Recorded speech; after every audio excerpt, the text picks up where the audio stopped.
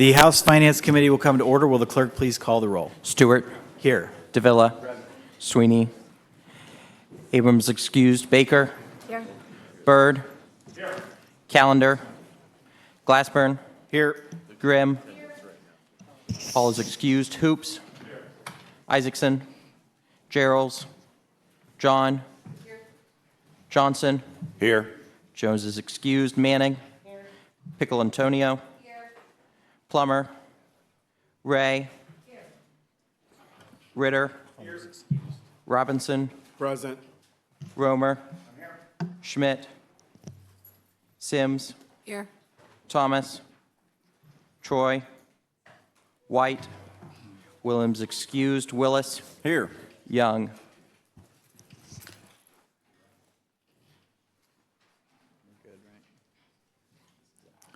We have a quorum present, so we will continue as a full committee. The first order of business is to approve the minutes from the previous committee meeting.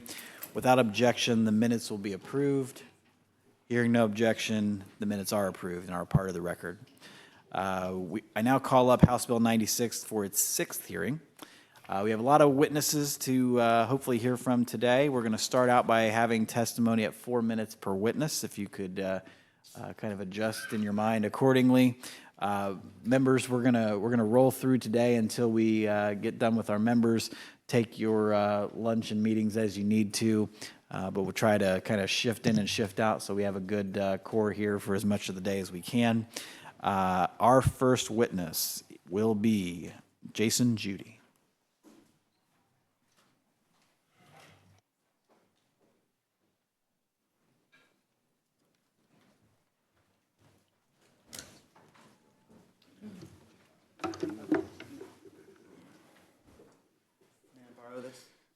Certainly, yeah. Is that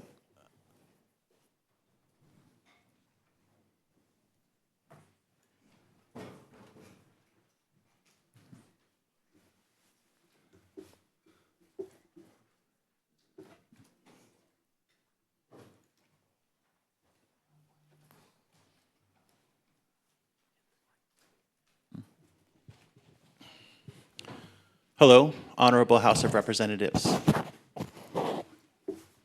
Excuse me. Again, hello, Honorable House of Representatives. Thank you for the opportunity to provide testimony today.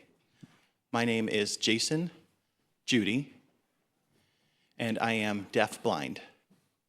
I'm from Akron, Ohio, and I'm able to be here today because my co-navigator drove me here and assisted me with navigating through the State House. I have Usher's syndrome,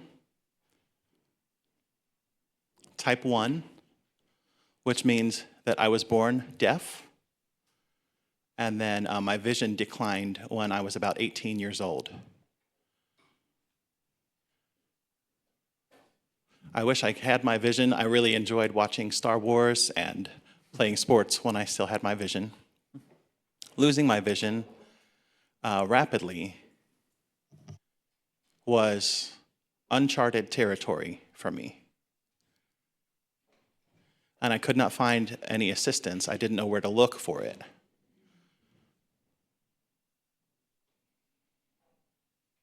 There were many barriers that I faced,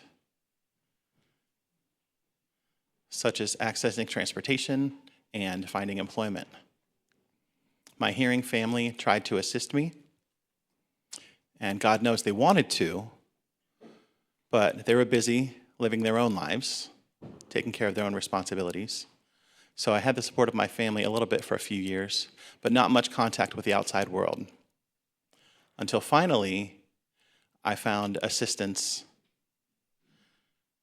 When my mother retired, she was able to look for more assistance for me. There are not a lot of organizations in my area that had funds for sign language interpreters. So many of them were not familiar with the resources or how to help someone who is deafblind. There was one person who was willing, but they said they were not willing. They say they were uncomfortable working with deafblind individuals. So finally, I found the Cleveland Sight Center. They were willing to provide Braille classes for me, but I had to wait longer I was very, very lucky that I had my mother who was able to drive me every week up to Cleveland for those classes. I can't imagine, it just was such a wonderful feeling being able to take the Braille classes. And it just gave me new hope for a better life. So having the support service providers, or co-navigators, as they are sometimes called, the program covers that very important need, the gap for services for deafblind people. So my experience is maybe unique, but not really. I'm not the only one. There are almost 85,000 people in the state of Ohio that are considered deaf and blind.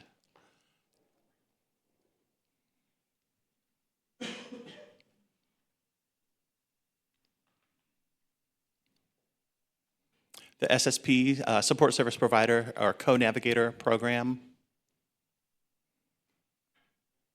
will spare people from the years of frustration and isolation that they have experienced. And the SSP their services are essential and help fulfill the big gap of resources here in Ohio.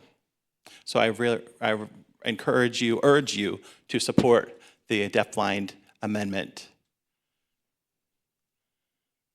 FR 415515. Thank you very much. Thank you very much for your testimony.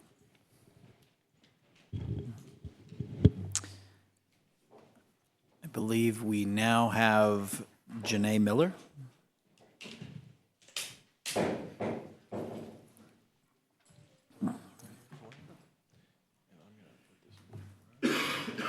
Where's the mic?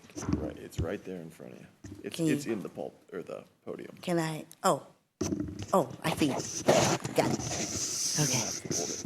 I don't have to hold it? Nah. Okay. Hello, my name is Janae Miller. I am a deaf-blind individual.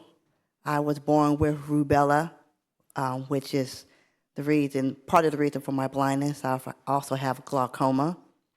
Because of the rubella, I was born with a hearing impairment in both ears. I grew up wearing a hearing aid in my left ear, and now that I'm in my 40s, I wear a hearing aid in my right ear. I'm an individual who's a homeowner and who recently had an event where I had a leak in my bathroom which caused major water damage, and I had to go live in a hotel for 5 months. The SSP Co-Navigator program was a big help to me when I signed up last summer, not knowing that I would encounter this event in my home. Having a SSP Co-Navigator to help me during the day take care of things such as going to the bank, dealing with the insurance company, dealing with the company that was reconstructing my home was helpful because my family and my partner both have day jobs, and I currently do not have a day job. And so they weren't available to assist me with those things I needed to do to make sure that the house is being put back together, including making sure that I had groceries for where we were staying in the hotel for 5.5 months. And since then, my co-navigator, SSP, has been helpful to making sure I get to other appointments that affect my life in independence. Even though people who are deafblind have family members, a partner, a spouse, friends, they have, work they have to do so that they can help maintain their livelihood, as well as if you're in a partnership with someone that they can help contribute to the other half of the household. And so you, as the deafblind person, in a relationship or not, still have to still maintain your end of the bargain. And if you're the one that's at home during the day, you still need to make sure that there's food in the house and that the house is being maintained. And when you are deafblind and you can't see and you have trouble hearing, you need someone that can help navigate the world with you, whether it's at the grocery store, at the doctor's office, at the bank, out in even a social event when you're trying to network so that even you can find proper employment if the employers are willing to hire someone who's deafblind. And so I would really appreciate if you all will support the Deafblind Fund so that the 85,000 individuals who are deafblind can live a life of dignity and independence, just like their sighted and hearing peers and family members, because we deserve to live and work in this community and contribute. If you allow us a chance to do that, it will be the greater good for all in the world. That's my testimony. Thank you for your testimony. Do we have Jana Allo?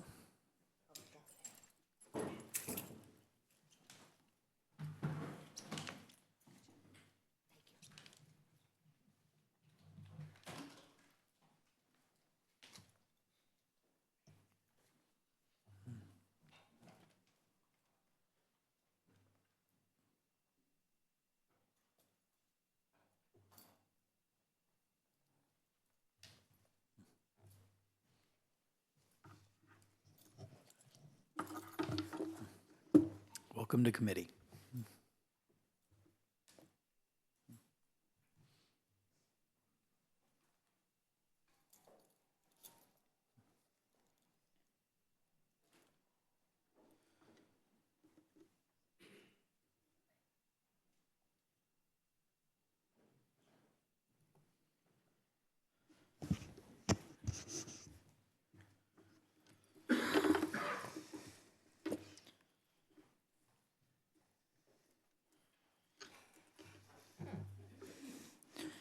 My name is Jana Allo. I am 20 years old and I live in Black Lake, Ohio. I am deafblind and I have been using SSP services for about a year now.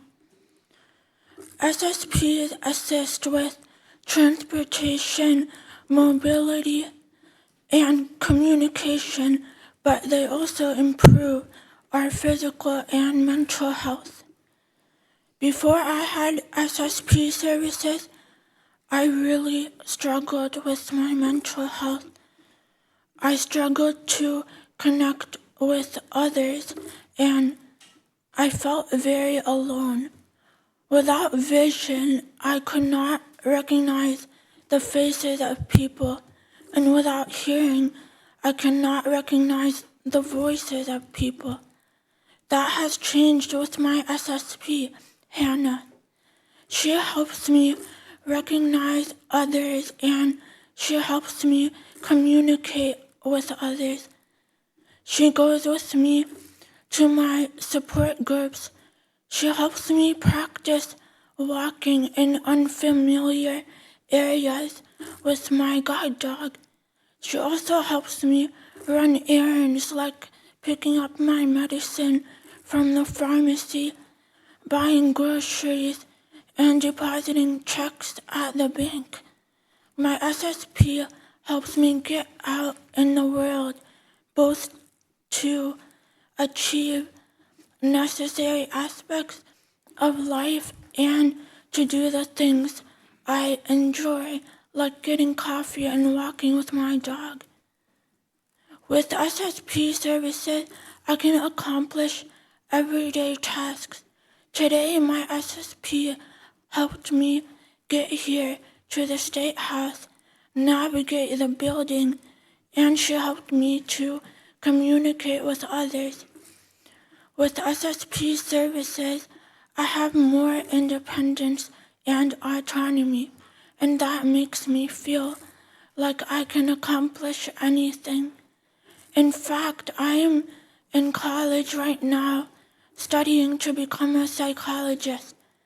I want to help others who are struggling with their mental health like I did.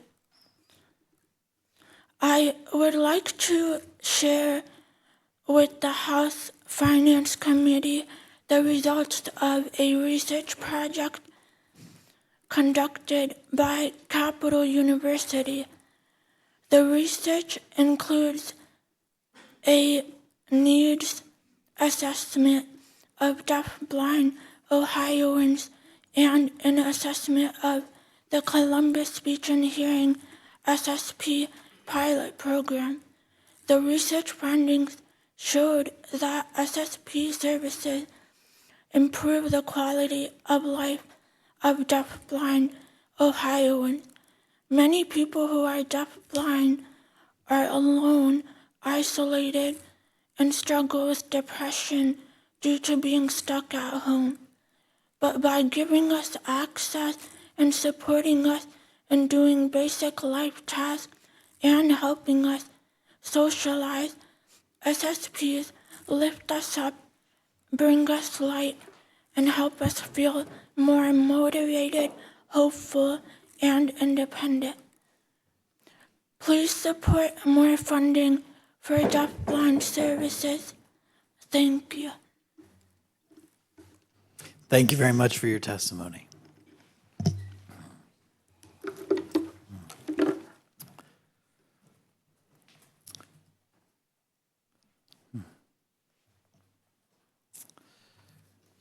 Do we have any other witnesses from Deafblind Ohio?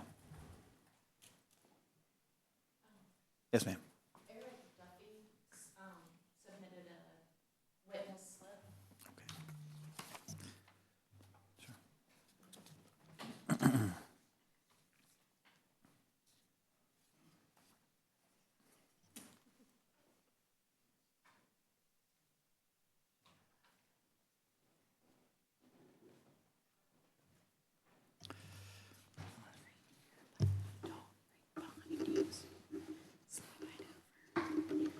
Welcome to committee.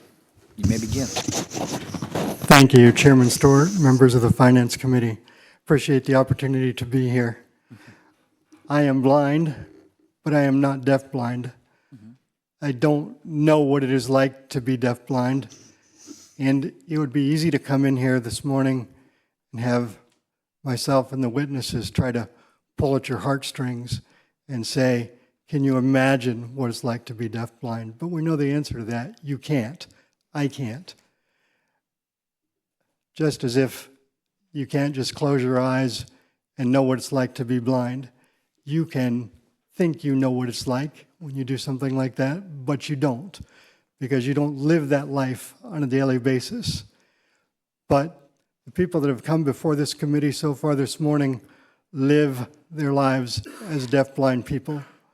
But we don't want the sympathy of the legislature or of society. We want understanding and compassion and equal opportunity. 2 years ago, this committee and the General Assembly saw fit to fund support services programming for the deafblind. It was listed as a pilot program. Typically, what happens in pilot programs and in state government in general is if a program proves to be successful, as this one has, we find ways to continue funding. The support services program and the deafblind funding has demonstrated success, as Jana just pointed out in her testimony. We reward success on the athletic field, and we should reward success when a program such as this one goes beyond all expectations that were set forth for the pilot program. I realize that money is tight, maybe not, a little more so than in the last budget, but we find ways to fund things that are important to us.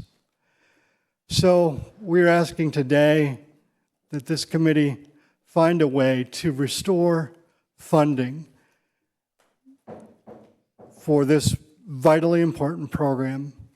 As I said, most of us, we just can't imagine what it's like to have certain disabilities, but all of us know what it's like to have something that we need, want, enjoy, or whatever it is, and for whatever reason, through life in general or other reasons, have that thing pulled away from us sometimes, as it's happened to us either in childhood, adulthood, or both. But none of us can imagine, most of us in this room anyway, can't imagine what it's like to have the opportunity to communicate, to be free and live free in the world in a way that we never have before, and then just to have that opportunity pulled away 2 years later. Let's not do that to people who are deafblind.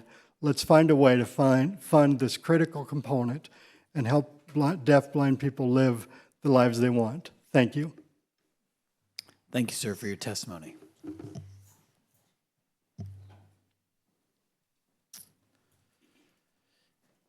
Any other witnesses from the deafblind community? On behalf of the committee, I want to thank you all for coming in today and sharing your stories with us. I know that that is harder for you than some of our other witnesses, and we really appreciate the opportunity to hear from you. Wish you the best for the rest of the week. Our next witness will be Jenny Carlson from AARP, Ohio.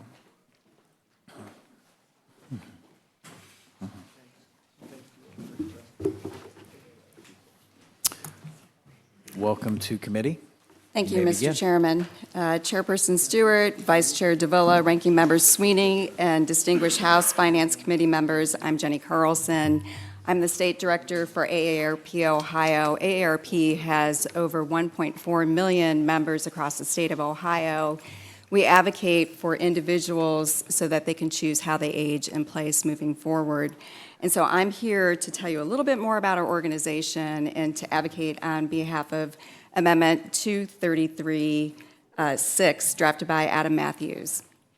We work to strengthen communities, advocate for issues that matter most to families, such as healthcare, employment, financial resilience, fraud prevention, Social Security, housing, and supporting family caregivers, and that's what the amendment's about.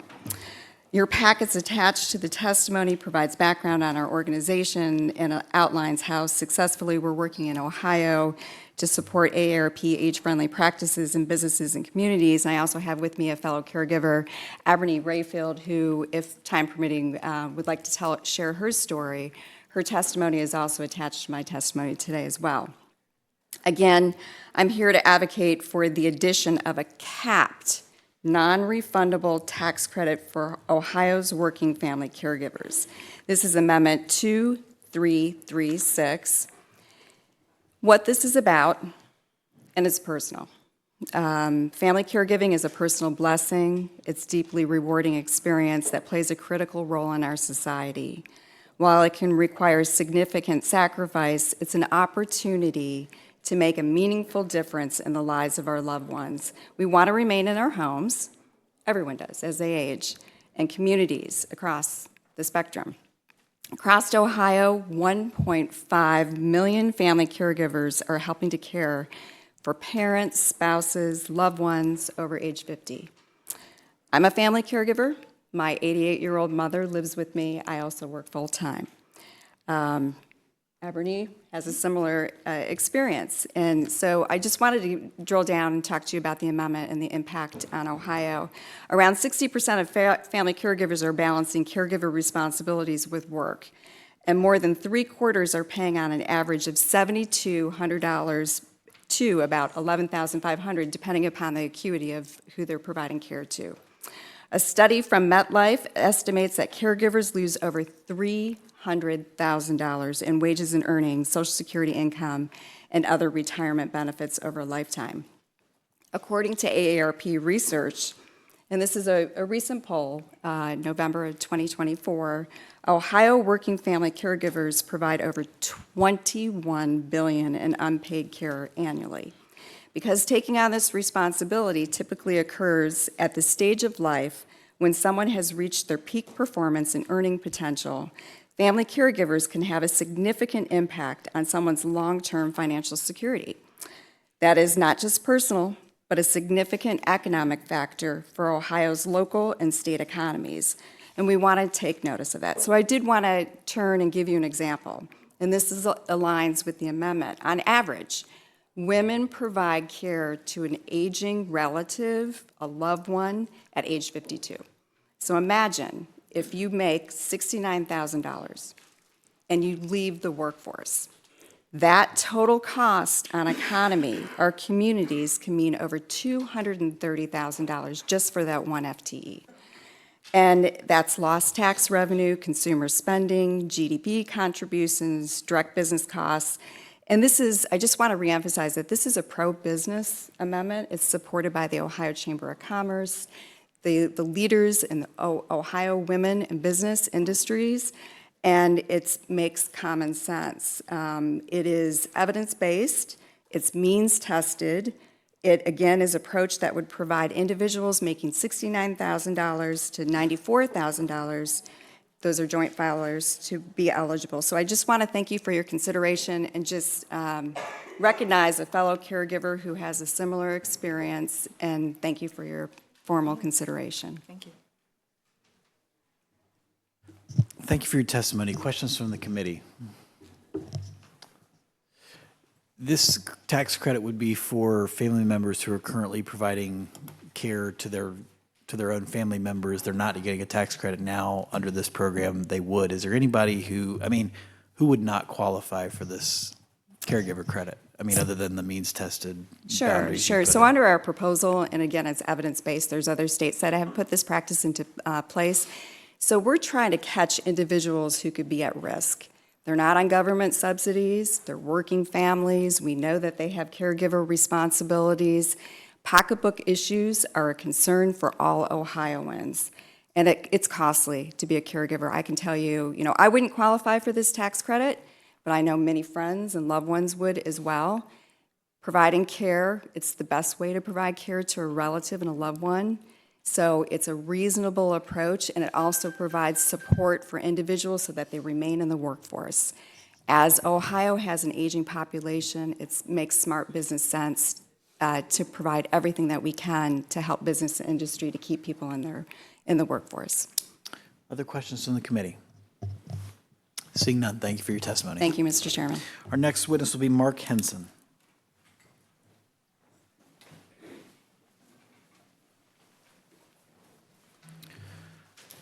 Good morning, sir. You may begin. Chairman Stewart, Vice Chairman Davila, and members of the Finance Committee of the Ohio House of Representatives, thank you for allowing me to testify today. My name is Mark Henson, and I'm a board member with Pickerington Local School District. I'm not here speaking for the board. I'm here advocating for our 12,000 students and 1,300 staff members. I'll be direct. It is vital for the legislature to fully fund the Fair School Funding Plan, especially for a growing district like Pickerington Schools. As presented to the legislature, the governor's budget proposal did not fully fund the Fair School Funding Plan, as it did not update the base costs from FY22 to FY24. This lack of full implementation and funding would result in Pickerington Schools' shortfall of approximately $16 million over FY26 and FY27. A $16 million shortfall over 2 fiscal years would have a significantly negative impact on our student learning and outcomes.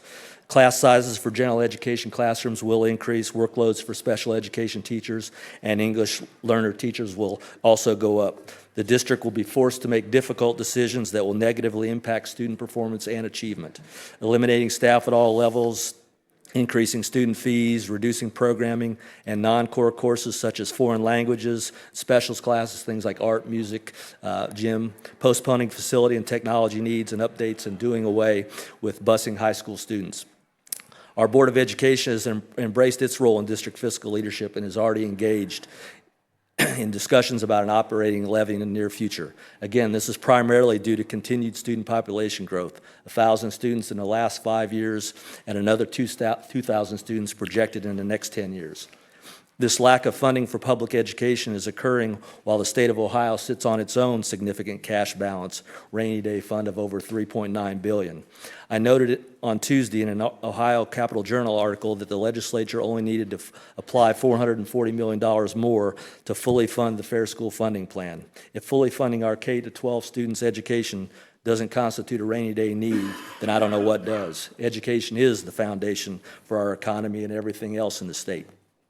To exacerbate our funding situation, the Ohio Department of Education workforce is also looking to change the way we received Disadvantaged Pupil Impact Aid, DPIA, funding as a result of being in the Community Eligibility Provision Program, CEP program. The CEP basically provides all of our students free school breakfasts and free lunches this school year. We also received over $7 million in DPIA funding this year as a result of being in the CEP. Potential changes to the program will result in a loss of an additional $14.5 million in FY 26 and 27. On top of that, the federal government is looking at eligibility changes to the CEP itself. Additionally, our school district is the second largest employer in Fairfield County with over 1,300 staff members. So these funding issues also represent a significant economic concern along with a more important educational impact. If not addressed by the state legislature, both the Fair School Funding Plan and DPIA funding shortfalls, $30 million plus in FY 26 and 27, will have to be discussed in our local operating levy conversations. Bottom line is that Pickerington Local Schools is a large and rapidly growing school district, a 4.5-star district that is likely the best in the area given our demographic challenges, including over 40% economically disadvantaged students. Please don't derail and turn back our progress. Please do not penalize a growing, achieving school district with a lack of rigorous thinking and appropriate financial support. Please don't fail our students. Thank you. Questions for the witness? Seeing none, sir. Thank you for your testimony. We'll now call up Carolyn Larman.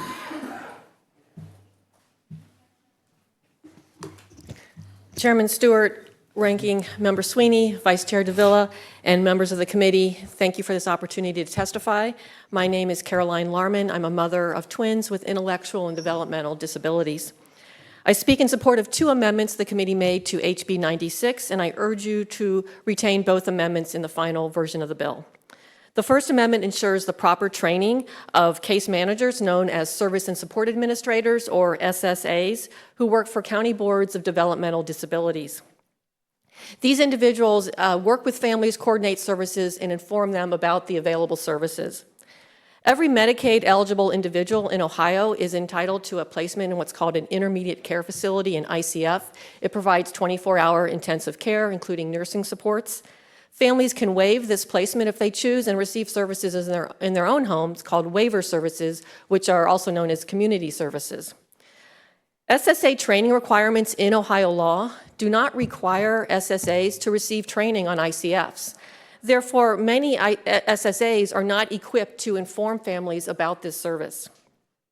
Thus, many families waive their entitlement to the ICF without really knowing what they're waiving. This can have health and safety implications to people with profound needs who need that higher level of care because families may not even know the ICF exists, and yet they waive from it. The SSA training amendment in HB 96 addresses this problem. It requires new case managers to receive training on ICFs along with other services such as community services within the first 30 days of employment. The second amendment that I support protects incompetent adults with developmental disabilities, people who do not have the capacity to make decisions, from undue influence, financial harm, and abuse. It does this by removing language in the original version of the bill that would codify a practice known as supported decision-making. This SDM language would have allowed incompetent adults with developmental disabilities to independently enter into a legal contract to appoint another individual to help them make decisions and to actually help them implement these decisions. The language essentially set up a guardianship without the protections of guardianship. There was no vetting of these supporters, and there was no ongoing monitoring of the SDM relationship in this bill, or in this language.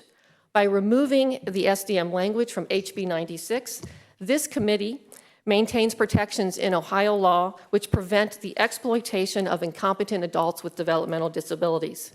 It is important to note that all Ohioans, including individuals with developmental disabilities, can today ask their family member or friend for input in making decisions. There's no change in Ohio law that is required for this to occur. Codifying SDM, however, would potentially expose incompetent persons to the risk of a legal contract that they do not have the capacity to understand. So thank you very much for including these amendments in the sub-bill. I urge you to retain them. There is absolutely no fiscal impact to either of these amendments. Thank you. Thank you for your testimony. I can tell you that on your second point, I think the Speaker of the House and myself do a fair amount of guardianship work, and we were picking up on all the issues that you just mentioned. You said it better than I could, but I think you stand a pretty good chance to keep that part of the budget as it is. So, Thank you, Chairman. questions from the committee? Representative Willis. Yeah, I would similarly, thank you, Mr. Chairman, and thank you, ma'am, for raising the issue. To your first point in the First Amendment, I would say is just as supportable for the very reason that we have many caseworkers that are coming into operation in very, very difficult situations with families who are caring for individuals in their homes that are on the edge every day. And amongst the many things, and I think you covered it well, saying that this is a very important portion of that. The ICF portion is important, that they understand what their rights are with that and what the potential is for someone who is literally living on the ragged edge every day, providing specific formularies that keep that person where they are and in a good status on a daily basis. But those are the people who also, if they need to make an emergency room visit, that is potentially a deadly thing for them because of the fact that they are so on the edge with their health. Another one of the things that rolls into this, and many of the things that I've asked personally that we look at for all of those workers who are becoming those actual caseworkers, is that they understand that our goal, when we get into conditions where we do have families who have potential medical experience in their family and are able to provide better care at home in some cases for those specific individuals, that we make sure that those caseworkers understand that our first goal is to provide a continuity of care, especially in those very, very difficult margined individuals who have high levels of risk if they change their position, that we're not rolling into those situations with a caseworker who's taking over for another caseworker who only worked that case for a year and a half. And all of a sudden, we're trying to disrupt an entire flow of good continuity of care because we just needed to change internally. And so I really appreciate you bringing the amendment and supporting it. Thank you. Thank you very much for your comments.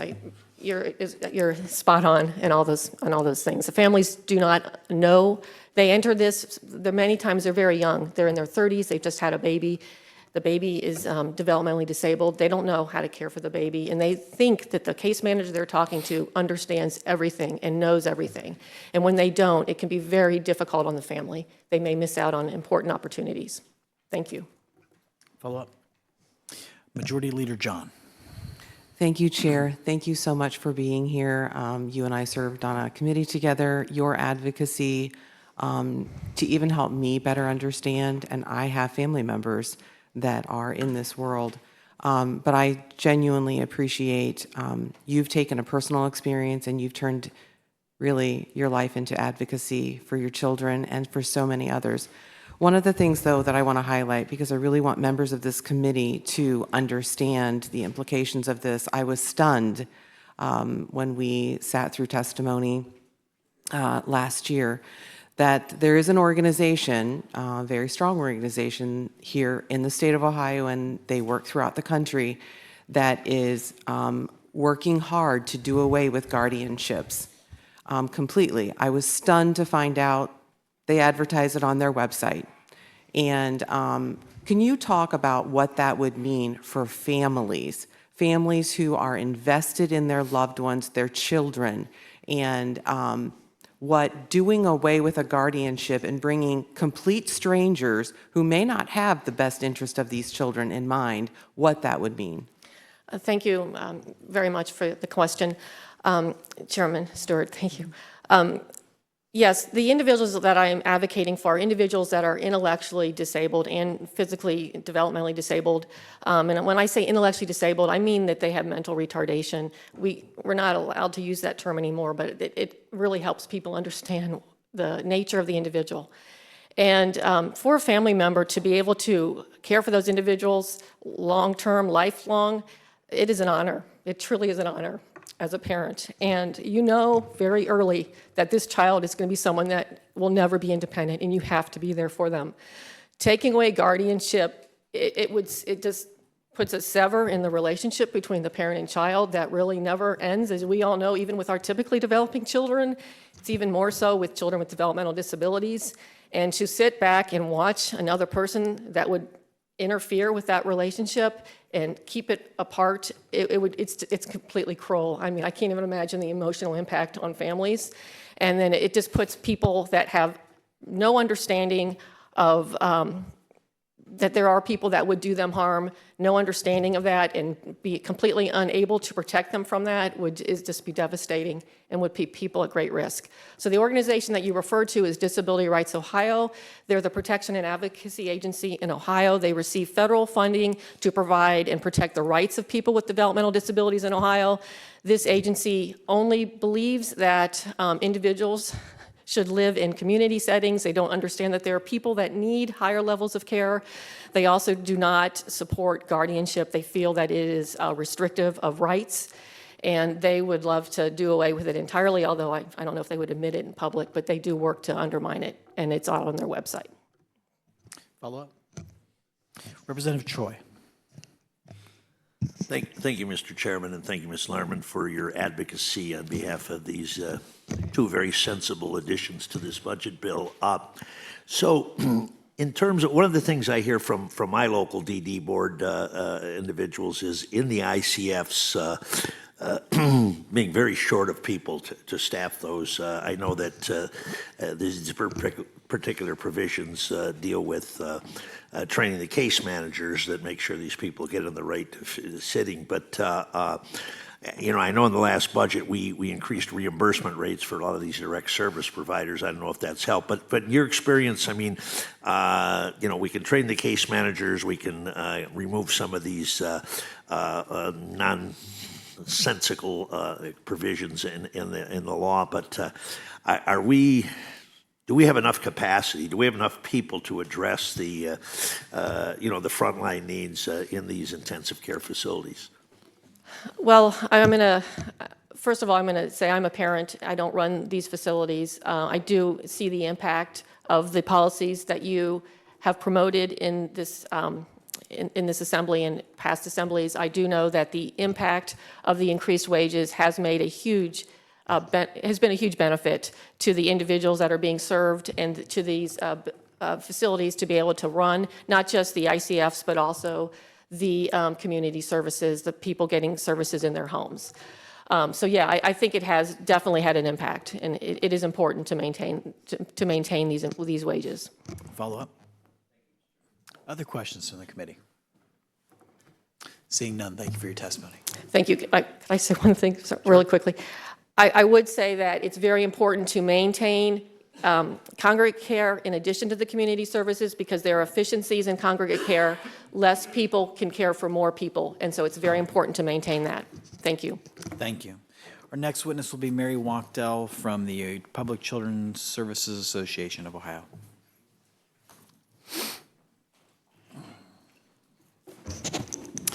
Good morning, Chair Stewart, Vice Chair DeVella, and members of the Finance Committee. Thank you for this opportunity to talk about children's services related to Substitute House Bill 96. I'm Mary Wachtell, the Director of Public Policy for the Public Children's Services Association of Ohio. PCSAO is a membership-driven association of Ohio's county public children's services agencies. I can keep my testimony short and to the point, and that is thank you to this committee for maintaining the proposed new investments for PCSAs within the Department of Children and Youth. These dollars are absolutely needed by our county public children's services agencies to help address the costs associated with today's placement crisis. PCSAO, along with Jack Everson, Ross County Commissioner representing CCAO, and along with Jeremy Ratcliffe, Highland County JFS Director and a PCSAO member, testified before this committee on March 11th and summed up the placement crisis in 3 key points. Between 20 and 2024, the placement costs that we pay for children in PCSA custody and foster care have risen by 68%, even though the number of kids in custody and in paid placement settings has declined by 9%. We have seen those placement costs increase across all setting and far outpace inflation. Foster home rates increased by 29%, groups home by 64%, and residential treatment facilities by 54%. And as a reminder, counties pay 3/4 of these placement costs. Federal reimbursement covers the remaining 1/4 for those children who are eligible. The substitute bill maintains key investments and policy changes to help counties manage these escalating costs and respond to this crisis in 3 ways. 1, increases funding through the state child protection allocation that is an earmark within DCY line item 830506. That is the only dedicated GRF that goes out to all county children's services agencies.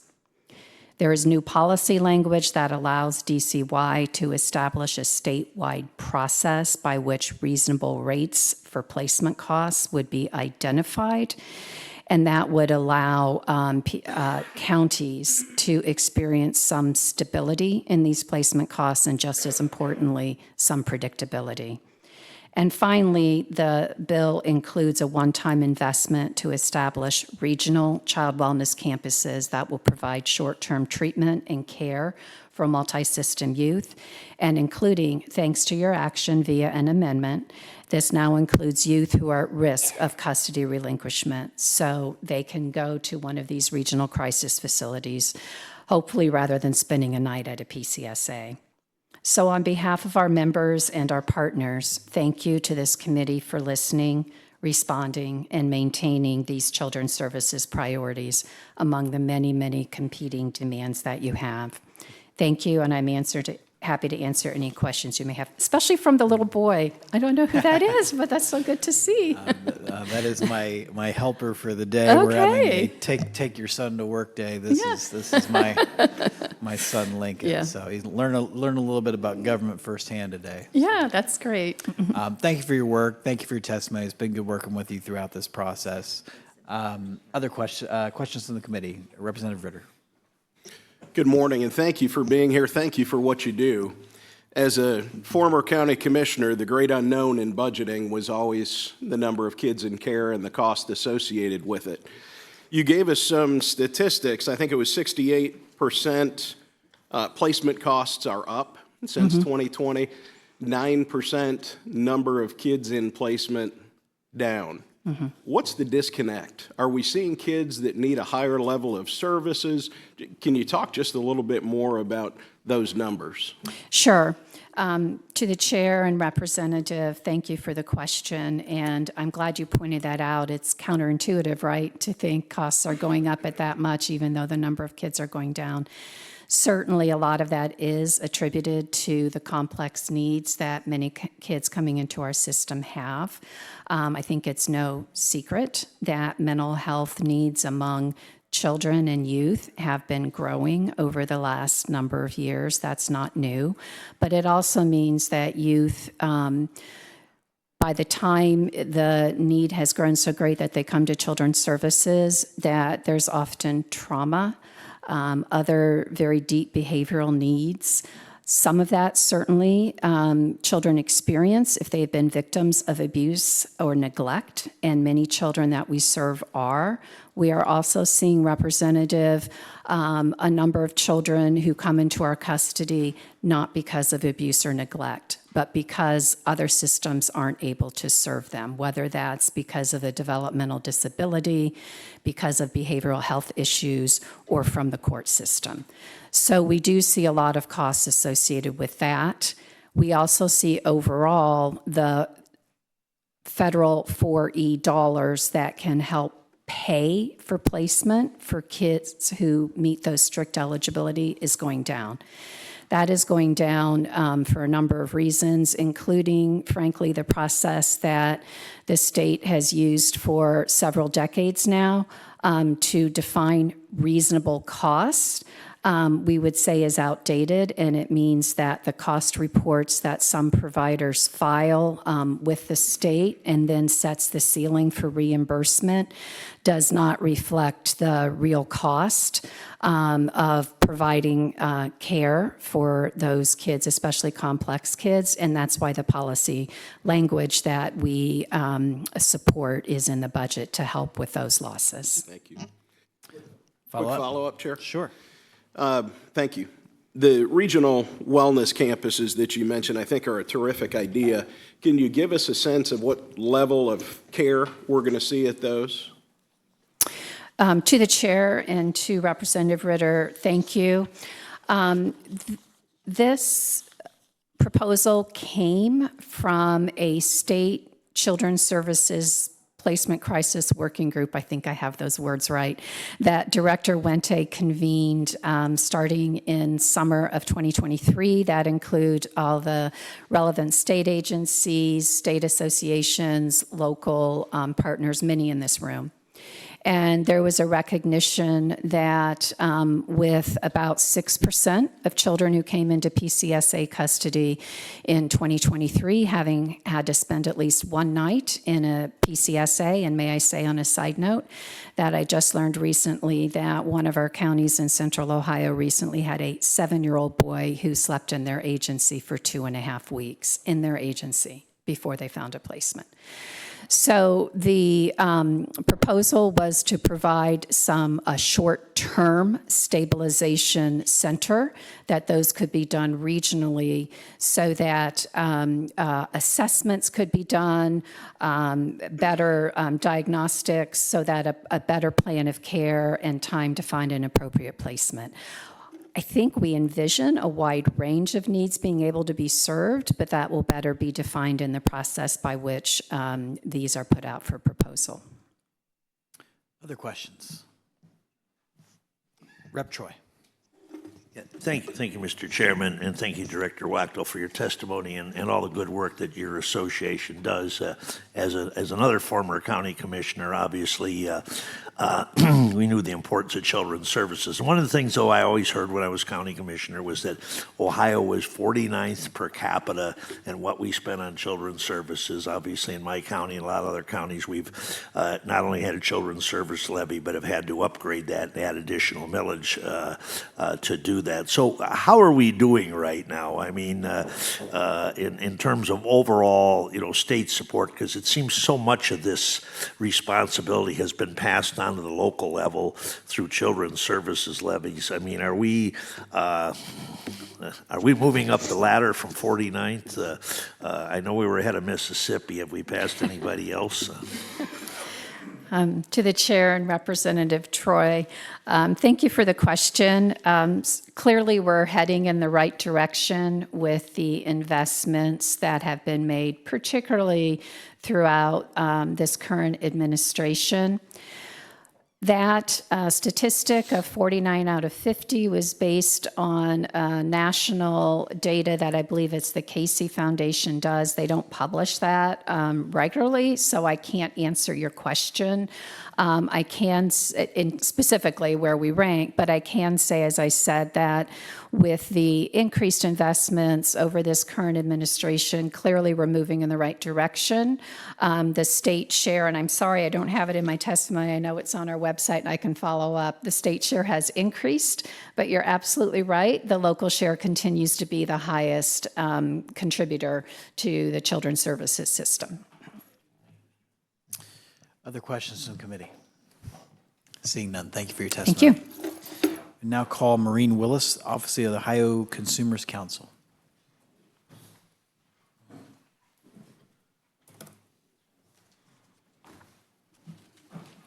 Thank you. May begin. Hello, Chair Stewart, Vice Chair Davila, Ranking Member Sweeney, and committee members. I hope you and your colleagues are well. Thank you for this opportunity to testify as a proponent of House Bill 96-4. My name is Maureen Willis. I am the Ohio Consumers Council, the director of OCC.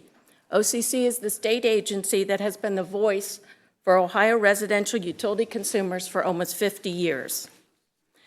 OCC is funded by assessments on utilities.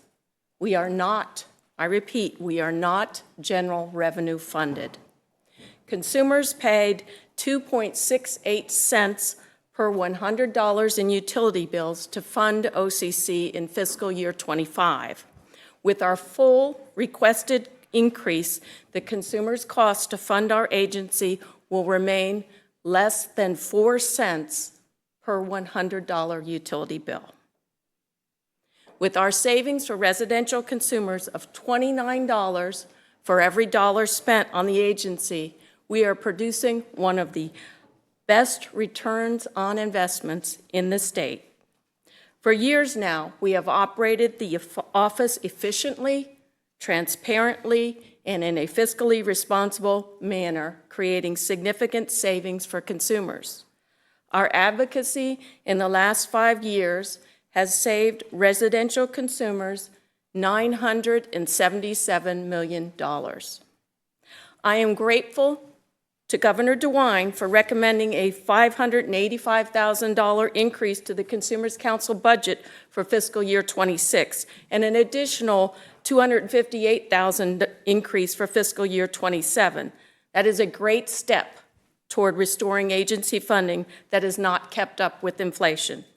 I'm also thankful to the Ohio Natural Resource Committee and the House Finance Committee members for the -4 version of the bill, accepting the governor's recommended increases to OCC's budget. But more is needed to enable OCC to provide essential advocacy for 4.5 million residential households in Ohio.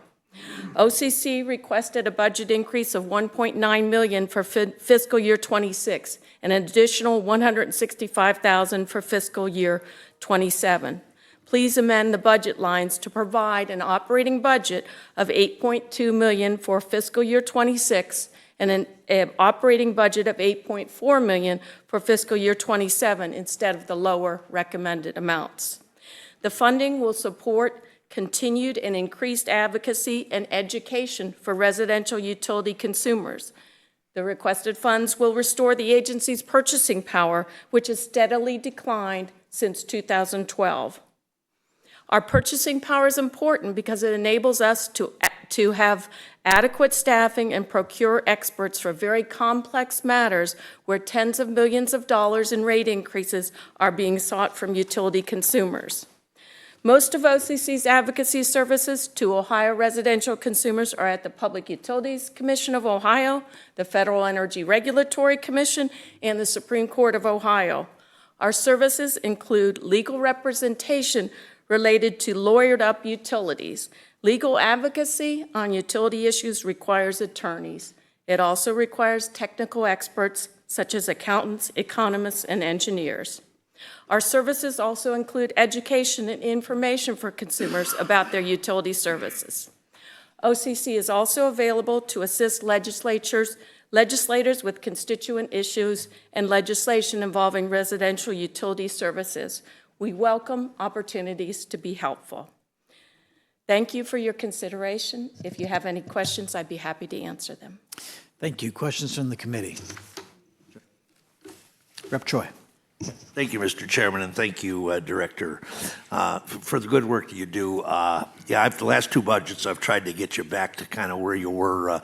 But I think we have to understand that the Ohio Consumer Council was created by this legislature. The General Assembly created an office of Consumer Council to basically say, we need somebody to maybe represent the ratepayers, the consumers, because, we've all seen utility directed legislation, employing 18 to 20 lobbyists down here to get something passed, and they're, to kind of stand in the schoolhouse door and maybe stop some harmful things to consumers is the Consumer Council. So I certainly appreciate the work that you do, and I really agree with you that, we really need to restore you at least to the level of funding that you were getting probably about 10 years ago. I mean, we're significantly below that even with these increases from the governor. But as I said, as far as I'm concerned, you're the public defender out there for the ratepayers, and we should certainly make sure that you have the resources, especially when they don't come from tax dollars. So I would encourage us, Mr. Chairman, to maybe bump that little assessment up on the utilities and properly fund these people. Thank you. Other questions? Seeing none, thank you for your testimony. And thank you, Rep. Troy. Our next witness will be Amy Foley from the Tri-State First Responders Peer Support Team.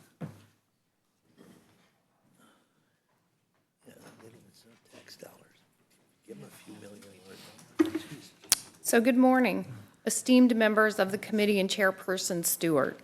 My name is Amy Foley, and I am the Executive Director of the Tri-State First Responder Peer Support Team.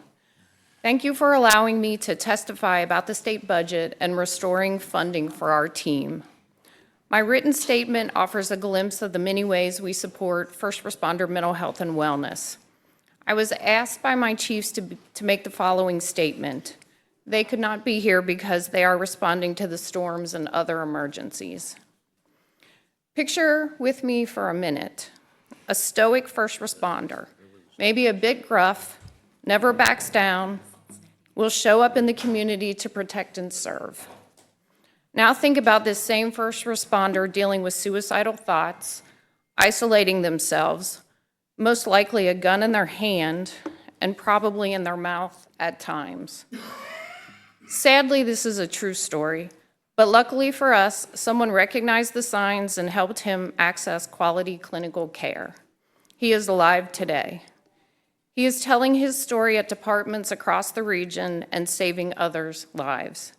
He is destigmatizing the efforts of trauma. He is living proof that mental health treatment works.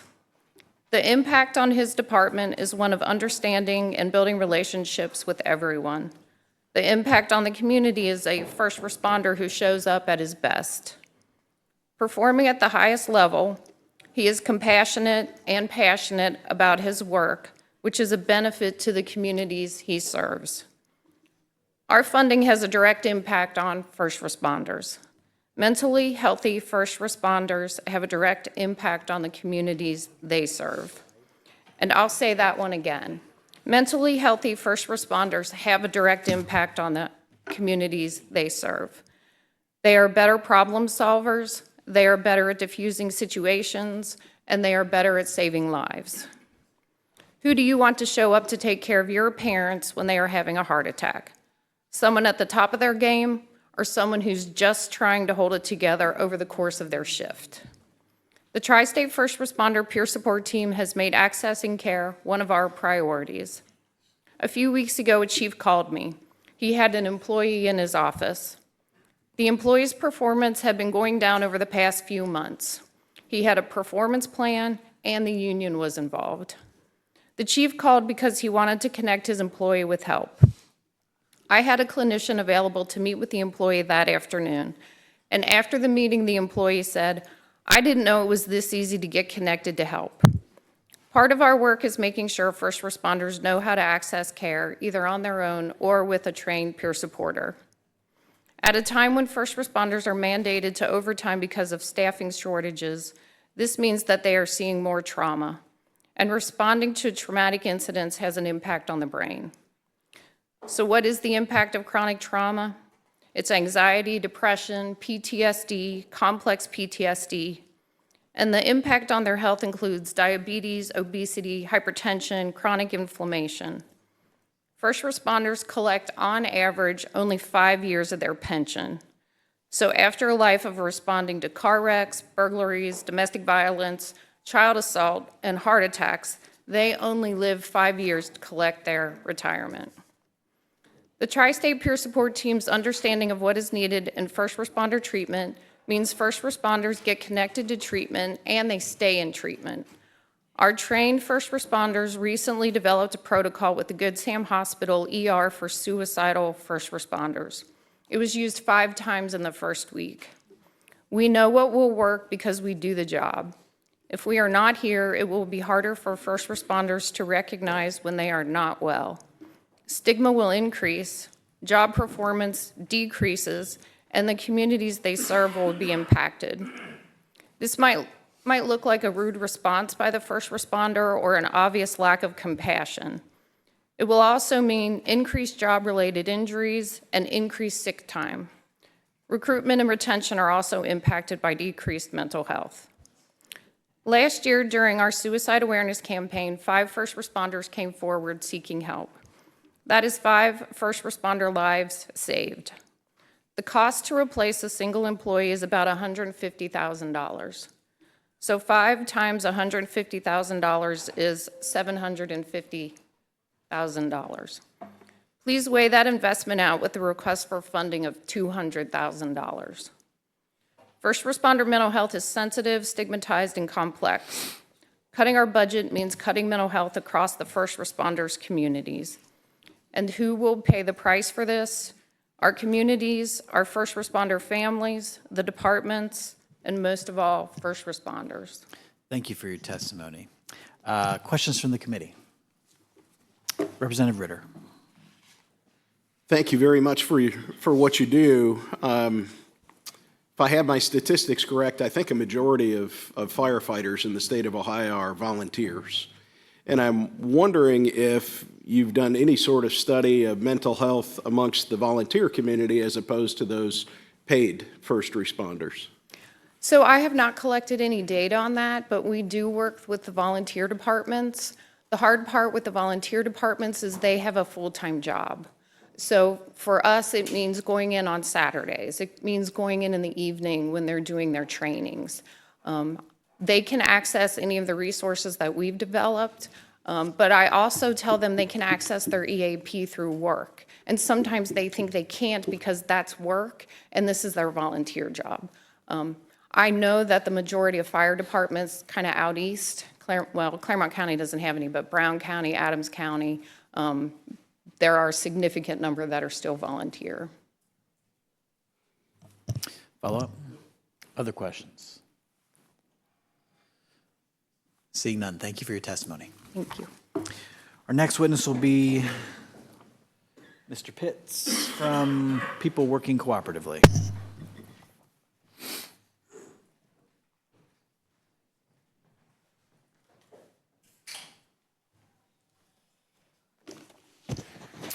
Good morning. Welcome, Thank sir. you for this opportunity. Sure. I'm here to speak about a unique group, People Working Cooperatively. It's a one and only in the state of Ohio and in fact the country. But it shouldn't be, and we're here to try to make it so that it isn't. We're essentially, our first mission might be to preserve housing in the homes of the people that we serve. So we serve an abundance of Southwest Ohio, moving up past Dayton and on our way, expanding ever more towards Toledo, and the ambition is to be all throughout Ohio within the next 10 to 15 years. Why is it so important? Well, the best dollar spent in housing is one that preserves an existing house. And that is what PWC is expert at. We have 130 full-time, all-the-time construction experts in every trade. And you add to that 3,500 volunteers that support this mission. It is so key. Not only are you making a cost-effective decision, and my golly, it's so cost-effective, that's why I'm such a proponent of that part of it, but the person in the home, one of the things we've determined for a long time, but we've specialized in for the last 10 or 15 years, is related to the social determinants of health. A safe and healthy house keeps the person healthy. And so we've partnered with so many people in the insurance and healthcare network now. And I have a packet that you have, and you'll see a very strong letter from Children's Hospital endorsing what PWC does. Asthma is the #1 reason that children go to the emergency room in hospitals across Ohio. And you think, well, doctors can cure asthma or treat it, certainly. Why is that the case? It's because there's environmental triggers in the environment, particularly the house, that doesn't allow that medicine to take effect. And the actually morbidity rates from that cause is serious and growing. What PWC is able to do with a partnership with Children's Hospital is go into those homes. What is a doctor to do if a home environment is bad? That is not their domain. It is PWC's domain, and we've crafted a partnership with them. We go into these homes and solve those problems for low cost. And you can imagine if you're a Children's Hospital, the amount of money you put on research and effort to try to mitigate those kind of disasters. Well, that is the case. That is where we're so effective. And fall safety is just one more thing. We have the highest fall safety rate that they've been measured anywhere. Our staff is second to none in that because we've just specialized it. That's what we do. Finally, lead-based paint remediation. That is just a scourge in Ohio that's not necessary. We found cost-effective ways to mitigate that as well. So it's not just the house we're preserving, but the people in the home. A recent survey said 1 out of 3 people that we touched would have literally had to be moved out of their home but for PWC. Now, where does that person go? They earn an average of about $14,000 a year. They go to fully subsidized living someplace else, and then that home is abandoned. That's the kind of issues that we face. Not only are PWC services helpful and worthy for people that are of low income, that is our specialty, but you do not have to be a low income to have lead-based point poisoning or an asthma problem or to fall as an elderly senior. What we do, we spread that service and make it available to people of all incomes.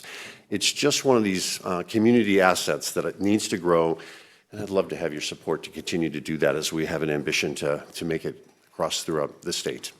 Thank you. Thank you for your testimony. Questions from the committee? Seeing none, thank you, sir. Thank you. Our next witness will be Guillermo Bervajillo from Children's Defense Fund.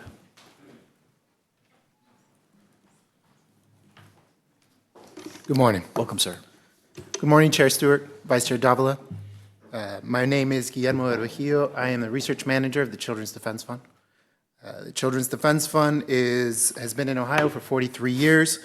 We're a statewide multi-issue child advocacy organization that has worked on behalf of children and families for this time. Our mission is to build community so young people can grow up with dignity, hope, and joy. And this morning, gentlemen and ladies, honorable representatives, I feel a deep lack of joy, a deep sense of heartbreak for our children here in Ohio, for the children that we have failed in the past and for the children that we will continue to fail in the next biennium. The lack of significant child-oriented policies that were present in the governor's executive budget truly breaks my heart. We have 2.6 million children in the state and 500,000 who are living through poverty. These are the most acute cases. They could fill the stadium, the SHU, 4 times over. We would still need 50,000 chairs to put them on the field or somewhere else. This is an urgent issue, something that we need to be facing now, because these children, 2 years from now, we don't know where they'll be, and some will no longer be children. They will have missed their childhood, their opportunity at dignity and hope. A few of the things that have been sticking out to me in the past day or day and a half is the lack of the child tax credit, which was a small but significant attempt to reduce the impact of poverty, children here in the state. The CTC, the child tax credit, the refundable child tax credit, would have made an impact on those 470,000 children living in poverty, but also there's 1.4 million children, according to the Ohio Department of Education, that have economic obstacles to learning, so that would have made an impact on them as well. We're sad to see that Medicaid, the Ohio Department of Medicaid, is no longer encouraged to seek continuous enrollment for children 0 to 3. I think earlier today we were hearing about the need for continuous enrollment for elderly Ohioans and the critical need for that kind of continuous enrollment for special needs Ohioans. I think the infants in our state are just as worthy of that need, of that continuous enrollment in Medicaid. I'm sad to see that the removal of the lead-safe home fund and the lead abatement line. This is critical to our Ohio's children. I believe you have written or oral testimony today from the lead, excuse me, I forget the name, but the coalition that is working to remove lead from homes here in Ohio and the impact it has on so many million children here in Ohio. But key to my concerns today is the provision, the removal of the provision to the provision to reduce Medicaid reimbursement for doula services. There will be doulas that represent themselves here today and will speak to the kinds of services they do, but I think that it is key as an economist that that I discuss the economic benefits of doulas. Doulas are birth coaches. They work with expectant mothers. They provide a service, but critically, they provide incredible economic spillover effects. It's not just a service provided, but it impacts health, it impacts the well-being of the community, and the economic benefit that the doula herself brings or themselves brings to the community is very significant. The provision to restrict Medicaid reimbursement effectively is an economic prohibition on that work, on that venture work, on that entrepreneurship. I want to point you to the second page on my testimony. You'll see a list of the counties ordered by infant mortality, and you'll see that the top 6 counties, which are the only ones who would provide Medicaid reimbursement by this provision, are very small counties with high infant mortality rates, but very small infant death counts. Cuyahoga County, Hamilton County, Franklin County, they're all outside the list. But more importantly, with the $500,000 limit, only 416 births could be served, which is to say this is an economic prohibition to that economic venture of the doulas in this state. I'm out of time. There's more I could say, but I'm happy to answer any questions. Questions from the committee? Representative Glassburn. Baker, sorry. Rep Baker. You can both go. Thank you. Wow. Thank you, Chair. Thank you, Rep. Glassburn, and thank you for testifying. I just wanted to clarify what you're talking about with the infant mortality rates. I noticed the same thing, and I think this was a technical issue in how this was drafted. I spoke with the representative that drafted this amendment, and we have a change to it to, instead of look at the infant mortality rate per population, to look at it per live birth, which changes the counties to the 6 highest that have the highest infant mortality. So while I completely agree with your concern about restricting to $500,000 and limiting the impact of doulas, we have addressed the other issue in an amendment that has been drafted, and both sides of the aisle have agreed to. So thank you. Rep. Glassburn? Yeah. Other questions? Thank you, sir. Thank you. Okay, I believe we have 5 different officers or employees of Huckleberry House who are on the list here. I'm going to ask you to come up as a group, and we can do 10 minutes allocated between you if you could kind of condense our remarks and pick which areas we're going to focus on, folks.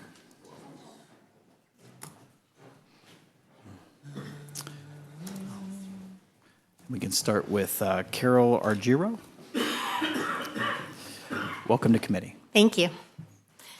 Chair Stewart, Vice Chair Davila, Ranking Member Sweeney, and distinguished members of the Ohio House Finance Committee, thank you for this opportunity. My name is Carol Argiro, and I'm the Director of Advancement for Huckleberry House. Huckleberry House is a Central Ohio nonprofit with the goal of preventing and ending youth homelessness in our state. Huckleberry House supports young people ages 12 to 24 who are struggling with homelessness, who are dealing with family conflict, poverty, and violence. We provide a continuum of services that address the root issues of youth homelessness and help at-risk young people and families to develop independent and healthy living skills so that everyone can reach their full potential. So in light of the 10 minutes, I think I'm going to defer to my colleagues, each who have a personal story that they can share related to Huckleberry House. We thank you for this opportunity, and if there are any questions at the end, we'll be happy to answer those. Thank you. Thank you.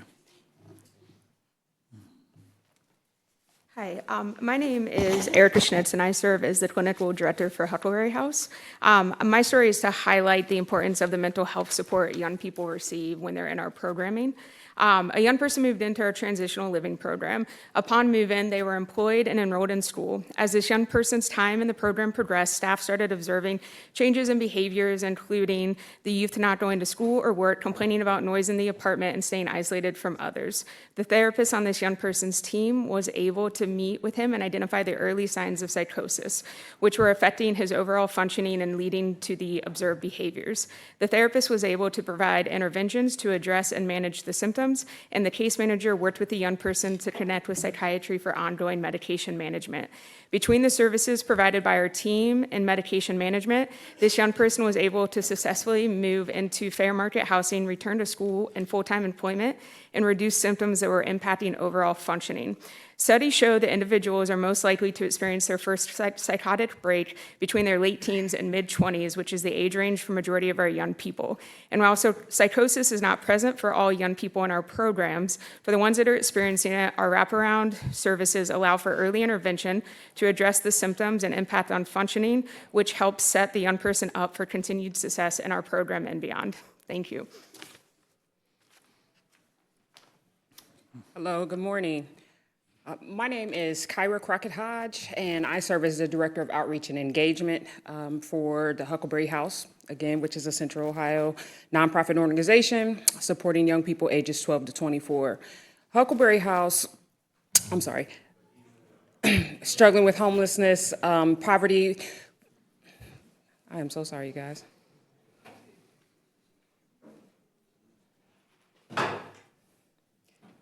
So I'm going to start. Young people need our community more than ever to stand in the gaps for the plethora of challenges that are affecting their lives daily.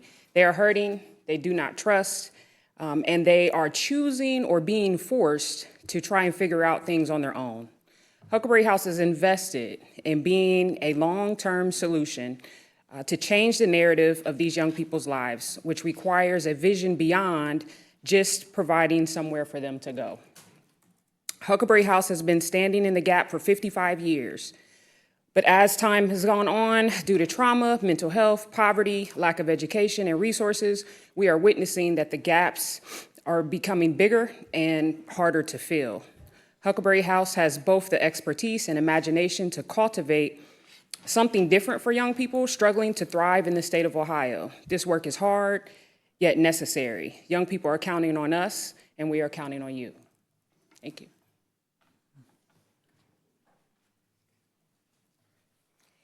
Chair Stewart and esteemed members of the Ohio House Finance Committee, good morning. My name is Shandell Jamal, and I have the privilege of serving as a board member and a proud program alum of the Huckleberry House. Huckleberry House is an organization that is near and dear to my heart, not only because of its mission, but also because of its impact. Given my lived experience as an alum, I remember fondly my days at the Huckleberry House, which I affectionately call the Huck House. 25 years ago, it provided a safe place for me to lay my head. 25 years ago, it reminded me that I was not a throwaway youth, but someone worth investing in. And through its programs, through its community, and all of the things that it does, youth like myself and many others that have followed know that we can not only succeed, but we are equipped to thrive. Huckleberry House provides safety, hope, stability, and the care our young people need. Today, we are asking you to choose to invest in the future of vulnerable Ohio youth by making an investment whose ROI will last far more than the 25 years that I have had since the House. Huckleberry House has become an important part of my why. I have had a career in public and nonprofit service that was catapulted by this organization investing in youth like me. Today, we ask you to approve our budget, to approve this addition, to allow us to continue to serve and uplift youth in our community. Thank you. Chair Stewart, Vice Chair Davila, Ranking Member Sweeney, and distinguished members of the Ohio House Finance Committee, thank you for this opportunity to provide interested parties testimony. My name is Deborah Lischeid. I serve as a volunteer member of the Board of Directors of Huckleberry House. Huckleberry House is yours and my Central Ohio organization that supports young people, as you've heard, 12 to 24, who struggle and suffer from homelessness, family conflict, poverty, and violence.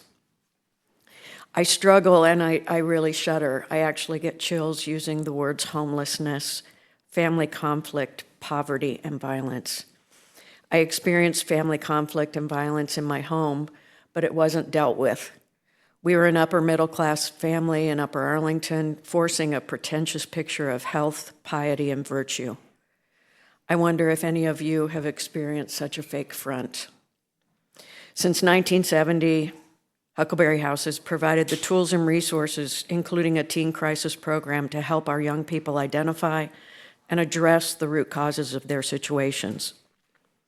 There isn't one common thing in these root causes. They're as varied as our fingerprints. This program helps our at-risk young people develop independent living skills to move them forward toward their potential.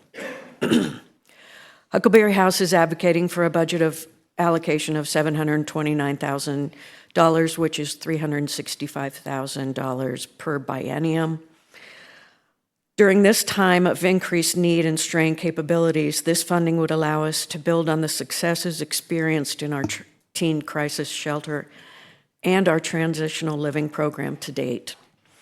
Research demonstrates that investment in homeless prevention programs reduces government spending across medical and behavioral health care systems, criminal and legal systems, and publicly funded wraparound services. Reduces government spending.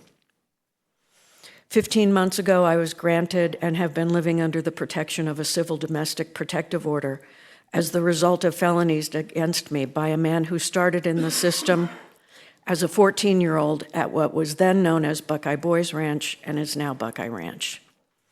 In June of last year, he received the maximum sentence and is serving it in Circleville Correctional Facility. Prison. We failed him, every one of us, and he took it out on me, the girl from the pretentious family in Upper Arlington. As you deliberate on the budget bill, we respectfully urge you to reinstate the requested funding amendment for Huckleberry House. Investing in our efforts will continue the 55-year legacy of positive and lasting impact on the lives of Ohio youth who knock on our door. Thank you for this opportunity to testify. Thank you. We're happy to answer any questions. Got a few minutes extra if you want to Look fill how anything efficient else. we were. That's great. That's how wonderful. we run the organization, too, very You rose to efficiently. the challenge. I love it. Questions from the committee? Going once, going twice. All right. Thank you, Representative. Thank you, ladies, for your testimony. Thank you.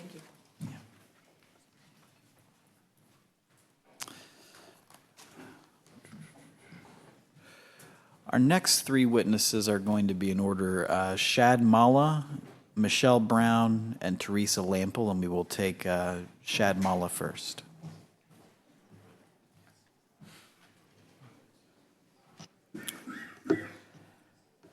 Chairman Stewart, Vice Chair Davila, and the ranking members and distinguished members of this committee, good morning, and thank you for the opportunity to speak today. My name is Shad Molla. I'm the Professor of Aerospace Studies at Emmanuel Christian Academy's Aerospace Institute in Springfield, Ohio. Emmanuel Christian is a private K-12 high school that started an innovative dual enrollment program in partnership with Embry-Riddle Aeronautical University in Daytona Beach, Florida. Embry-Riddle is considered the Harvard of aviation. They're the premier school in the world. And our dual enrollment program is similar to the Ohio College Credit Plus, where students can take college credit during high school while also earning college credit. And due to a generous stipend from this committee, the program is become more inclusive and more robust. We teach things like aeronautical science, UAS, or commonly called drones, and private pilot. Our students also get the FAA Part 107 license. The FAA 107 is kind of like the CDL, the commercial driver's license. You have to have this in order to fly drones commercially. anywhere in this country. And the strength of the program is just that, the hands-on experience that our students get. The grant provides funding to purchase equipment, to go on enrichment activities like actual flights and aircraft, and to hire and train the instructors to get this going. Almost 100 students have enrolled in the program from 2018 to 2023, representing 72 college credits earned. It was so successful that 4 additional schools started in 2023, and that represents over 325 students enrolled, earning 258 credit hours, and saving the students over $1 million in tuition fees right in high school. This represents more than 300% increase in enrollment and credit hours earned and in tuition saved, while the cost per student has gone down by 50% to about $1,500 per student. And this is pretty significant. The global drone market is a $26 billion industry, and it's expected to more than double in the next 5 years. That means somewhere between 75,000 and 150,000 new jobs over the next 5 years, and there's simply just not enough qualified drone pilots to accommodate that. The median salary in the U.S. for high school graduates is about $35,000 a year. For college graduates, it's about $55,000 a year. But for a licensed drone pilot to walk out of our program right out of high school, they can command a salary range of $55,000 to $200,000. On average, a median salary of $85,000. That's an exceptional rate of return for somebody that does not have a college degree. But this has national implications as well. 2/3 of aerospace companies expect to lose about 30% of their personnel due to retirement and attrition. There's a critical need for engineers, pilots, mechanics, air traffic controllers. So it doesn't just affect the nation's economy and Ohio's economy, it actually affects our national security. And these are just a few reasons why several schools are very eager to come on board and join this program. We've got 4 schools across Ohio that have already committed to joining if they're permitted to do so, and about 10 schools have expressed interest. If we were to allow all of these schools to come into the program, that would represent 20% of all the counties in Ohio. So we're asking for a funding increase of $750,000 per year over the next 2 years to accommodate all these new schools and expand our footprint across all of Ohio. Fundamentally, the benefit to Ohio is not just in our unemployment rate, bringing that down, and the provision that we provide to our students, but we're investing in Ohio and in the future of our country. Thank you for your time, and I'm available for questions. Thank you, sir, for your testimony. Just so we're tracking, are you arguing for a program that had been in place and is not, or that is in the budget you want to keep? I'm just trying to track down what specific amendment we're talking about. Yes, sir. The program is currently in operation, okay, but the current grant runs out this summer at the end of June. And so we're asking for an expansion of funding so that we can expand and include more schools throughout Ohio, okay, and continue the program that's currently running. Thank you. Questions from the committee? Representative Willis. Thank you, Mr. Chairman. Thank you, Mr. Molo, for being here today. And to be clear, this was included in the operating budget from 2019 as a pilot program, having survived through COVID, right? And then ended up having to repilot after COVID was done, and then there's been an expansion in the last General Assembly's operating budget. So this would be an increase. I think when you said an increase to $750K, just understand it'd be $750,000 per year just to take the program where it is right now and expand it into 4 other counties. And the microcosm that it looks like you've built at this point includes inside just Clark County alone. So this is where the Ohio Unmanned Aviation Center lives. This is where the National Advanced Air Mobility Center of Excellence lives. This is where 1 county away we have Joby Aviation that will be building electrified aircraft coming this year. And just a few counties away from where Anderle will be building the future of aviation also. And in your little microcosm of Clark County, you now have a private school, a CTC with a full program, a independent STEM school with a full program, modeled after yours, to include one of the largest school districts in the county who's also running that program, and the first extension group up in Grafton, Ohio, that's actually taken their junior Air Force ROTC program and included this in there. So with that, and when I look at the list of others in the counties that include Franklin County, Columbiana, Hocking County, and Van Wert, those counties are all ready to start programs immediately if the funding is provided in the operating budget. Is that true? Through the chair to the representative, yes, that's a great question. It is true.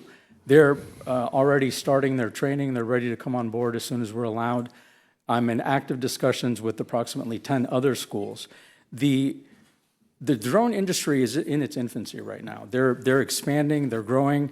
Duke Energy just hired a cadre of pilots to inspect their lines. Real estate agents are using it. First responders are using drones. Sheriff's departments are using drones, and there's a great demand for this. And so schools around the state have pretty much started their own drone programs. When they heard about our program, they called us up and said, I want to get in on this. And so I'm actively discussing. The 4 have committed, that's correct, but we're talking of possibly up to 10 additional schools across Ohio. Follow-up? Yeah. Yes, sir, thank you. So, and to be clear, that would not only cover, those, let's just kind of run through at least the basic list that I'm seeing here that says you would add also Pickaway and Ross counties, Hamilton County, Trumbull County, Licking County, Cuyahoga County, Medina, Miami, and Richland counties, all in districts that are covered by some of the people that are actually in this room today, but realizing that these dollars being focused with a person like you who has clearly stood up and become the focal point for bringing the Harvard of aviation to Ohio, that we get to share in this. And I just wanted to ask, is it true that you received some award this year? Did I hear that correctly? Yes, sir. Embry-Riddle awarded me the Out-of-State Teacher of the Year. They have a presence in several states, Chicago, in Illinois, Arizona, and other states around the country. And they designated me as the outstanding teacher this year. Fantastic. Do I have one more short one, sir? Short one, sure. Thank you, Mr. Chairman. I just wanted to share that the money that was asked for in this, we've worked another amendment in our county that would be the Drone for First Responder amendment to reduce that funding and apply it to this one, so it'd be a no-cost change. Rep Willis, maybe you can help me. So is this funding that is in the sub-bill or not in the sub-bill that we're talking about right now? The funding is in there. This amendment was not accepted in the sub-bill. Okay. So we would offset the cost by changing amending one of the other funded programs in our district. Understood. Thank you. Thank you, sir. Representative Johnson. Thank you, Chairman. I just want to say that I support what you're asking for, this extra amendment adjustment. I think what you're doing is piquing students' interest and in broadening their capacity for learning. And whether we know it or not, we have entered into the George Jetson age, and soon we'll be flying our cars and so forth. But hats off to you. I represent the Hocking County, and we would like to have that in the school over there. And I think this is something that we need more schools to think outside the box to pique students' interest into broadening their learning capacities. So thank you for being here, and thank you for everything you do. It's an honor, sir. Other questions? Thank you, sir. Our next witness will be Michelle Brown from the Children's Hunger Alliance. Welcome to committee. Thank you. Good morning, Chair Stewart, Vice Chair Davila, and all the esteemed members of the committee. Thank you for the opportunity to provide testimony today. My name is Michelle Brown. I'm the CEO of Children's Hunger Alliance. We are a statewide nonprofit. We were founded in 1970, and we currently serve 76 counties in Ohio. CHA is uniquely connecting kids to food wherever they are, whether they're in-home childcare providers, childcare centers, at school, after school, and in the summer. While the governor included us in his proposed budget at our current funding level of $7.5 million across the biennium, the House substitute bill appropriated $3 million across the biennium. That's a 60% reduction in our current level of funding. This is a devastating cut for the thousands of children who are going to now sit at school hungry and hungry at home as a result. They will experience behavioral and academic issues, and their long-term health and productivity will suffer as a result. At our organization, we already sit around the table having to decide which kids we can provide food to and who's going to have to wait, though we know that there are hundreds of thousands of children who have an urgent need for proper nutrition. At our current funding levels, we already have a wait list of over 80 schools. The proposed decrease in funding represents a cut of 2.8 million meals, and that will double our wait list to over 160 schools. Across the 32 Appalachian counties, we know that children bear the brunt of hunger. We provide programs in 338 settings across Appalachia. In Columbiana and Athens County alone, this cut represents 150,000 meals.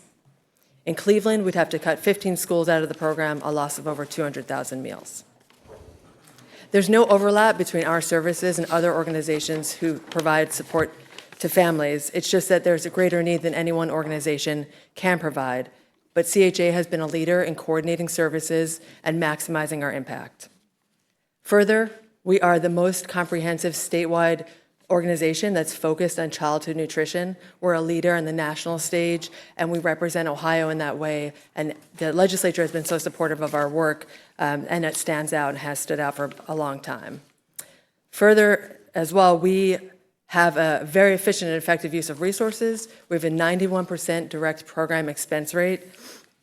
And we have a variety of funders, including foundations, corporations, individuals, federal and state support that makes our work possible. And with all the support, we can see that we're going to be able to support food security for children across the state. It's just when we are threatened with cuts, it becomes much harder to see that vision. But we have a 55-year history of strict compliance, and our accountability and programs are unmatched. We also support small businesses like the in-home child care providers. Without CHA support, they would not be able to provide reimbursement for the food that are served in their homes all day to children in their care. In the last operating budget, we were able to provide 10.8 million meals across 1,854 partners to 160,000 children, about 40% of the kids who are food insecure. That was the largest impact in just last year alone in our organization's history. Chair Stewart and committee members, I respectfully request that you support the amendment that will be submitted by Rep. White to restore our funding to $3.75 million per year for a total of $7.5 million across the biennium. We want to continue to be leaders and examples in our community of what is possible in the state of Ohio and how we care for our kids, so that we can say that here in Ohio, we don't let kids go hungry. Thanks for your support. I welcome any questions. Questions from the committee. We'll start with Representative Romer. Thank you so much for coming in. Thanks, Chair. I'm just trying to figure out, we had a gentleman come in not too long ago from Pickerington Schools, and he said that every child in Pickerington Schools receives free breakfast and free lunch. And then when you talked about Children's Hunger Alliance, you said that there was no overlap. Could you explain how that works? Is it dinner that you provide, or is it different school districts? Take us through that a little bit, please. Great question. So we do support schools by helping them increase their breakfast participation, but this particular funding is for weekend meals. There's no federal program that supports that. We provide 6 USDA balanced meals to children to take home on the weekends. Okay. That's the bulk of the funding. Thank you. No further questions, Chair. Other questions? Rep. Sims. No question, but I just thank you for your testimony today. And we know how difficult that is for weekends. We do backpack programs to make sure that kids have things to eat on the weekend. So thank you so much for that. Thank you, Mr. Chairman. Other questions? Seeing none, thank you for your testimony. Thank you very much. Next, we have Teresa Lample with the Ohio Council of Behavioral Health Providers.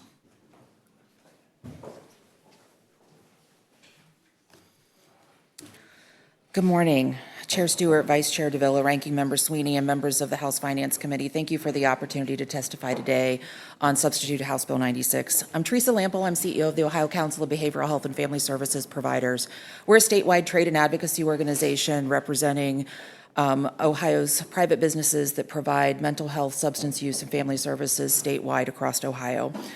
Our 170-plus members employ nearly 40,000 people and provide services to approximately 2.5 million Ohioans from all walks of life.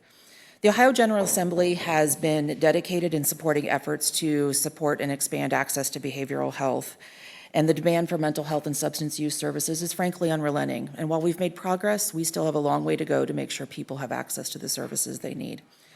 I'm here today to address the changes proposed in Substitute House Bill 96 to set Medicaid rates at the median rate for private insurance and to impose penalties for violation of those provisions. This troubling provision would disproportionately harm community mental health and substance use providers and would abruptly and swiftly end the progress made over the last few years. Community behavioral health services would simply be decimated, and communities would experience widespread and immediate loss of mental health and substance use services. And let me explain why. Unlike other healthcare sectors, Medicaid is the preferred and primary payer of community mental health and substance use services in Ohio and nationally. This is why federal insurance parity laws were passed and must be enforced. This proposal disproportionately harms community behavioral health providers as a result. Ohio just made significant and critical historic investments in community behavioral health rates in just the last year, and that has stabilized access to services. And these investments were put directly into the wages and benefits of the frontline behavioral health providers. Yet, market wages in other sectors remain almost 20% above what we're able to pay. Private insurance does not cover the same range of services covered by Medicaid. In fact, many services provided in home and community settings, particularly for individuals with the most intense needs, are not included in private insurance payments. I would point you to Brant Russell's testimony included in your packet. He's the CEO of Ohio Guidestone, who's a member organization that provides a case study of what that looks like. I would also note that private insurance almost only covers master's-trained, independently licensed providers. What that means is in community behavioral health, only 25% of the available practitioners would be able to be reimbursed for the care they provide. And private insurance payment rates are proprietary and individually negotiated with each provider, including both in-network and out-of-network rates. Operationally, it would be incredibly difficult to define, create transparency to ensure accuracy, and to comply with federal antitrust laws. Finally, I would argue that this model undermines our efforts to create value-based reimbursement strategies intended to promote outcomes, effectiveness, and efficiency. So we would respectfully ask that revised code 5164.302 be removed from the bill. I would also comment on the amendment that related to the Medicaid rates being above the Medicare rates. Ohio Medicaid inserted that provision to allow those Medicaid rates to exceed Medicare rates, and that's been in statute since 2018 as part of the Medicaid behavioral health redesign. Medicaid requires states to establish an actuarially sound rate based on allowable cost. For some service, there are points where those rates exceed the Medicare rate, and that's necessary to address the workforce shortages, particularly in psychiatry. So we would respectfully ask that you restore section 333.170. And we will have an amendment proposed, which is HC 2503, that was just received here in real time, to address those two issues. I would also like to address in the Department of Behavioral Health budget, we would strongly encourage the General Assembly to restore funding for 988 to the as-introduced levels. 988 saves lives. It helps people solve problems without needing further intervention, and it connects them to care, offering a healthcare response rather than a criminal justice response. This is a program that is still launching. It is new, and it is growing in its use, and as more and more people are experiencing mental health or substance use crises, they're using it and it's saving lives. So I really want to end by just reminding you that investing in mental health and substance use is really sound public policy, and it's wise economic strategy. This is a critical workforce issue. Every $1 spent improves access to behavioral health treatment and leads to a $4 return on investment in healthcare savings. It promotes workforce productivity, it addresses absenteeism, and helps families be there to do the work that drives our economies. So I urge you to keep your promise to build the behavioral health system so that all Ohioans can achieve their dreams for health, wellness, and recovery. Thank you for your testimony. Questions from the committee? To your understanding, if Medicare has set a rate for what it's going to pay for community behavioral health services, Medicaid is a state obligation, Medicare is not. Why should the state be paying a higher rate for those services than the federal government's willing to pay through Medicare? Thank you for the questions. So CMS requires states to set Medicaid rates that are actuarially sound. Medicare rates are many times used as a de facto in the private insurance industry, but when you're looking at what does it cost a provider to deliver care, and this is an allowable rate, so it doesn't cover the total cost of care, there are times where because of the workforce shortage, particularly in psychiatry, what we find is that that rate doesn't cover that allowable cost. So when we did the behavioral health redesign, which was in effect in calendar year 2018, and that has continued since, those rates have not kept pace. So the short answer is it's more expensive to hire a psychiatrist because of the shortage. And so that's why the rates, we've had that provision in statute since 2018. If I summarize that to be, we should be paying a higher Medicaid rate than Medicare rate because it is an incentive to get people to work in this field. Is that that's the general answer? Okay. That is correct. Thank you. All right. 988. We've asked, we've been trying to dig into the data of statistics and how many calls. And I mean, to your understanding, I guess I've just struggled with how on earth does it cost $35 and $41 million a year to operate a call center? I guess we've just struggled with, it just seems like an awful lot of money for a hotline that's only been in existence for a very short amount of time. Thank you for that question. I mean, we can certainly get you some additional data and work with our partners at the Department of Mental Health and Addiction Services for that. 988 in Ohio is managed through a series of 19 different call centers so that you have coverage. It is both a call line as well as a text and chat line. We are also partnered with with folks nationally to be able to connect people regardless of where they're calling. There are some IT and infrastructure issues that are still being addressed, which I think is part of the challenge in standing up a system and a network that's operating at a national level, as well as connecting people in the state of Ohio. As call volume grows, we are also anticipating that you're having to add staff to make sure you can address people in a timely manner. The last thing you want when you're in a crisis or feeling about harming yourself is to be put on hold or to have to wait. That 30 seconds, that minute could be the difference between life and death.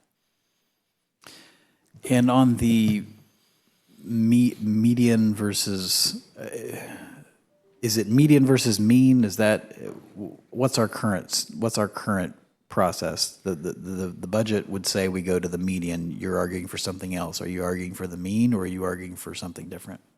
Thank you, Chair, for that question. We're arguing for that provision to be removed. Because right now, the Department of Medicaid, I guess I explained, sets rates based on an actuarial study that defines the cost of the cost of providing that service.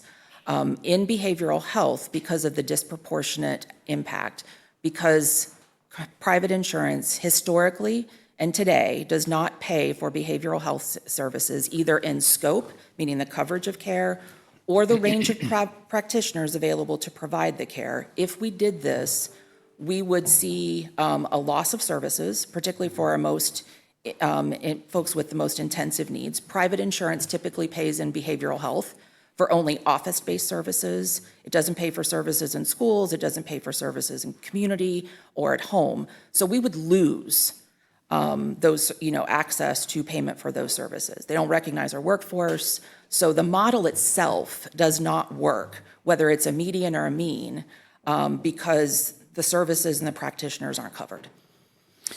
I think right now we have a system where the Department of Medicaid essentially determines what these providers get paid, in some cases based on what the providers would like to be paid. Is that a pretty fair characterization? I mean, we're not paying it based on a Medicare rate, clearly. We're not paying it based on a Medicaid rate. We're saying the department decides what they think the rate should be, And then I think what the concern of the legislature is we've got kind of runaway costs, and then they decide what the rate is, and then we have the bill. And I think the goal here is to have a little bit of predictability and, actually have the legislature set, some of these rates as we have in other areas, rather than just kind of leaving it to the department. I mean, am I missing something in how the department is determining these provider rates? Thank you for that question, Chair. As someone who has spent many hours working with the department on actual rates, I would disagree that we get paid what we're asking for. It is a very rigorous actuarial process that looks at a number of different factors in terms of what the federal government allows as costs to be covered in those services. One of the challenges we have, frankly, is that many times those rebasing of those rates doesn't happen on a regular basis. And so we're always behind. A lot of times we use labor statistics that are based on the Bureau of Labor Statistics, which lag what the current market is, which has been part of our historic problem. And so even when we're looking at that many times, what providers are paid in Medicaid for community behavioral health does not cover their cost of delivering care, which is why we're then also trying to, offset and supplement what we're being paid through other types of grants and programs and supplemental services.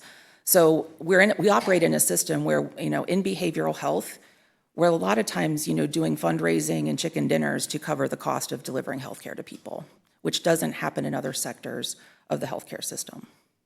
Representative Young. Thank you, Mr. Chairman. I'm trying to get my head around the request to replace the funding. Can you give me a percentage without using the psychologist? Because as an aside, it isn't because they can't do the work. It's we have a short supply of psychiatrists or psychologists in this state as across the country.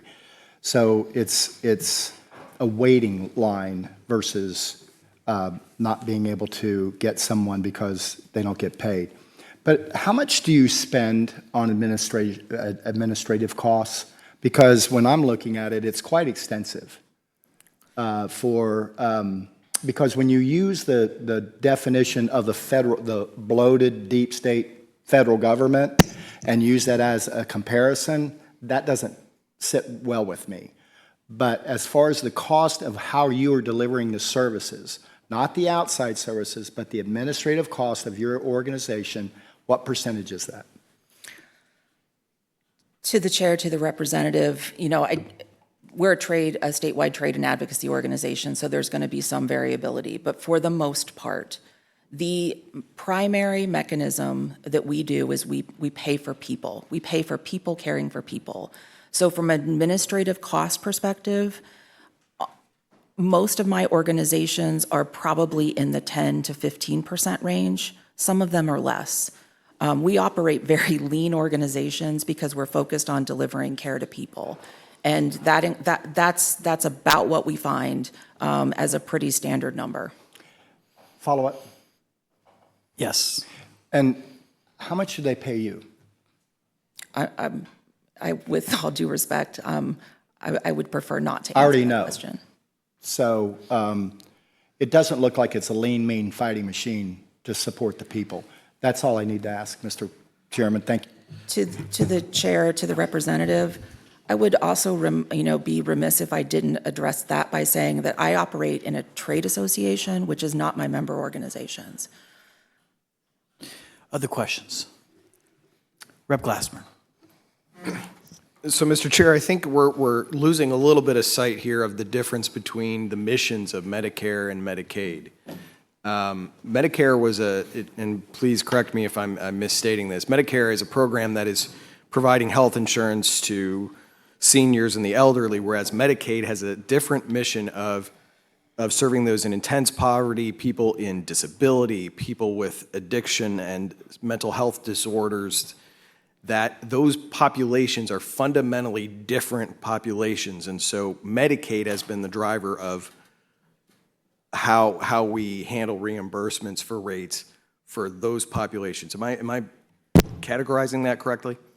To the chairman, to the representative, yes, you are. Okay, so does so in those spaces, it's Medicaid service providers, it's Medicaid entities that are where we determine where those costs come from. If we looked only at the Medicare population of people who use behavioral health services, their needs and acuity would be substantially different from the Medicaid population. So we shouldn't expect those rates to be the same. Is that broadly correct?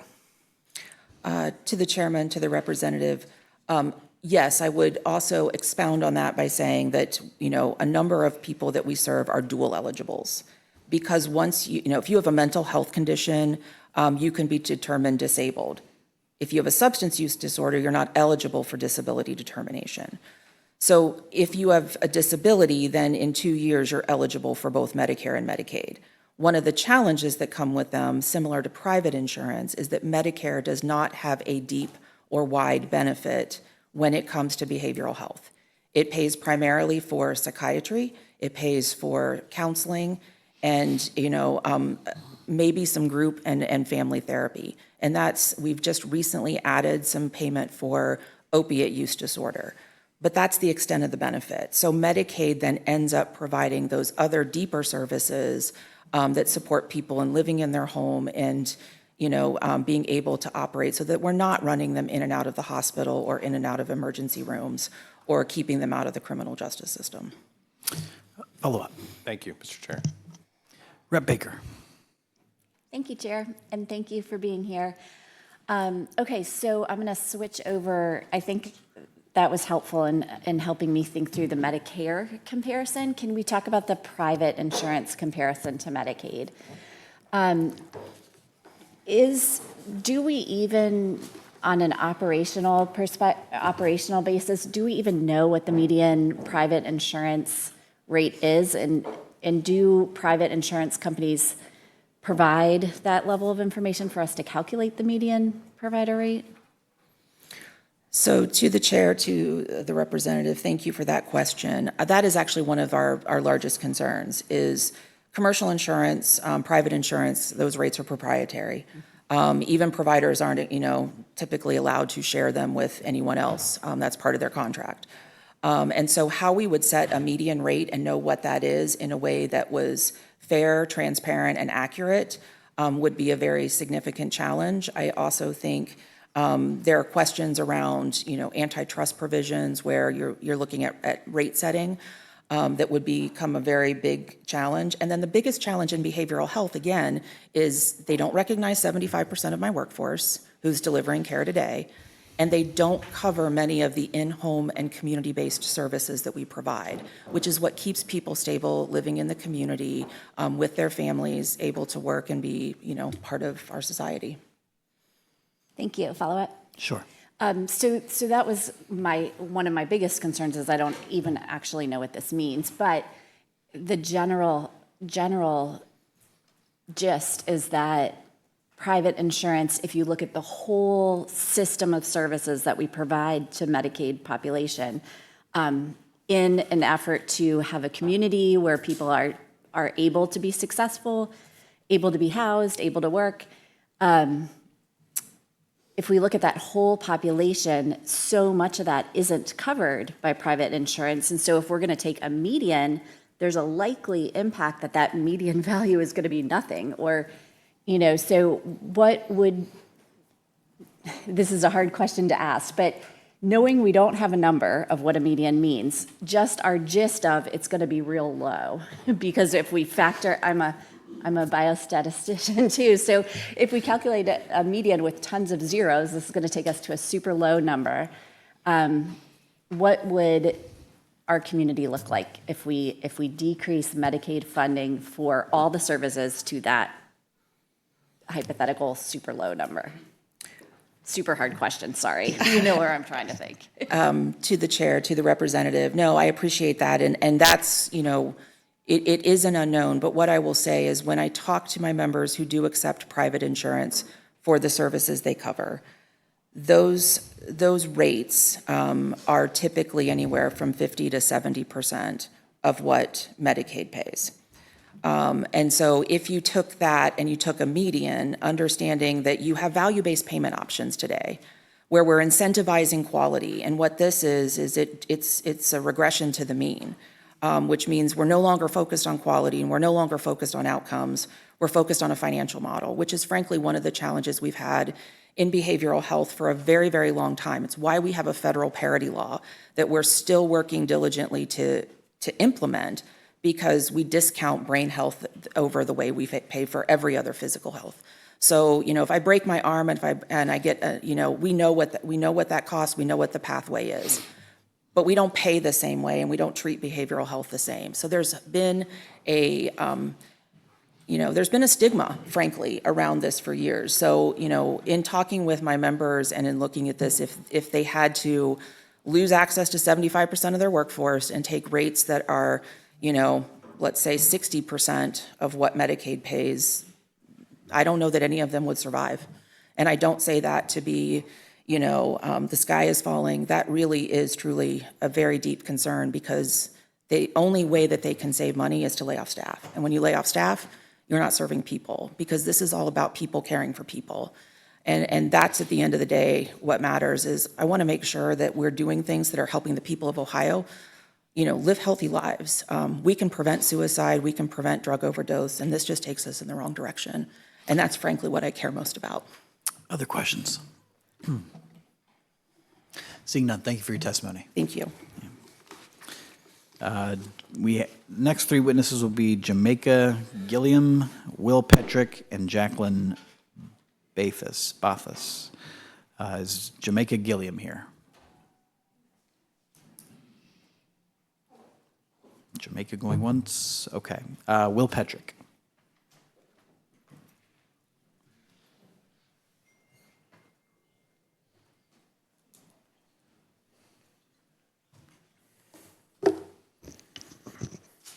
Welcome, sir. Thank you. Good morning. Chair Stewart, Vice Chair Davila, Ranking Member Sweeney, members of the House Finance Committee. My name is Will Petrick. I serve as the Director of Policy and Advocacy at Rise Together Innovation Institute. At Rise Together, we believe every child deserves the resources and opportunities they need to thrive, and that no family should have to choose between paying for rent, putting food on the table, or affording childcare. Yet today, too many families in Ohio are struggling to make ends meet. Housing costs have surged, wages haven't kept pace, and too many working people find themselves forced to make impossible choices between rent, childcare, healthcare, and groceries. In Franklin County alone, 39% of households are struggling to get by. And unfortunately, the proposed state budget could make things worse for many of our neighbors. It could take food and healthcare away from residents and provide fewer resources for affordable housing. The proposed budget could take healthcare coverage away from 770,000 Ohioans, including over 115,000 adults in Franklin County. That's by including language that could end Medicaid expansion. It could also harm local efforts to build more affordable housing and address homelessness by effectively eliminating the Ohio Housing Trust Fund. It could make it harder for people to keep food on the table by reducing funding to the Ohio food banks by $15 million over the next 2 years. Taking healthcare and funding for food and affordable housing will push more families into insecurity and instability. At a time when the cost of groceries and rent continue to rise, now is not the time to pull back support for affordable housing and food banks across the state that help make sure our neighbors don't go hungry and don't go without a roof over their head. Taking away healthcare and pushing people off of Medicaid will mean hundreds of thousands of residents will no longer be able to afford prescriptions and the healthcare they need. It would push more people into medical debt and emergency rooms, straining our healthcare system and local resources. The proposed budget also removes critical provisions that would have provided relief to working families with young kids. The governor's proposed refundable child tax credit would have provided $1,000 per child under age 7 and help parents afford necessities like diapers, groceries, and gas. This budget eliminates that tax relief for working families. The latest proposal also removes a provision that would have made childcare more affordable for more working parents. The provision would have expanded publicly funded childcare to include more hardworking parents. We urge you to restore these proposals to help more families afford childcare and provide families with some financial relief. We are calling on you all and our lawmakers to pass a budget that reflects our shared values, a budget that prioritizes dignity, economic opportunity, and the well-being of all Ohioans. That's why we're calling on you to support the following budget priorities. One, we want to make sure every Ohioan can get the health care they need.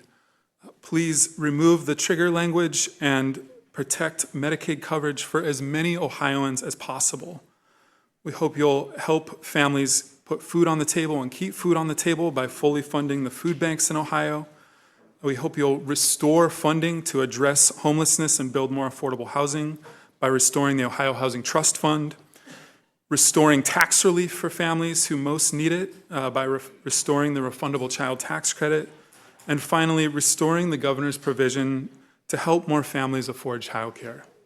Please restore the expansion of publicly funded childcare for households up to 160% of the federal poverty level.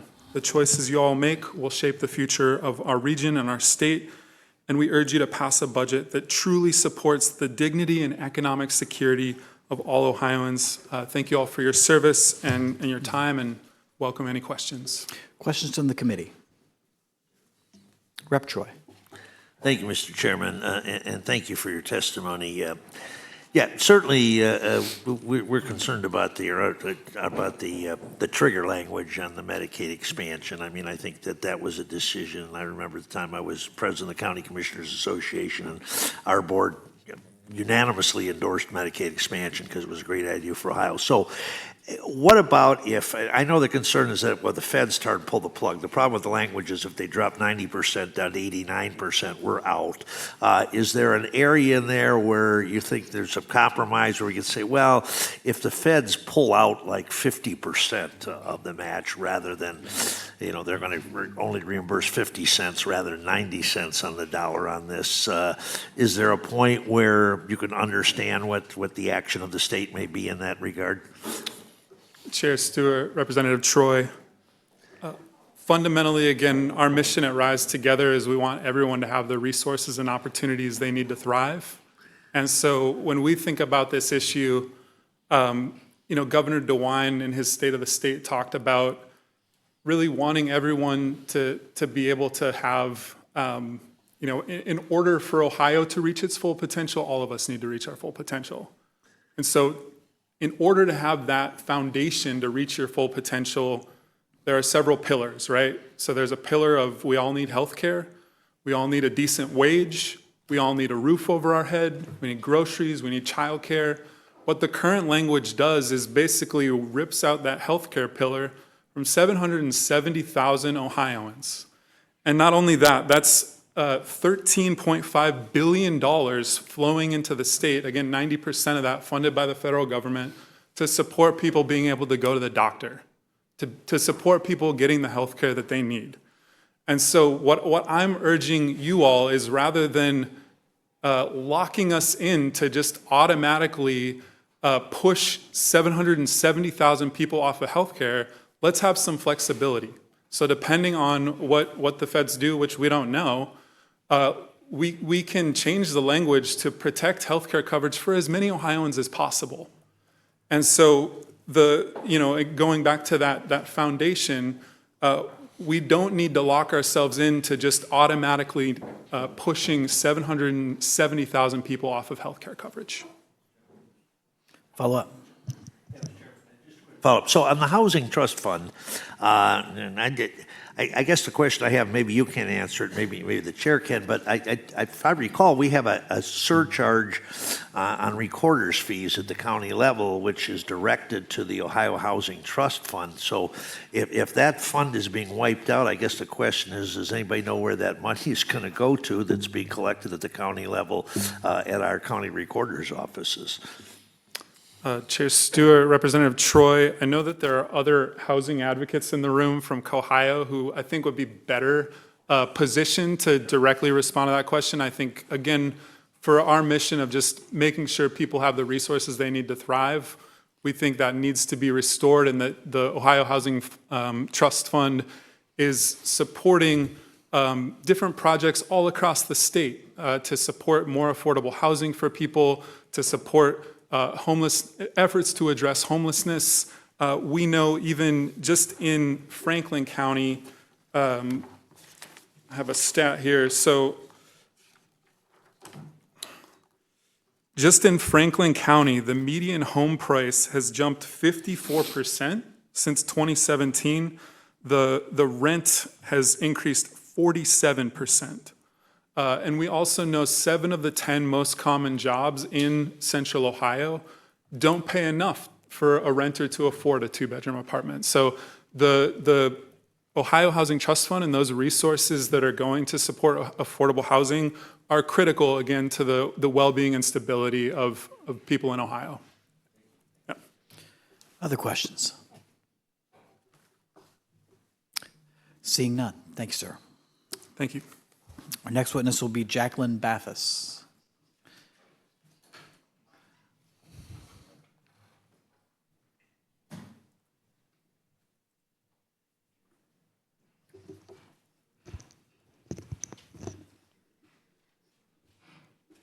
Chair Stewart, Vice Chair Davila, Ranking Member Sweeney, and the esteemed members of the Finance Committee for the Ohio House of Representatives.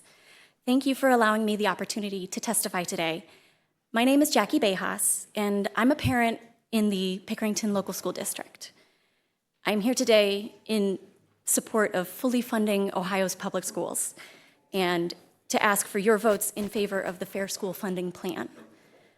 Stripping funding from our public schools is the last thing that we need to be doing right now, because for a lot of communities, just like Pickerington, putting the financial burden back on the local community to pass levies and bonds, it's not going to fill the void left by the state's support. Pickerington is one of the fastest growing cities in Ohio, and we feel the pinch. Over the last 10 years, Pickerington has grown exponentially, and we want strong schools. However, most of our residents don't have the resources to spare to pass levies. Because of this, I have watched my children, their classmates, and teachers struggle in the school due to overcrowding and underfunding. My oldest daughter, Ellie, is in 3rd grade this year. She loves math, dance, and going hiking with her Girl Scout troop. For the last 2 years, her 1st and 2nd grade teachers were handling classes with around 30 kids. Now, I don't know about you, but I can barely handle 12 little Girl Scouts for 1 hour once a month. I can't even imagine handling around 30 kids for an entire day, especially when many of them are having certain special needs and need certain attention.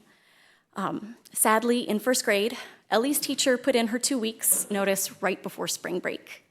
And this teacher was an incredible mentor and instructor. She earned the Innovative Educator Award from the Henry Ford Organization in 2019. She was one of the brightest teaching stars in Pickerington. And I will never forget, I actually went in the day that she put in her 2 weeks notice. She told me how our principal was begging her to stay put, and she just couldn't do it anymore. She was completely burned out from the mental and the physical load that our overcrowding had created. Now, with overcrowding, students can't focus and learn what they need. Students act out more physically and verbally, and I try to volunteer in the schools as much as I can, and I have witnessed these altercations because of the overstimulation that overcrowding can create for our students. This is the first year Ellie's class is under 25, and this was due to a very limited bond that Pickerington recently passed.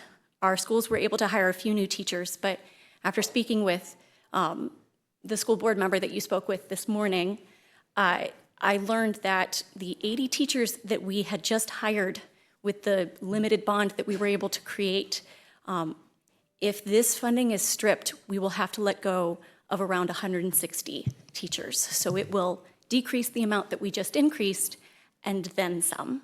I am very fearful of the years to come because of this most recent turn. Governor DeWine, Representative Young, and so many others were so wonderful in getting the science of reading passed. it's going to set our children up for success, but if we don't have the teachers and the bodies in the classroom, it's not going to do anything. We need your funding. Our children need your funding and support. So please, I ask that you consider my testimony and vote yes on the Fair School Funding Plan. Thank you. Questions from the committee? Rep. Young. Thanks for coming, and we're seeing some initial improvement already in very short time, so thank you very much for supporting that. I want to be clear on a few things. First of all, you're in a growing district, and God bless you, truly. Most districts aren't. We see population around the state of Ohio where it's not a cliff, but it is a hill decrease, 2 to 3% a year for a very long period of time.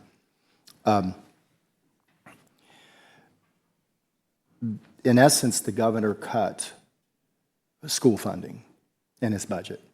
We were very concerned about that. And the chairman and the co-chair and leadership and our caucuses worked very, very hard to find the places where we could go to get enough money to at least get the schools to the baseline. That was a devastating cut. And then we went further. And we said, what else can we do in a tight budget where we started at $2.4 billion in essence in one-time money? We considered that in whole because you can't sustain the government on one-time money. And for a total of $500 million, right? We eliminated the cut from the governor's budget. We then increased it. Of course, the headlines say, we can't get the whatever number it is, they're trying to figure out what they need, what schools need. But I need to let you know that we really do care about this, and we have spent tireless hours. The committees have worked so hard on this to try to make it happen for our schools. Unfortunately, in a tight budget, we can't fund everything. But I will tell you that that this body, on both sides of the aisle, work very, very hard on the behalf of these children. And that's really all I really have to say, Mr. Chairman. But if we could do more, we would. And these discussions will always continue. And it's not a debate about the haves and have-nots. It's about what do we do for our children. And I really appreciate you coming forward here today. But this is not a cut. It's a replacement of funds that were cut, especially in the baseline costs, the guarantee, which would have hurt in my district, about 82% of the schools. And then we added more money.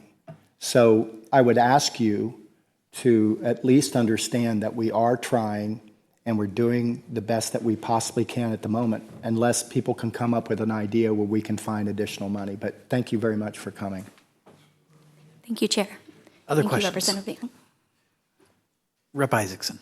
Thank you, Chair, and thank you so much for coming in today and for your testimony. You're here not just on behalf of yourself, but you are echoing the sentiments of parents all over the state. So thank you for taking the time to do that. I have two questions for you. The first relates to, I think, one of the things that Representative Young was talking about our population decline and seeing that all over the state. I think one of the important things in this discussion, and we deal with so many issues up here, as a parent, and as a parent who knows a lot of other parents, and I'm sure you know a lot of other third grade parents and parents of kids with different ages, where would you think schools rank on the reason why people choose to live where they live, why people want to live in their neighborhood or in their city or in their state, or why not? Where would you put it on the list of priorities for parents? I would say for the majority of parents, it's probably, I would say top three, if not for me specifically. It's the thing I care about the most is this school going to continue to thrive? So if we wanted, through the chair, follow up. So if we wanted to make it so that Ohio was as attractive a state as possible for families, would you say that trying to have a school system that is maybe climbs out of the mid-30s back into the top 10 would be something that would be helpful in your estimation for attracting and keeping parents to the state of Ohio? Wholeheartedly, yes. Okay, the final question, Chair. Yep, go ahead. As someone who provides for a household, I don't know if you guys have egg allergies or not, but maybe you buy eggs sometimes.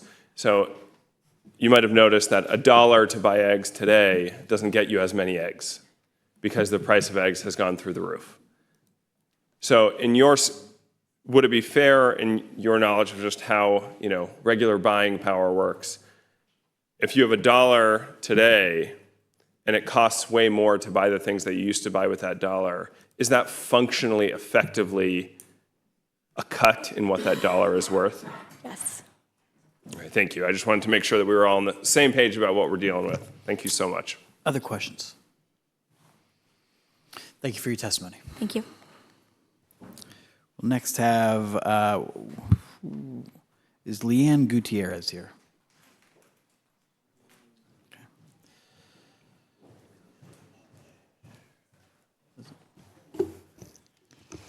Good morning. Chair Stewart, Vice Chair Davila, Ranking Member Sweeney. My name is Lynn Gutierrez. I'm the President and CEO at Groundwork Ohio, the early childhood policy and advocacy organization in the state. We appreciate the Ohio House's stated commitment to investing in Ohio families and the state's future. However, we are concerned that decisions reflected in the House's budget proposal fall short of meeting that important goal. By removing critical investments originally included in the governor's proposed children's budget, the House's current version risks leaving behind the very children and families who need the most support at a time when working families and the systems that serve them are stretched thin. We respectfully urge lawmakers to fully restore the governor's children's budget so that Ohio's youngest and most vulnerable are once again at the center of our state's priorities. The breadth of the House's proposed cuts compared to the governor's children's budget is deeply concerning. Please see the attached list of cuts impacting young children and families to my testimony. Access to safe, affordable childcare. Childcare is a top concern for families and employers across Ohio. Just Tuesday, the Ohio Chamber's Untapped Potential in Ohio report highlighted that the state loses $5.48 billion in lost economic activity and $1.52 billion is lost in tax revenue each year as a result of childcare issues. Recent polling further reveals that access to affordable quality childcare would prompt more than 6 in 10 non-working Ohio moms with children under age 6 to return to work. This underscores just how urgent and costly the issue has become. Despite this, the House budget falls short of addressing these challenges. While we recognize the inclusion of $13.2 million for new childcare pilot programs, this one-time funding doesn't begin to address the $300 million gap over the biennium left by House cuts to the TANF-funded core of Ohio's childcare system. Year over year, our childcare system has spent around $400 million on childcare, and we see a $150 million cut each year from this line. The House proposal does not expand eligibility to childcare beyond 145% of the federal poverty level, keeping Ohio at the bottom of eligibility across the country, and restricts the childcare voucher program to $50 million per year, maintaining current program capacity, representing a cut of $125 million over the biennium from the governor's proposal. These reductions threaten the stability of a system already in crisis and result in fewer options and higher costs for families, including serving 30,000 less children than proposed by Governor DeWine, at a time when demand is increasing and only 35.4% of kindergartners are entering the classroom ready to learn. Further, the House has eliminated the kindergarten readiness assessment altogether, the only measure we have for every kid in Ohio to understand the impact of experiences they are having in the first 5 years of life and where they begin their academic journey. Perhaps most concerning is the breadth of cuts to children from the governor's proposal and existing programs beyond childcare, including the removal of the proposed child tax credit, cuts to infant and maternal vitality, home visiting, health care coverage, public health infrastructure, early learning, and literacy. These cuts undermine the governor's vision for a comprehensive, forward-looking investment in our youngest Ohioans and instead signal a step backward at a time when we can least afford it. I have shared an additional top-line data from our early childhood data dashboard and polling commissioned by public opinion strategies in my testimony that demonstrate the mismatch between the needs of Ohio's families with young children and the proposals in the substitute bill. We please urge you to restore investments in Ohio's youngest children. Thank you for your attention to these issues. We understand you're making tough decisions, and we look forward to further conversations with you. Thank you. The current eligibility on the entitlement program is 145% of federal poverty level. The sub-bill does preserve the voucher program up to 200%. So I mean, if we are preserving that you can get onto a voucher program up to 200%, we are having an eligibility level that's above 145, correct? Chair Stewart, yes, families who are not eligible for the 145% can then be eligible for the voucher program. The voucher program funds a specific number of families, which allows then the department to be able to better estimate the uptake for those families. The House proposal recognizes the sustaining of what the governor has been investing in over this past year to serve that amount of children, but no expansion. And the voucher program in 2025 is funded at $40 million a year. Can we agree on that? We're at $40 million a year currently, and it's on pace to spend about $32 million. But the funding for the voucher program, as we sit here today, is $40 million. Does that ring a bell? Chair Stewart, I'm aware that I am more familiar with around 50 million in the current voucher program, but Okay. Our understanding in math is that the current cap in current law under the voucher program, the current funding in this biennium is capped at $40 million. The substitute version of House Bill 96 takes that to $50 million. If my numbers are right, you know, other organizations have had some issues with math this week, but if we're at $40 million today and $50 million in the new budget, that would be an increase, right? Chair Stewart, yes, if that is correct, that is right. I can't speak to how many additional children that would serve up against the governor's proposal. But again, I'm concerned about the $300 million cut across the biennium. So even where we have allowed the governor to increase moderately that child care voucher program. When you say a $300 million cut across the biennium, you are referring to the governor's proposal, which is not the law, versus where we are today, right, in the House version? Chair Stewart, when I refer to the $300 million cut, I'm not referring to the governor's proposal, because I understand the governor proposed $400 million per year in child care spend coming from TANF funding.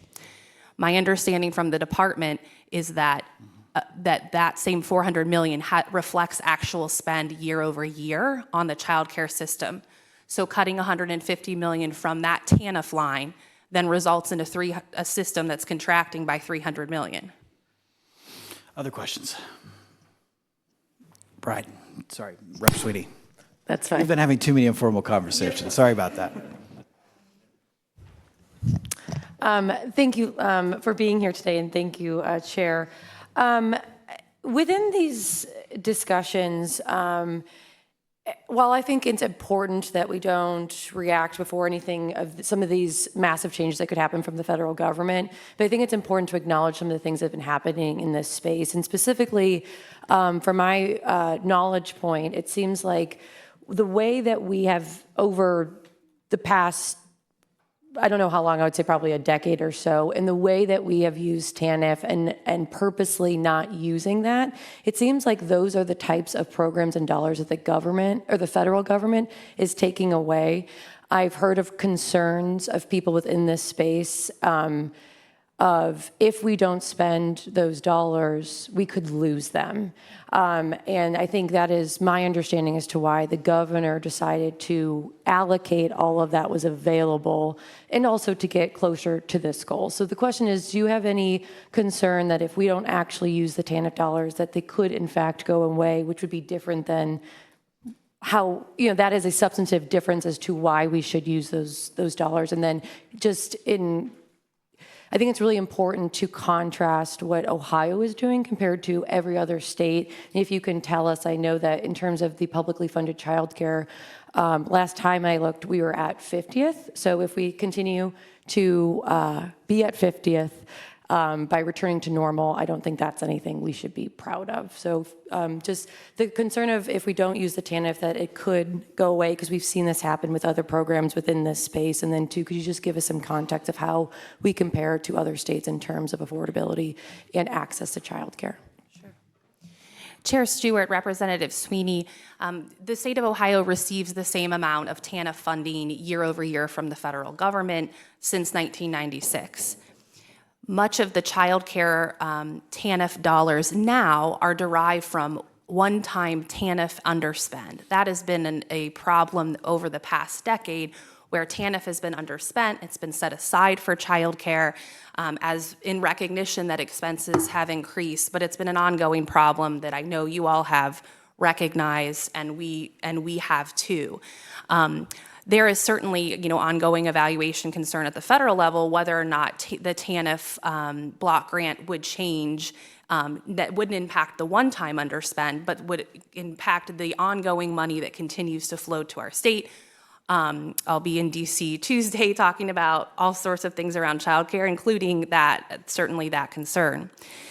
So there is concern around that, and there's certainly always been this concern that the underspend will eventually get spent up, and indeed in this budget it is projected, as the governor proposed budget, that TANF money will be spent up. Our ask is that we spend every dollar we have right now to meet the demand of working families to be able to contribute, to serve their families, and to serve the state's communities and economy.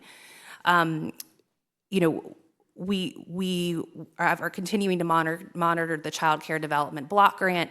There's not does not seem to be a risk at this time around funding the block grant. In fact, the first President Trump administration, there was a historic increase in the Child Care Development Block Grant, but conversations will be ongoing. It is true that our child care system is funded primarily by federal funds, with the state only putting in GRF matching dollars in order to draw down those funds. So ongoing concern, we want those investments to be sustainable. We've asked year over year for increased state investment and haven't been able to solve that problem. With regard to where we stand up against other states, we continue to, again, the same source that should be being updated hopefully in the next few months, that we were at 50th across the country. So we're not competing with that initial eligibility that other state commitments have made utilizing their own federal dollars and state dollars. Follow up. Thank you, Chair. I think that's a really important point here, is that we have historically, or I would say at least within the past 10 years, have relied almost exclusively on the federal dollars, and the minimal GRF of state dollars we've been has not increased, I think, in at least 10 years. So could you just speak a little bit about that concern and the way that it's my understanding most other states put a lot more into of their own state money, that we're only talking about not Ohio, I mean, it's still our taxpayer dollars, but Ohio's collection of those dollars compared to federal, and that eventually the only way we continue to solve this problem is if we actually do our job and put money, the state's money, into this, that's how we have to sustain. Could you just further expand upon that, and that how other states, red and blue, do more than that we do with state dollars? Chair Stewart, Representative Sweeney, I mean, that's true. Obviously, there's variance across the states, but as this has become a state, a national issue, and you have both the public and private sector talking about this, there's broad-based discussions on how we'll sustain childcare in the state and across the nation. Certainly, there is a role for the private sector, but there is also a role for the public sector. We need states to be strong partners to the federal government, to the local governments who where they have the tax base, they've been able to put some additional funds to close the gap. But it's become a workforce imperative, and so many states have found additional revenue or created additional revenue streams to prioritize investments in childcare, which translate to investments in the workforce, where we have essentially a parental workforce on the sideline that are indicating that they want to work. More than 6 in 10 women would return to the workforce if they had access to childcare, but don't have the ability to have those issues resolved because they can't operate in the private market when the average cost of infant care is over $12,000 in our state. So we would, so all that to say is, we again have always been inviting conversations about additional revenue. We would continue those conversations. Certainly in the governor's proposal, there was the ability to make this investment and meet the need, match the need here from where we're at in a responsible way. And we would ask that to be restored again. Other questions? Rep. Rummer. Thank you again, Chair. And it's so nice to see you again. I'd love to see you in Ways and Means also. Could you just talk a little bit about what you might perceive as the benefits for on-site or near-site childcare, working with employers on a public-private partnership arrangement, please? Chair Stewart, Representative Romer, again, adding the tools to our tool belt to build out commitment from the private sector to meet the needs of their own employees. On-site childcare and near-site childcare is a tool for them.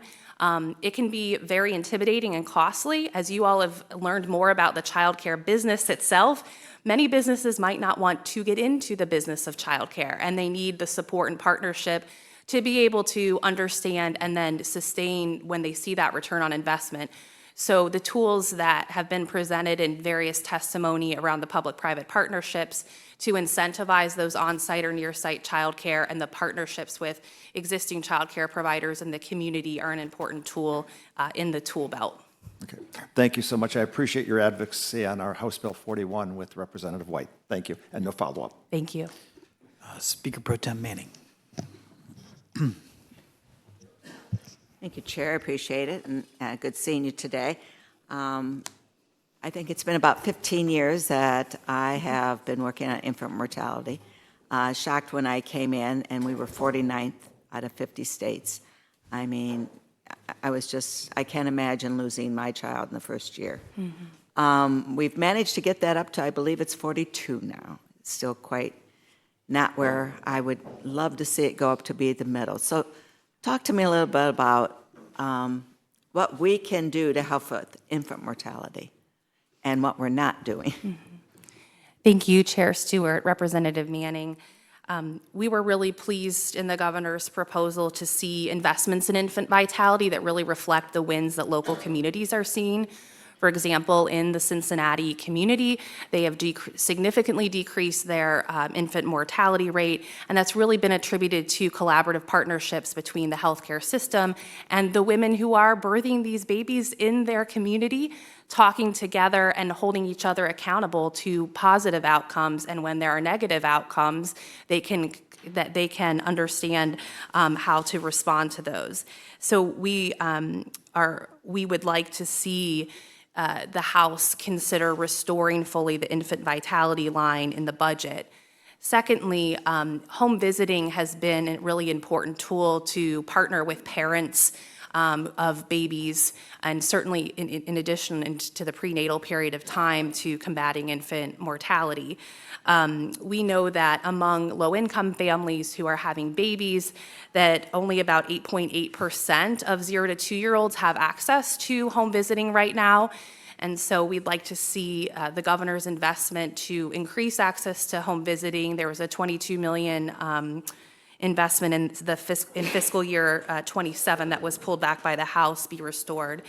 And then finally, health care coverage is foundational to accessing quality health care, both for moms and babies. And last budget, this body and leaders in the majority caucus, in fact, champion multi-year continuous coverage for prenatal to for birth to 3-year-olds, in recognition that Medicaid covers about half of our births in our state, and a baby who is eligible for Medicaid when they are born have many more risk factors certainly associated with living in poverty and getting the access and services they need, that they likely stay on and continue to be eligible for Medicaid, and we shouldn't let bureaucratic red tape get in the ability for our babies to continue accessing care. So the Department of Medicaid has been beginning to implement that program, but it has been removed from the House proposed budget, and we would like that again to be restored. And I think between those community efforts, home visiting, and maintaining the multi-year continuous coverage for babies, that would be a package that the House could act on again to move this challenge forward. Thank you. One quick follow-up. Sure. Thank you.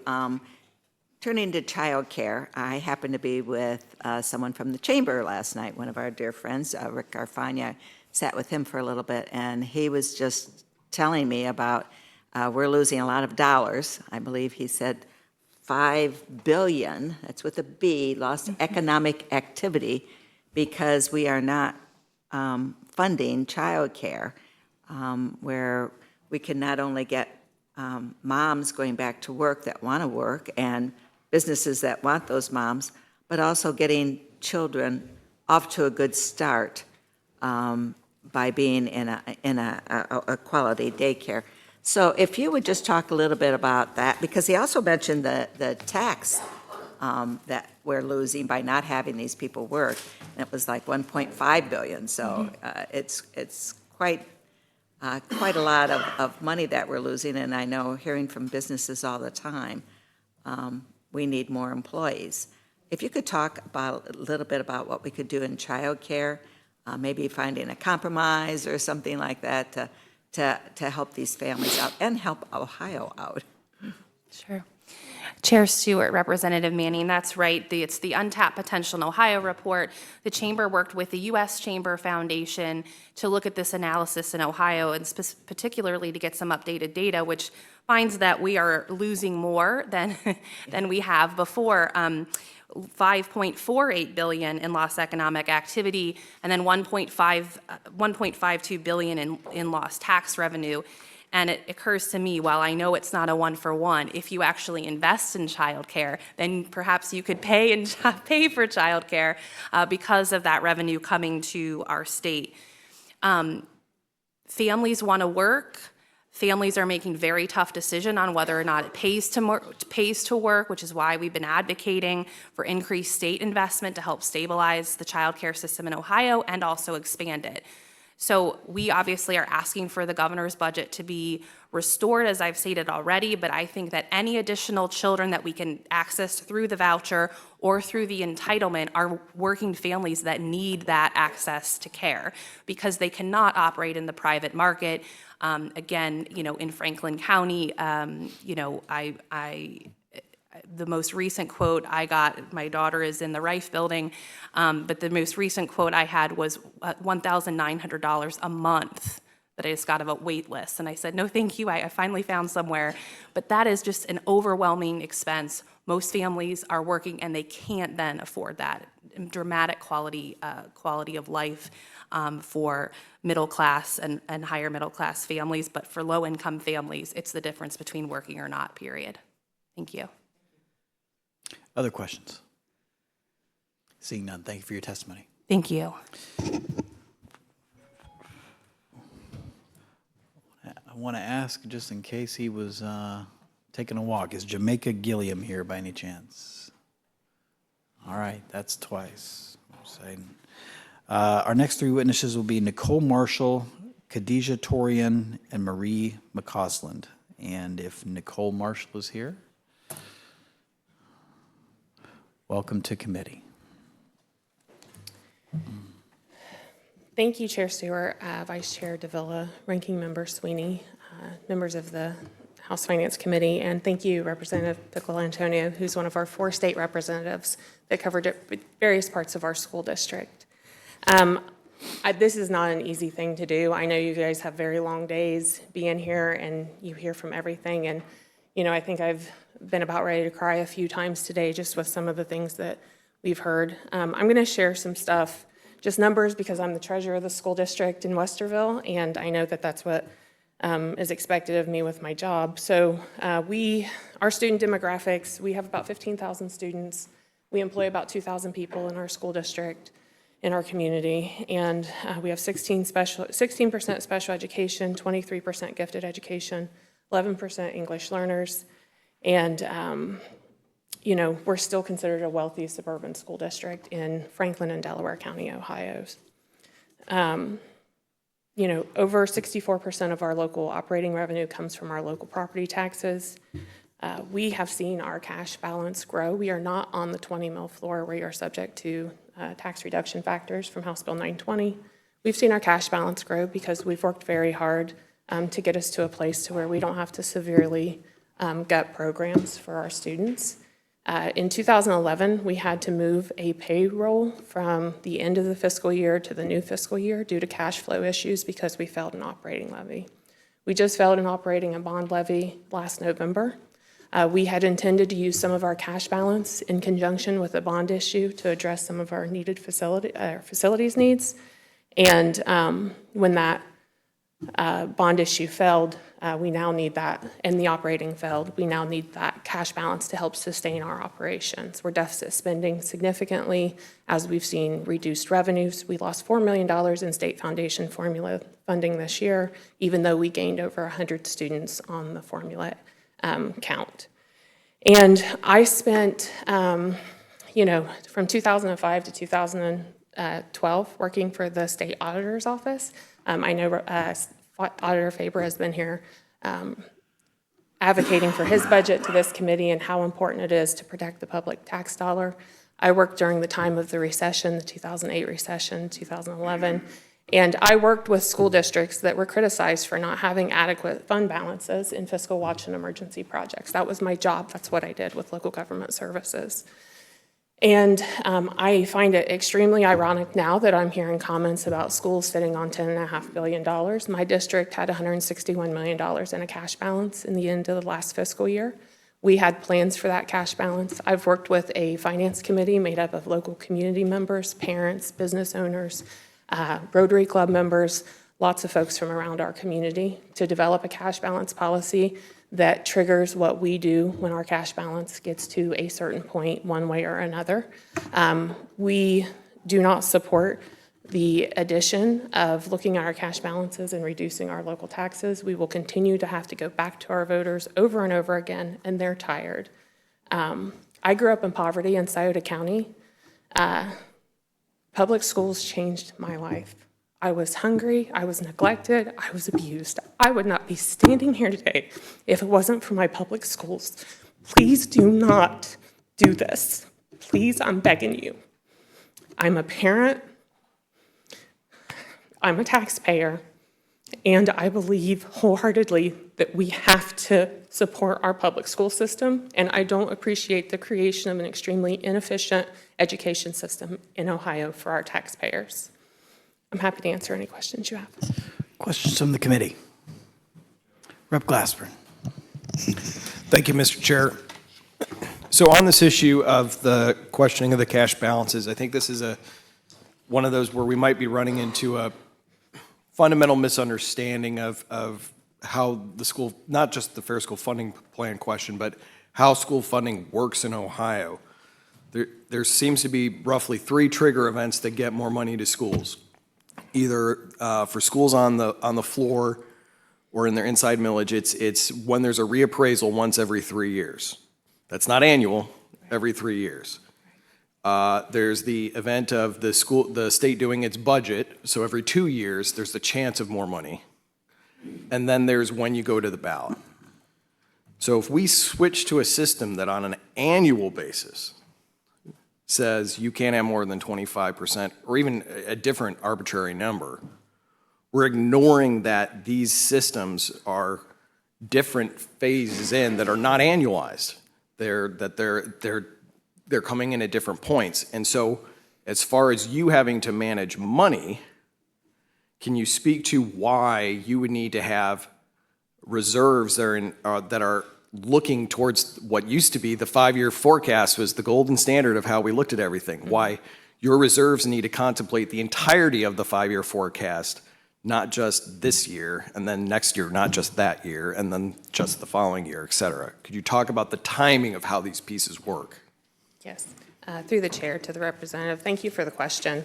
Yes, I think everyone here knows that we're required to submit a 5-year forecast, yet we're subject to a 2-year biennium budget process with the state. We also have reappraisals or updates every 3 years. And then with House Bill 920, limiting our ability to have revenue growth, plus you add on all of the various state laws that allow for abatements or diversion of tax revenue to the local school system. We are continually, it's difficult to do a 5-year forecast, and I think any treasurer will tell you or superintendent will tell you, we feel pretty good about the first 2 to 3 years because we have the state budget, we have the 3-year, updates and reappraisals and all of those things, and we can plan levies and all of that. If we move to making these adjustments year over year based on that fund balance. You know, before we made austerity measures after we failed the levy in November, I mean, we've cut over $8 million in our annual operating budget moving forward. We've lost over 30 employees for next school year. We've cut our administrative costs. Our administrative costs are around 8% of our operating budget. And I don't think everybody understands that it is just inherently difficult to keep programs moving forward when you don't know what is going to be available. Continually don't know. You know, when we failed the levy in 2011, we gutted our middle school programs. When I started with the district in 2018 up until 2019, 2020, we had students in middle schools sitting in 2 to 3 study halls a day because we didn't have the staffing, we didn't have the funds for the staffing, and the district has slowly worked to build that back up. Like we have medical detectives, extreme engineering. You know, my daughter is in middle school, in one of our middle schools, and that's extreme engineering is her favorite class ever. I think she's actually going to become an engineer someday because she's had the opportunity to be exposed to that in our middle school programs. And I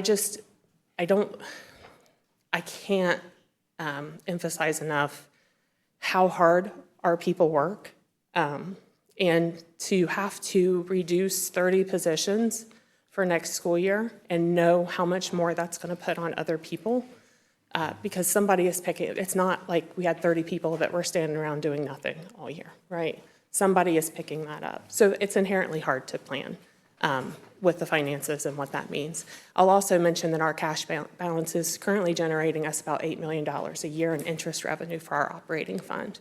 And so as that diminishes, so does $8 million a year in operating revenue and interest. So. Other questions? Representative Young.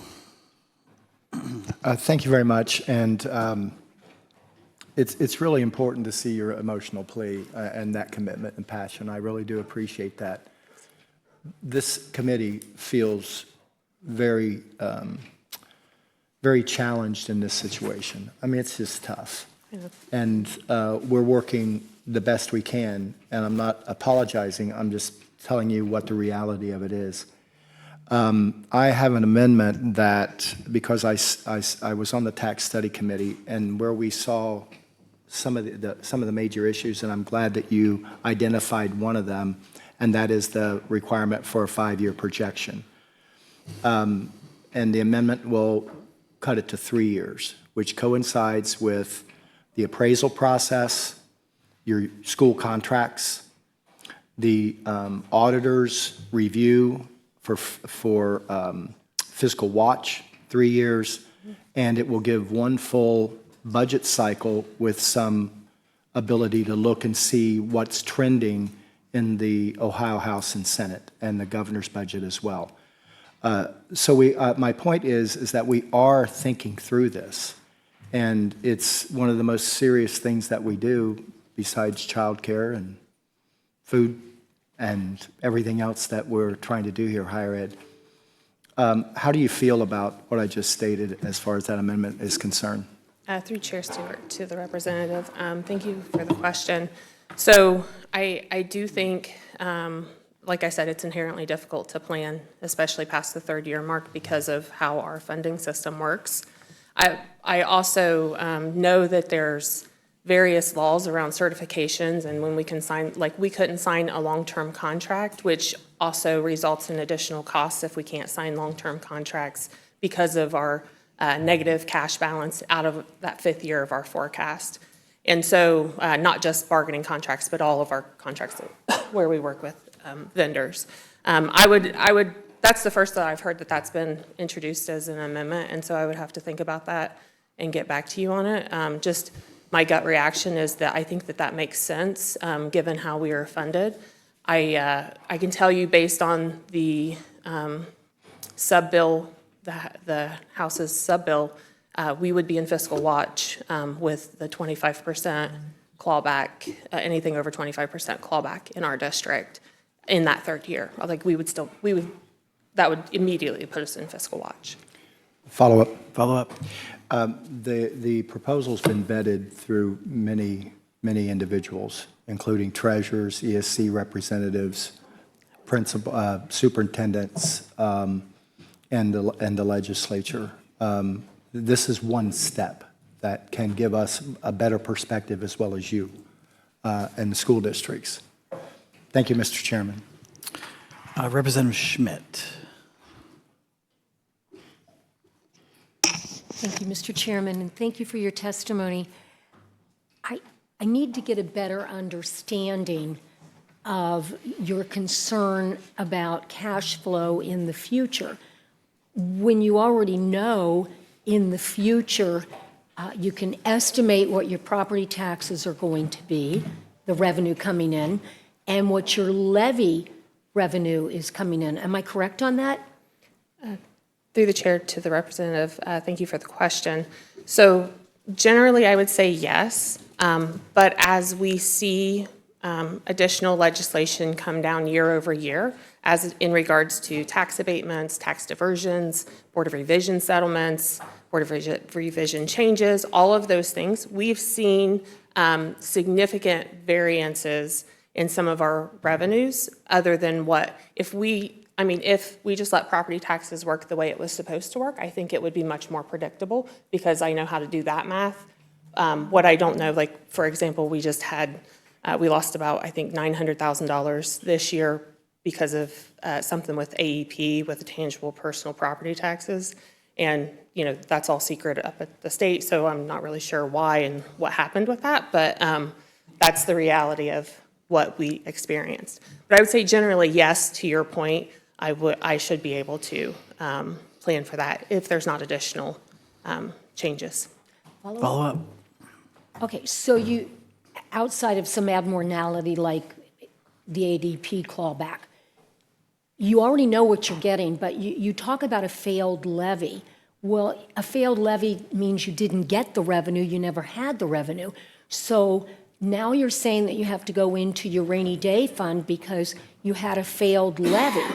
But how does that make you in a severe deficit when you already know what you have in the bank and you already know what your expenses are? You were just hoping that future levy would give you additional revenue to do additional things.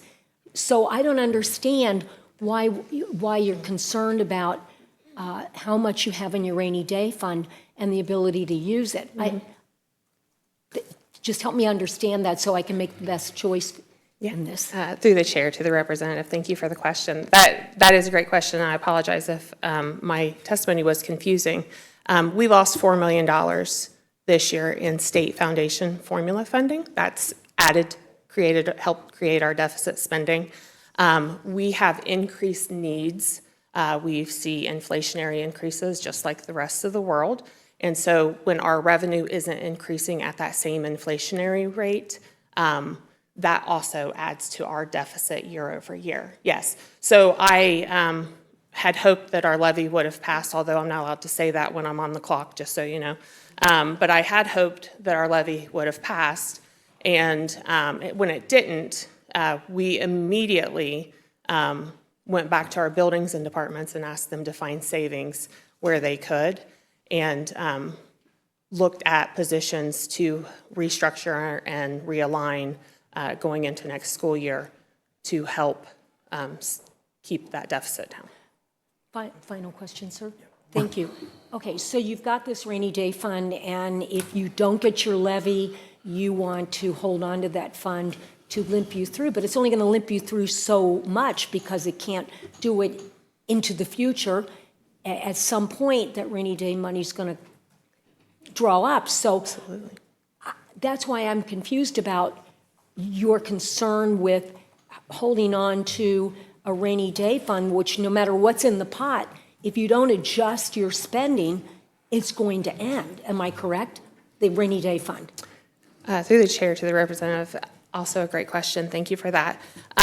Yes, it is a one-time funding source that will run out, which is a lot of the reason why we were using it for one-time facility needs in conjunction with the bond, so that it would be a no new millage bond for our community and not add to their tax base.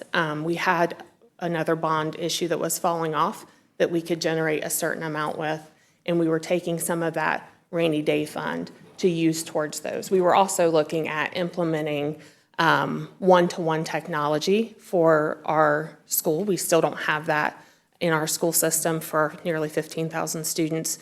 And I also do want to mention that we are not yet eligible for the state's facilities dollars through the Ohio Facilities Construction Commission. And I started in 2018. When I started, they told me be about 6 or 7 years. I've called every year since, and they always tell me it's about 6 or 7 years out until we'll be eligible. And we did enter into the Expedited Local Partnership Program, and we currently have accumulated $25 million in credits from that program that the state has not funded us for. So we had a plan for addressing that, but since we are losing operating funds year over year, we're helping, the cash balance is helping with that stopgap, but we will have to be on the ballot again because we're subject to House Bill 920, and that's the way the world works. Representative Troy. Thank you, Mr. Chairman, and thank you, CFO, for your testimony on this. I'm just wondering how much of this is a problem because you guys are on a fiscal year from July 1st to June 30th, and the taxes are on a calendar year, and so there's probably some uncertainty there. But and we know, there are some problems with the property tax system with school funding, and I think one of the problems is we're still trying to sort out this whole 20 mil floor thing because some districts get nothing and then some districts get a heck of a windfall in there. So I think you're probably going to see some modification on that. But in terms of the 25% that would require, it's not optional, require the county budget commission to lop off some of your funding. Are you concerned, or would there be a situation where school districts would possibly decide to spend some money they had not decided to spend on certain things just to get below that 25% floor to keep the wolf away from lopping off any money? I mean, any thoughts on that? Through the chair to the representative, thank you for the question. I certainly don't want to speak for other school districts and how they would choose to approach that should that become law. I can only speak for our school district. We would, as I've mentioned, we are looking at some needed facilities projects, and so we are continually planning for that. I also do want to mention the 25%. I'm not completely clear. Again, very short turnaround when I had to submit my testimony, come here and testify from when I actually read the summary pages of this proposal.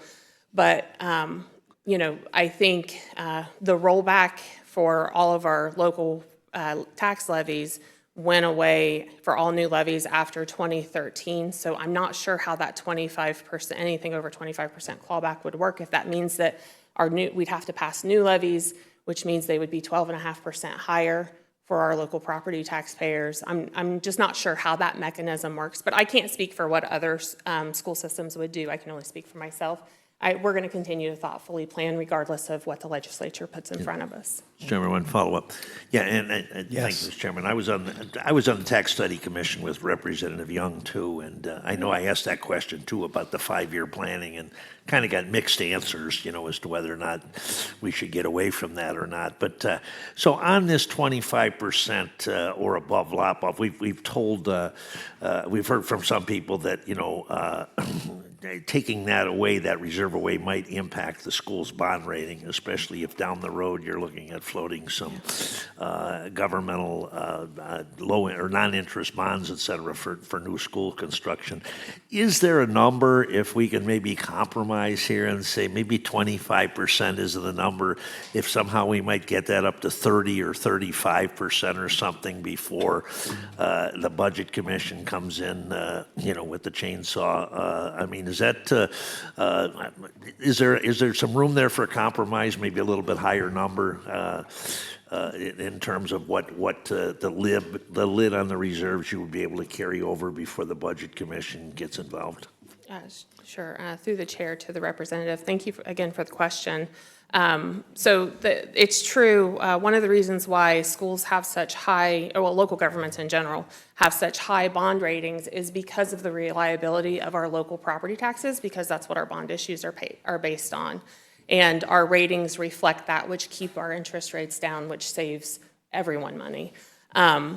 what is the right number for that carryover? I think, again, that should be decided at the local level. I'm sure you've heard that at this point. We've worked with our community and our local school board, our superintendent, and everyone involved to address what is an appropriate level of carryover balance for our school district. And I would venture to guess that at least most of the traditional public schools around the state have done the same thing. And so, I can't speak for the other districts. I just know what this proposal would do to our district, and we would be making severe cuts to our district. And I'm hopeful that however this came to be was simply a misunderstanding of how property taxes work and how school funding works, and that it wasn't anything intentional to help close traditional public schools. Representative Robinson. Thank you, Mr. Chairman. It's good seeing you again, Treasurer Marshall. Thank you for your testimony and your work. Looking back at your testimony, you mentioned that you've seen a decrease in share funding by 20% since FY21. And so I wanted you could talk to us about how that also impacts when you're looking at predictability and figuring out how you will do school funding and school budgeting when you see that while you're still seeing student enrollment go up, which means there's obviously a demand for what you're doing and providing for students. Yeah, through the chair to the representative, thank you for that question. Yes, so that state share calculation looks at our local property wealth and our resident income and compares us to the other 600 plus traditional public schools around the state. And the formula the fair school funding formula, which our district has continued to support, if it were updated with the actually reflected costs, current costs, I do think that state share dropping wouldn't be as dramatic. So like in this biennium, 24 to 25, our state share dropped by 6%, but those costs stayed the same, our state share dropped by 7%, but the cost stayed the same, which is what resulted in us losing $4 million from last fiscal year to this fiscal year. It's that only updating one side of the formula for the entire biennium that has caused that unpredictability. I can tell you when I saw the simulations for the current biennium, I was not expecting to see a $4 million drop this year. That came well after the 2023 reappraisals that our district experienced in both Franklin and Delaware County. And even when when the legislature was considering the budget bill for this biennium, I asked everyone I knew, like, hey, are they taking into account that we think property values are going to skyrocket? And I was told that they did. And I don't think that they did at the same level that property values actually went up.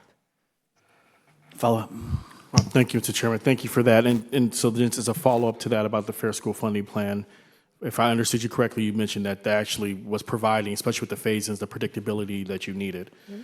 In the proposal in the sub-bill, granted these are rough numbers, it appears you would see an increase of about roughly $275,000 in FY26 and potentially $130,000 year over year in FY27. Can you talk about how that stacks up to what the predictability would have been if we had a Fair School Funding Plan, if we were phasing it in, and what are the results of those two different numbers? Through the chair to the representative, yes, thank you for that question.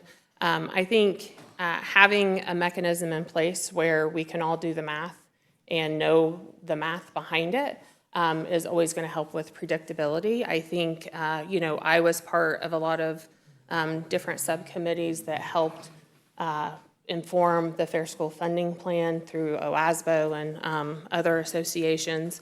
And I know how much work went into that, and you have members of the work group here today that I'm sure will testify at some point. But I know how much work went into that. I keep hearing that it's unsustainable, out of control costs. There's no, it's based on what we say it costs to educate a child. I'm curious what other data you would use for what it costs to educate a child other than what we're actually, I would even almost say that I think it costs more than what we are spending because we are all trying to do more with less and continually trying to keep a watchful eye on what we are spending our funds on. Representative Glassburn. Sorry. Thank you, Mr. Chair. So one of the aspects of this I think we're losing sight of is the 25% we're talking about. This isn't some special dedicated emergency fund, rainy day fund. This is your checking account. This is how you operate on an ongoing basis. So if you're looking at a 5-year levy cycle, which is for school districts that do levies, your first year, in order for you to have a glide path of you collect that same amount for 5 years, has to be a number that by definition is above 25%. Otherwise, you'd run out of money before 5 years even elapsed. Mm-hmm. So I don't know what that number would have to be, but I mean, we're not talking about small increments. We're talking about substantially higher than 25. Am I understanding that? For districts that go to the ballot? Through the chair to the representative, yes, that is a great question, and thank you for asking it. Yes, so when we pass an operating levy, it is for a set dollar amount. We might see some growth on that if we are able to capture growth in new construction, but again, tax abatements. So if we do, it's pennies on the dollar if we get anything at all. So yes, it's that finite amount of funding for a period of time, and we expect that to last for 3 to 4 years, maybe 5 years, depending. Typically, we're not knowing, what the future will hold with various things that happen. I plan on 4 years at the most for an operating levy for our community. And so we've been able to, last time we were on the ballot was 2019 for new money, and we worked really hard to build some of our programs up during that time.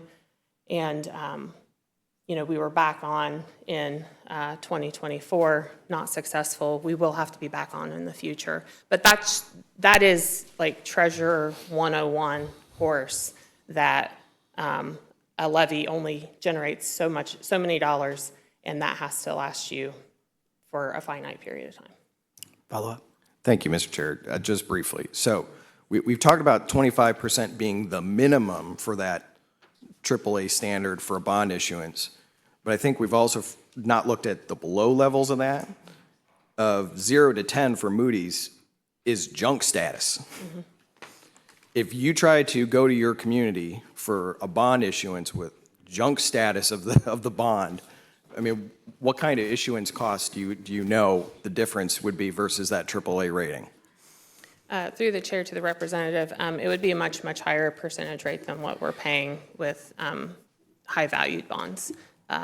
We, like I said, because of the predictability of property taxes, and the Moody's or Standard & Poor's, they rate us. They look at our 5-year forecasts. We walk them through it. We talk about when they see declining balances, they ask specifically about that. We, have to educate them on how school funding in Ohio works every single time we meet with them. And, we do a yearly update with them. I think that forcing schools to get to that point would be detrimental across the state. Thank you, Mr. Chair. Other questions? Rep. Pickley Antonio. Thanks, Chair. Thank you, Treasurer Marshall, for being here today. Thank you for all of your years of service and for all of the blood, sweat, and tears that you've poured into helping to build a constitutional funding model. Can you talk a little bit about costs that are variable in the district, particularly costs related to educating students who have different needs than the average student, and how that factors into your ability to plan? Through the chair to the representative, thank you for the question. So yes, we've seen significant increase in needs for our students. We have specialized learning classrooms, for example, and that's where we see some of our highest needs, special education students. And staffing for that would be like a one teacher to 8 students with 2 or 3 aides, depending on the needs of the students. We added 8 of those classrooms to our elementary schools last school year. No, this school year, sorry, compared to last school year. And so we continue to see those needs. We've seen a lot more needs for one-on-one support for some of our students. There was significant changes to the regulations around least restrictive environment, preschool staffing, all of those things. We also saw a significant change with the requirement about transporting scholarship students and just all of that creates. I think, I have a probably 5-page list of new things that we're required to do that weren't funded. And if it was funded, it was pennies on the dollar. And so I think about like the dyslexia plans, the WEP plans, the REMPs, the MEMPs, all the acronyms you can think of, right? We continue. At this point, I feel like everything's variable. Retirement system, we are subject to paying 14% for all of our employees into both of the retirement systems. I hear that there's a push for that to go up to 18%. So it's just one thing after another. I do appreciate that I've heard a lot of legislators recognize the transportation issue. Just that scholarship change alone added about $1.8 million to our budget. Follow up. Thanks, Chair. And then you talked about the fact that the Westerville School Board spent some time building a cash reserve policy. Could you maybe just talk a little bit more about how that policy was built, whether there was input from community at all, and what that policy looks like? Yeah, through the chair to the representative. Thank you for the question. So I think I mentioned earlier, we have a district finance committee that's made up of local community members, parents. We have chamber members, business owners, Rotary Club members, lots of parents, some of our staff that work together with the board member, with a couple of board members, because can't have more than 3 in a room, to help develop that policy that was also worked on with the board. So. You got it figured out down there?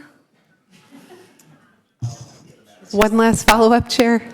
Can I ask one last follow-up question? Quick one, yep. Thank you. Last question. I know that you have been working with your city and chamber partners to have conversations in the community. What are you hearing from community members? Through the chair to the representative, thank you for the question. I do let the legislators know that we are working very hard to educate our local community on how school funding works in Ohio. And a lot of them are kind of in disbelief when they hear about some of the just requirements and new things and the funding and how all of that works. And they don't understand why the state isn't doing its part in funding our local schools. And so that's generally the feeling that I'm hearing from them. And I continue to hear from people, they don't want any new taxes. They don't want us to go on the ballot again. We are continually asked to do more with less, find shared services, be efficient with our resources and all of those things. I think we work really hard to do that. Inherently, we work with our educational service centers.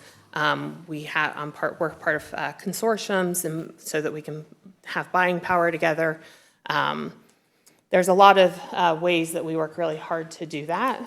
I think, when we looked at the Fair School Funding Plan coming into play, that was when we were having that conversation and seeing that was going to become law. That was when we started realizing that we could improve our middle school programming for our students. And we've worked really hard to do that. And I fear if that goes away that that's going to affect our programs. I mean, there's no doubt about it. We have magnet schools to give parents a choice. We're working to try to get to all-day kindergarten. Right now, we're at about 60%. So, that's tuition-based. We have a sliding scale depending on need. But there's so many things that we want to do, but we can't pull the trigger with that because we just don't know where we stand with our finances. Thank you.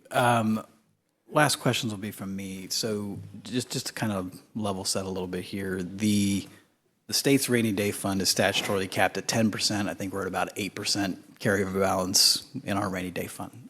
We have a AAA rating. Obviously, the schools, things been pretty widely reported, 25% gets you the AAA rating. There's no extra bump for being above 25%, right? I mean, AAA is the highest we can go, right? Chair, thank you for the question.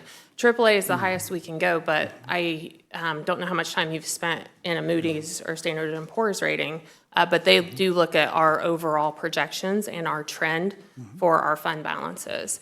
And like I said, the reliability of those local property taxes. So if the state passes laws that severely limits local property taxes, I think that would overall hurt that conversation. So my math, and you can correct me if I'm wrong, is you said you had $161 million carryover balance in the Westerville School District. Our math says that's a 68% carryover compared to 2024 expenditures. I mean, you've got a pretty wide cushion between 25% and 68%, right? I mean, in terms of your bond rating. Yeah, thank you for the question. So our last bond issue was $103 million. We were on the ballot for another bond issue that failed, our facilities needs. We have hundreds of millions of dollars in facilities needs that we'd like to address. But if we can't depend on operating revenues to keep up with inflation, we are going to have to use that balance to help cover operating expenses. So I don't know the details of your specific levy, but every time I've ever seen a levy fail in one of my communities, or almost any time you see a levy fail, one of the first things you hear in the anti-levy campaign is, well, look how much money the school district already has. They have a 68% carryover. Why do they need more? Was that an issue in your levy campaign? And what is your answer when people say they have an almost 70% rainy day fund? Why are they asking for more on top of it? That's a great question. So if you look at Bexley, they passed a 15 mil operating levy, and they were sitting on a more substantial fund balance than our school district is. That wasn't really a conversation in our school system. What I heard was someone thought that we were going to put indoor swimming pools in all of our schools with the bond issue, and they couldn't support that. That was never a conversation. That just kind of came out of nowhere. There was also a lot of misunderstanding just about what the levy was going to pay for, because people don't understand when you ask them for a new operating levy that you're just trying to keep pace with inflation and that you're not adding any new or shiny thing. And it's really difficult to communicate that property taxes don't really do us keep up with inflation because of House Bill 920 and how all that works, especially when we go through a reappraisal process with, on average, 38% increases in home values. But like my home value increased by 80%, my taxes went up by $4,000. But my neighbor's values went up by 20%. His taxes went down by like $2,000, right? But is it your belief that the opposition to your levy was more about what it was going to be used for, and not just a general belief that taxes are too high and we don't want to pay more property tax? Well, I can tell you the people who didn't support the levy are the same people that have been around for a couple of decades now, complaining about their local property taxes. They're 51% of your voters, right? I mean, it wouldn't have failed, right? I hear you, but the people who showed up to vote, the people who do support the levy were genuinely surprised that it failed, and felt like that they just couldn't really focus to help support because of all of the other things going on in November. And we also had, so we have Genoa Township, Linden Township, City of Columbus, City of Westerville, Minerva Park, Plain Township, and Sharon Township all cover a portion of our school district. Genoa Township was on the ballot for a fire levy. Linden Township was on the ballot for a police levy. Children's Services in Franklin County was also on the ballot. CODA was on the ballot for a 0.5% income tax or sales tax. And the local library was on the ballot for an operating issue, which we are the taxing authority for, so we had to pass the resolution for it. And people don't understand that that money wasn't coming to us. and that the library is separate. So it was a very complicated with lots of things going on. Lots of stuff on November's ballot issue. I understood your testimony also to be that, with this 68% carryover balance of $161 million that is invested and the school district is getting $8 million a year in investment income, is it your position that it is better public policy for the school district to hold money and make money on the residents' tax income rather than letting the residents keep their own money, invest it themselves, and that $8 million could be in your residents' pockets rather than the school district's pockets, right? That is a great question. When I think about what is good public policy, I think about that there is no other public service where a resident can choose not to use that public service and receive a tax credit or a free alternative to another service, or where that public service still has to provide services to that free alternative. Except for education, because that's what we're doing in the state of Ohio. So That really was not the question. When The I question talk is, about you're the making money off of your residents' excess funds. Do you think that's better than your residents being able to make money off of their own money? I think that it's good financial responsibility to invest the funds that we have and to have a plan that thoughtfully addresses not jacking up expenses that's going to cause year-over-year additional costs for our community. We worked very hard to develop a plan, but it didn't work out because of November's politics. Thank you for your testimony. Thank you. Our next witness will be, let me check.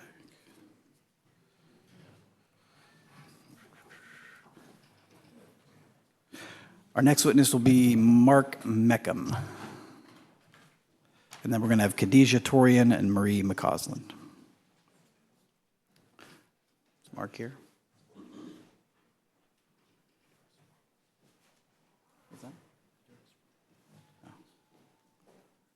Hello. Well, obviously, I'm not Mark Meckham, but I am here on behalf of the Ohio Children's Alliance. I'd like to present our testimony and fill out a witness slip before I leave here today, if that's all right, Chair.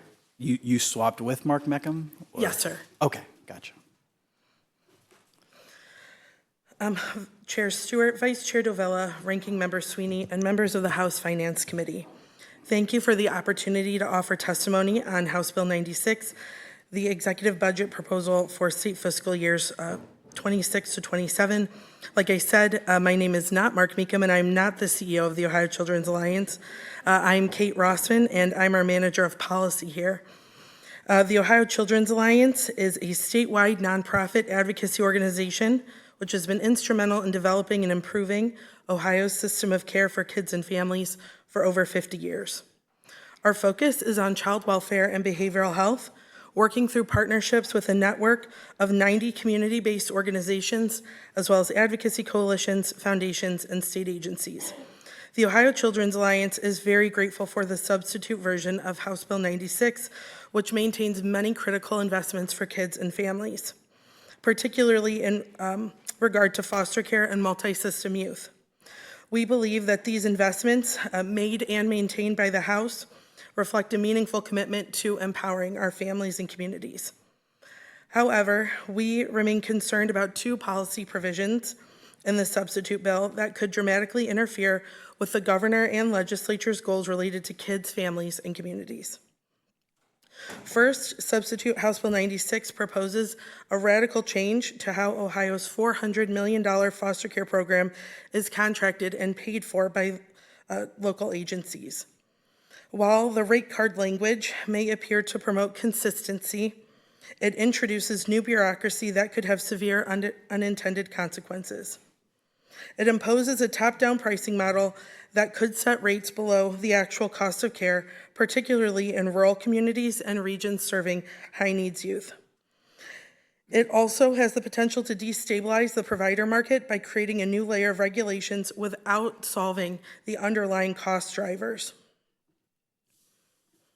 The current system already uses detailed cost reports, publishes annual max reimbursement rates, and allows for negotiations of contracts that allow for rate flexibility based on child complexity and local need.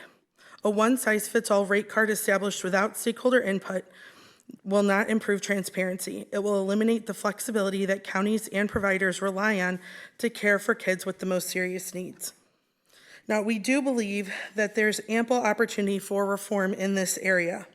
However, this proposal has not been vetted, communicated to all stakeholders, or explained to the hundreds of local agencies or thousands of Ohio foster parents who would be directly impacted by this proposal.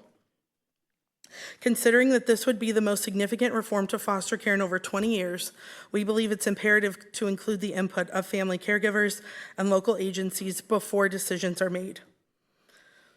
Ultimately, we are deeply concerned that this proposal will continue to erode the capacity of foster care services in Ohio, which is already crippled by a placement crisis, and could lead to higher costs for taxpayers at the end of the day. For these reasons, we strongly support Amendment HC 1935, which replaces the rate card proposal with a legislator-led work group designed to develop thoughtful, fiscally responsible solutions that protect local control, support capacity building, maximize federal reimbursement, and produce a win-win solution that adds accountability, decreases costs, and improves outcomes. If I can just take one more moment, we are also supportive of Amendment 2503, which would remove a certain provision in the substitute bill that would cap Medicaid rates for behavioral health services at the commercial level. Well, with that, I am happy to take any questions you have and appreciate being here today. Thank you for your testimony. Other questions from the committee? Seeing none, thanks for your testimony today. Thank you.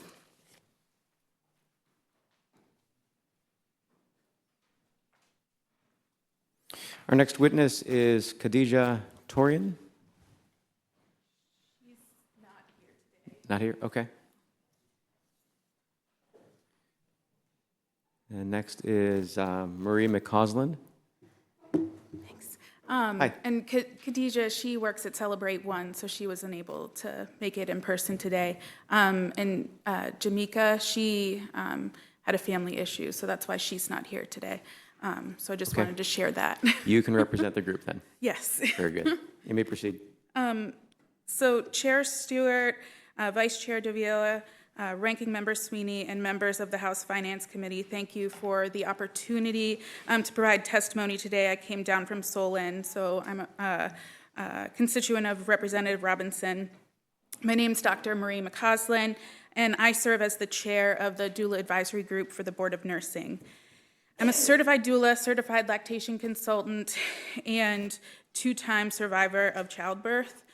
With my son 7 years ago, I nearly died with postpartum preeclampsia, and with my daughter's birth, I survived a massive hemorrhage, needing blood transfusions, a kidney infection, and pneumonia, which led to sepsis, and postpartum preeclampsia.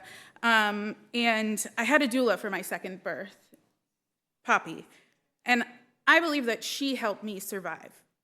By holding my hand and keeping me alive from fading out during my hemorrhage.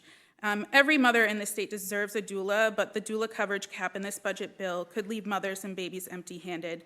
I want to acknowledge Representative Baker for the effort to change the 6 counties, but I believe that both the county restriction and the cap at $500,000 must be removed. The cap would cover only 416 births in the whole state, when there are 60,000 births each year paid for by Medicaid. It's not even enough births to allow the 60 Medicaid-eligible state of Ohio certified doulas we do have to be able to work full-time. If the average doula takes 24 clients a year, this would only cover the cost of 17 doulas to work in the state. And that's even though we have the lowest reimbursement rate for doulas in the country. It's also impractical, given that providers have up to a year to file a Medicaid claim, and births in Ohio peak in the summertime after a winter of being cooped up. Let's not deny people perinatal support based on their zip code and when they conceived. Additionally, I did notice that 472.3.89 was not updated to reflect the change from certified doula to state of Ohio certified doula. Though I would recommend and welcome a return to the original language of 472.3.90, which would return the ability of the doula advisory group to elect our own chair. So as the chair of the doula advisory group, we've worked so hard to make Medicaid coverage happen, and I can tell you that doulas want to be able to serve Medicaid clients. Doulas help decrease preterm birth rates, which saves an average of $40,000 per birth. That $1,200 you're spending to support a mother is a fraction of what you save. This cap would negate the work of the doula advisory group and all of the hard work that the Board of Nursing staff, Medicaid staff, and every MCO, which has made significant efforts to provide doula support to families. There have been significant technical issues that doulas have been facing, such that even though they were able to begin reimbursements in October, when we met in March, we were told that there were 0 claims on the Medicaid side, when MCOs in the room could see that there were dozens on their end. To end, I'm still so easily transported back to the delivery room where there were dozens of people swirling around me, trying to save me and my daughter, necessary medical professionals doing what they do best. And then there was my husband on my right and Poppy on my left, both still and squeezing my hands, keeping me focused and from closing my eyes. And when I told my husband to go check on my daughter, Tilly, who wasn't breathing, she was born with an APGAR score of 1, Poppy stayed with me and kept me informed and supported my husband, who was scared he was about to lose his wife and daughter. Everyone there was fulfilling a necessary and complementary role that kept me and my daughter safe and supported. Ohio should be expanding access to doula services, not restricting it, and I urge the committee to remove these harmful limitations to ensure that all families, regardless of where they live, have access to the care they need. Thank you. Thank you very much for your testimony, for sharing your story. Representative White. Thank you, Vice Chair Davila. Thank you, Doctor, for coming in today. Would you mind, it looks like the testimony we have does not have those savings numbers. I can send that. Yeah, would you resubmit that to the chair's office? Yes, for sure. I think it's really important. The reason that we were able to get this in last budget was because of the savings justifies the cost. Mm-hmm. Do you have access to any Ohio delivery information that would help us see, the number of, because we haven't been able to reimburse with Medicaid, but we certainly might know how many doulas are serving families where they have avoided that. Right, so we don't have any data yet because this program just started. And so what I do have is data from the National Health Lab Program that's done a cost-benefit analysis.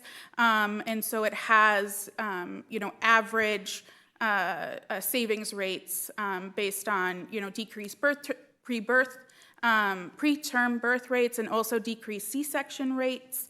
So I'm happy to share those numbers.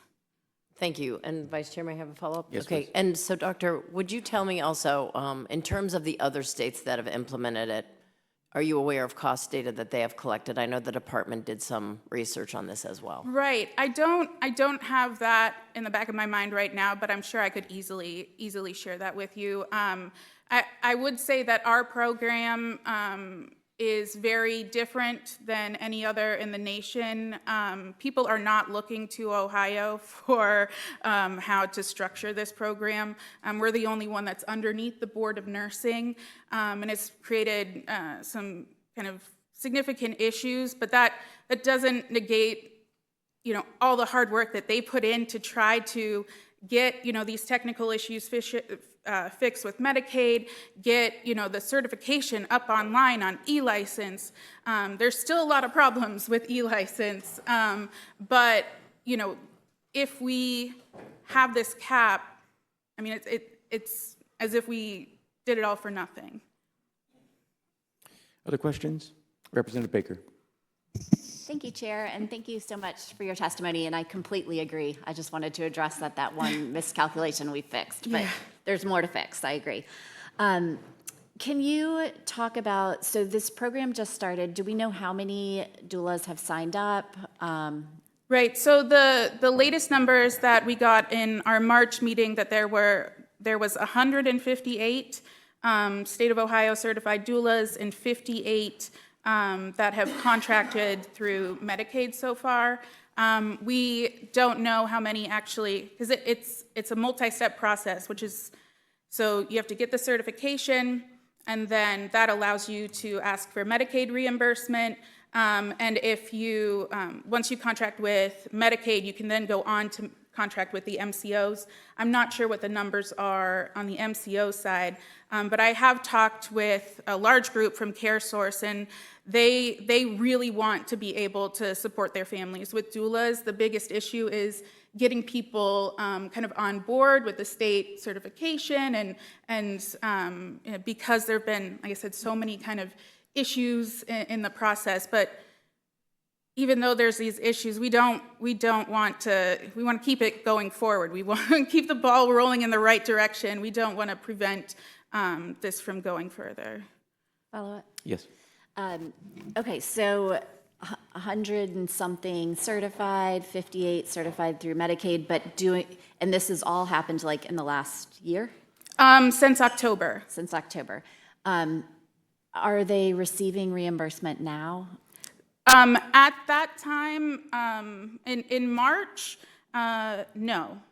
There had been dozens sent to the MCOs, but it wasn't, for some reason, it wasn't showing up on the Medicaid side. I have talked with some doulas who have finally gotten their reimbursement, but it took a lot of effort on the MCO side and the Medicaid side, because there's been some like automatic rejection, I guess, because of the NPI number. It's really, it's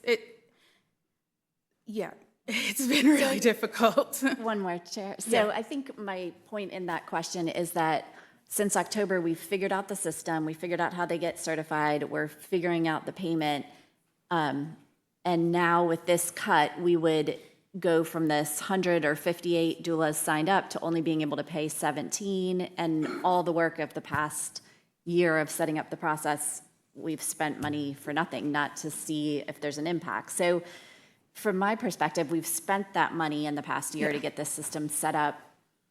You know, maybe we can consider letting the program happen for a year or two and then looking at data versus already scaling it back and then looking at data from a scaled back perspective. Right, and I just wanted to share, to put it in a little bit of context, BBC is one of the biggest programs in providing doulas in my area, and they have currently 31 of their doulas that are state of Ohio certified, so we wouldn't even be able to cover them to work. So I think it's a big issue, and I just wanted to say I also am a big lover of statistics, so it takes a special person to enjoy numbers. Yeah. Representative White, do you have a follow-up? Thank you, Vice Chair Davila and Dr. I do want to bring that point up with what Baker said. This was put in the budget 2 years ago. It has taken an inordinate amount of time to get off the ground. There's been numerous issues with the online issues, paying people, Board of Nursing, all of that. We're finally at the place where we're getting to the point where we can really put this into effect, collect data for Ohio while we know the national data works. Right. There is a 5-year sunset on the doula program already from last year's budget.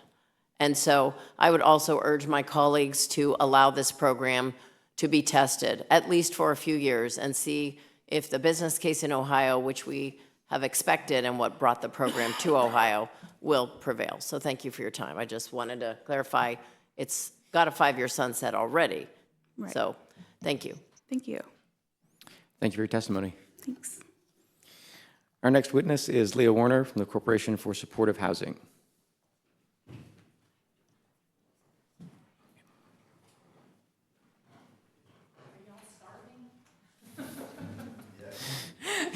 I just had a protein bar. Good afternoon, Vice Chair DeVillo and members of the Housing Finance Committee. I'm pleased to speak to you today about the biennial budget. My name is Leah Warner. I work for the Corporation for Supportive Housing, CSH. We're a national nonprofit that works to advance supportive housing as a key housing intervention for marginalized communities, including folks experiencing homelessness, individuals and families. And by supportive housing, I mean housing that's affordable, where folks do not pay more than 30% of their gross income on housing, and access to services that help people stay housed. Supportive housing is an evidence-based best practice, which means it's incentivized at all levels of government. And it really is a housing intervention that helps improve the lives of the people living in the housing and improves communities. It improves community well-being and improves public safety. So the Housing Trust Fund, the Ohio Housing Trust Fund, is a critical resource to help communities prevent homelessness and to end homelessness. It funds emergency shelters, prevention services, the development of housing, the rehabilitation of housing, including supportive housing, as well as home repair and modification for senior citizens and Ohioans with disabilities. The proposed amendment, as it stands, tries to undo the tried and true infrastructure of the Ohio Housing Trust Fund, and it will harm communities' efforts to stem the growing tide of homelessness. And that not only impacts the unhoused, it impacts all of us. And CSH's concerns are multifolded, and I will, there's about 5 of them, and I'll try to go briefly.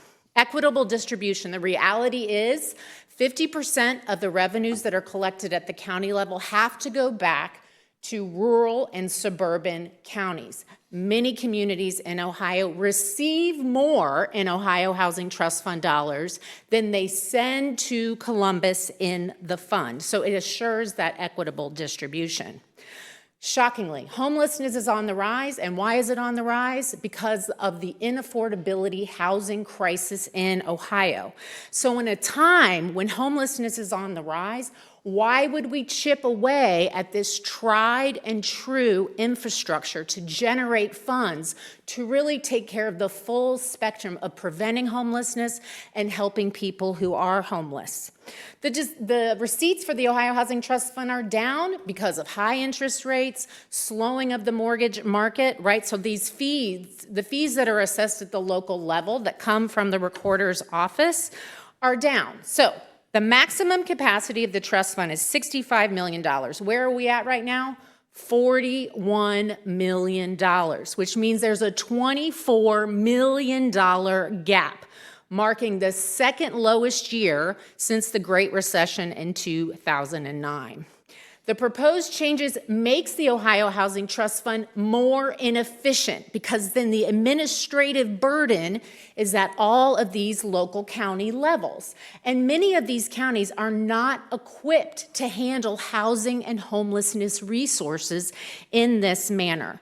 And the last point you cannot underscore enough, the way that the Ohio Housing Trust Fund is structured is it leverages other dollars. It leverages federal dollars with the Low-Income Housing Tax Credit program, home dollars from the Department of Housing and Urban Development. So for every dollar of the Ohio Housing Trust Fund, it generates $9.55 in economic activity for Ohio. This is not the time to change how this working structure works. And the truth of the matter is, rural communities get these resources, urban centers gets these resources to operate shelters, to build housing, etc. It really is equitably distributed all across the state.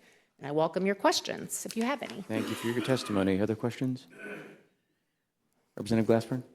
Thank you, Mr. Vice Chair. So in brief, the siphoning off of the funds to just leave all of them at the county level, if that problem is corrected, that in and of itself is not a cost change because the funds are still being collected. It's just, so that is one issue. And then separate from that is the trying to get the fund back to where it was before it started donating to the GRF. So, but the county issue fix back to state, that doesn't cost money. Right, correct. Thank you, Rep. DeVillo and Representative. Yes, it does not change that, but it gives kind of this local control, right? So you have a community like Lake, right? And they send maybe $100,000 to the trust fund. I'm just making a number up. And then they get $300,000 to support their shelter system, to support capital. It really is shooting smaller communities in the foot. They generate less revenue than they receive, right? So the criticism here is the structural change. The last paragraph that I had before my little screen started flashing red, telling me to shut up, was what CSH in partnership with Cohio and the advocates in this space is asking all of you to help us fill the gap, with general revenue dollars to go up to the 65 million, right? Because this is a time where people are really, really hurting, and we all suffer the more people that experience homelessness in our community. Thank you, Mr. Chair. Thank you. Other questions? Seeing none, thanks for your testimony today. Thank you all for your time today. I appreciate it. Our next witness is Reverend Leslie E. Jones from the Amos Project.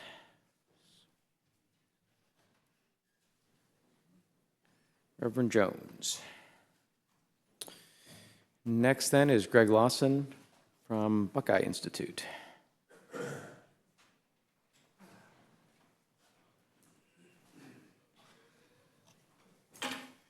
Hello, Mr. Chairman. Welcome back. And members of the committee here. I think I might have gotten the lunchtime crowd here, so to speak. But thanks for the opportunity to testify before you here today. And you've obviously got my written statement, but I think I want to pull the lens a little bit back and look at the context in which this budget is going to be decided. We have a lot of uncertainty, to put it mildly, in the world today. A lot of things are going on. There was some big news yesterday, and there's some big news going on the stock market today, and we'll have to see what all happens and how this all plays out. And I won't get into the details of that, but depending on how that plays out and how dramatic things change in terms of how we've seen things, that could have some pretty significant impacts on the long-term economic forecast, or at least the short-term economic forecast that you're going to be using as you complete this budget, which is my way of saying and reinforcing that fiscal discipline is something that is absolutely essential as we move forward. This budget is, even though the all funds budget was reduced in the House version compared to the governor's budget, is still a very large budget. There's still a lot of baseline spending that was, in essence, kind of inflated up because of COVID spending, sales tax revenue, things like that. So that's one of the reasons why we have such a large baseline in each one of these two fiscal years. If we're not very, very careful and we're not very scrupulous, especially as it relates to Medicaid and K-12 spending, we are going to continue to have a problem. And depending on the outcome of some of the things that are going on in the world today, that could have, some impacts on what we have to do even after this budget would be signed into law, ostensibly by July 1st. So the number of things that the House has done is very good. There's still opportunities, though, for reforms and additional changes. I've mentioned a number of things that are very important in Medicaid. I've referred to before Medicaid as the Pac-Man of the state budget because former Governor Voinovich called it that in the 90s and even when he went to the U.S. Senate. I think it's really important to understand that it's consuming increasingly large shares. Everybody, I think, on this committee is very well aware of that. Number of provisions have been added by the House to try to put some guardrails on the ongoing growth of Medicaid, including the eligibility audits using third-party data. There's also the waiver from CMS that does eliminate the presumptive hospital eligibility for recipients, but not for children and women. They still have the presumptive eligibility in hospitals. We would support that. It authorizes performance and fiscal audits of the Next Gen program. It also makes sure that the trigger language relative to the Group 8, depending on what the feds do with the matching rate, has a process after that happens. I know there's a lot of concern about, well, what happens if the feds cut that? And of course, there's all kinds of different gradations of what the feds may or may not do with the rates. But to try to seek a waiver to transition people from the Group 8 into the private insurance market. There's a number of other audits for Medicaid managed care organizations and overall additional improvements to the JMOC overview process for Medicaid. We think all of those are very positive provisions for trying to bring some stability to that section of the budget. I will say I testified before this committee before in the House Education Committee. We support a lot of the provisions for charter schools and some of the underused and unused buildings that are included in the governor's budget. The House has retained that. I will just say, though, and you've heard a lot of witnesses, and in fact, I'm from Westerville, so we just heard, I think, from the treasurer of the Westerville School District, and in full disclosure, I'm one of the people who voted no on that levy, and I'll vote no on the next levy in my own personal capacity. You're spending another $200 million. This isn't a cut. In fact, if it would be our recommendation, you probably not even spend that extra $200 million. If you look at funding and you look at inflationary adjusted spending that the state has done, the state has spent well above and beyond inflation. So while it's true to say that as a share relative to the local share, it's dropping down because of the property increases in value. If you look at the dollars that are being spent and you're looking at the per pupil amount of money that the state is putting in, it is vastly higher than it was during the DeRolf era. So I think a lot of the headlines that are out there are flat erroneous, misleading, manipulative, and wrong. So I think that that's important for the members of this committee to keep in mind. And by the way, what I think a lot of people really want is they want the fair funding plan with the new data, right? And they want you to keep the guarantees on top of that and not do what the fair funding plan was initially supposed to do. I think Representative Williams yesterday actually brought this up with a witness, and I think he was spot on in some of the how he articulated that point. So I think it's very important to be careful there. I know my time is done. Higher education, good stuff there, and we appreciate all the work that's being done to try to do workforce development in the budget, and we align with that. But again, caution. I urge members, a lot of people have a lot of needs. Some are very good, meritorious, but there's a lot of instability and uncertainty in the world today. You're going to have to be super, super careful as we move forward through this process. Thank you. And I'll be happy to answer your testimony. Other questions? Representative Troy. Yeah, thank you, Mr. Chairman. Thank you, Mr. Lawson, for your consistency on some of these issues.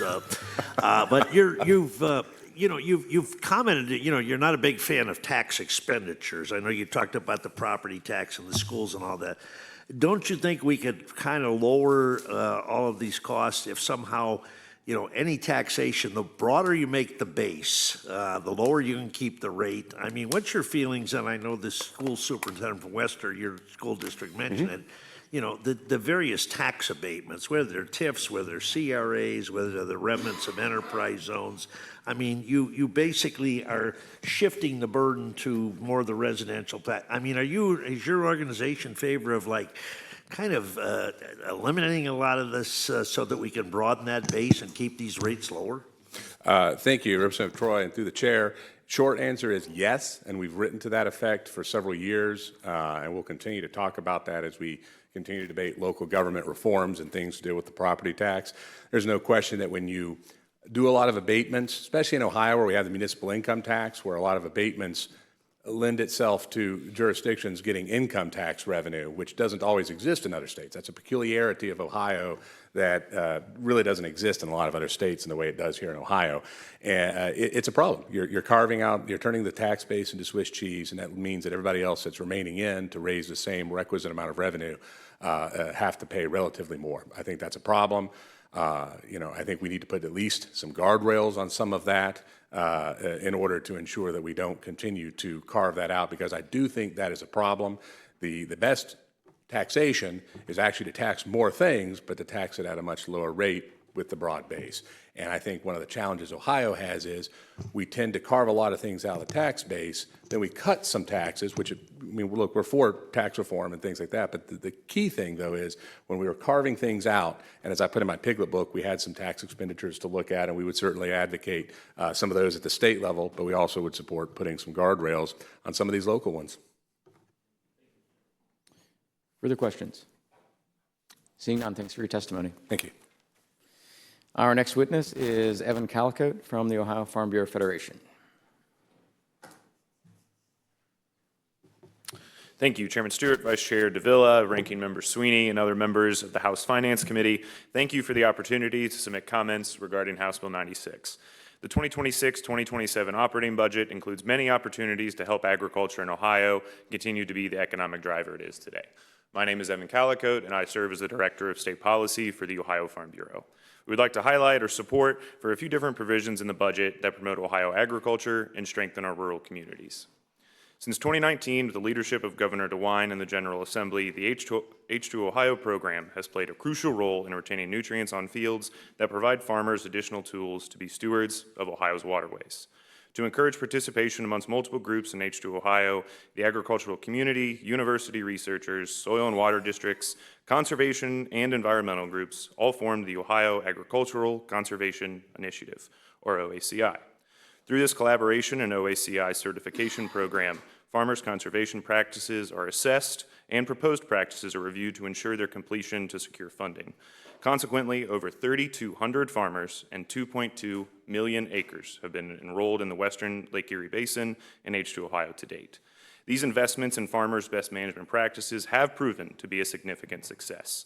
With precision agriculture and more intensive soil testing, combined with tri-state fertilizer recommendations led by Ohio State, we have seen a 30% decrease in the amount of fertilizer applied in the Western Lake Erie Basin. Over that same period, the median soil test levels of phosphorus decreased by nearly 32%.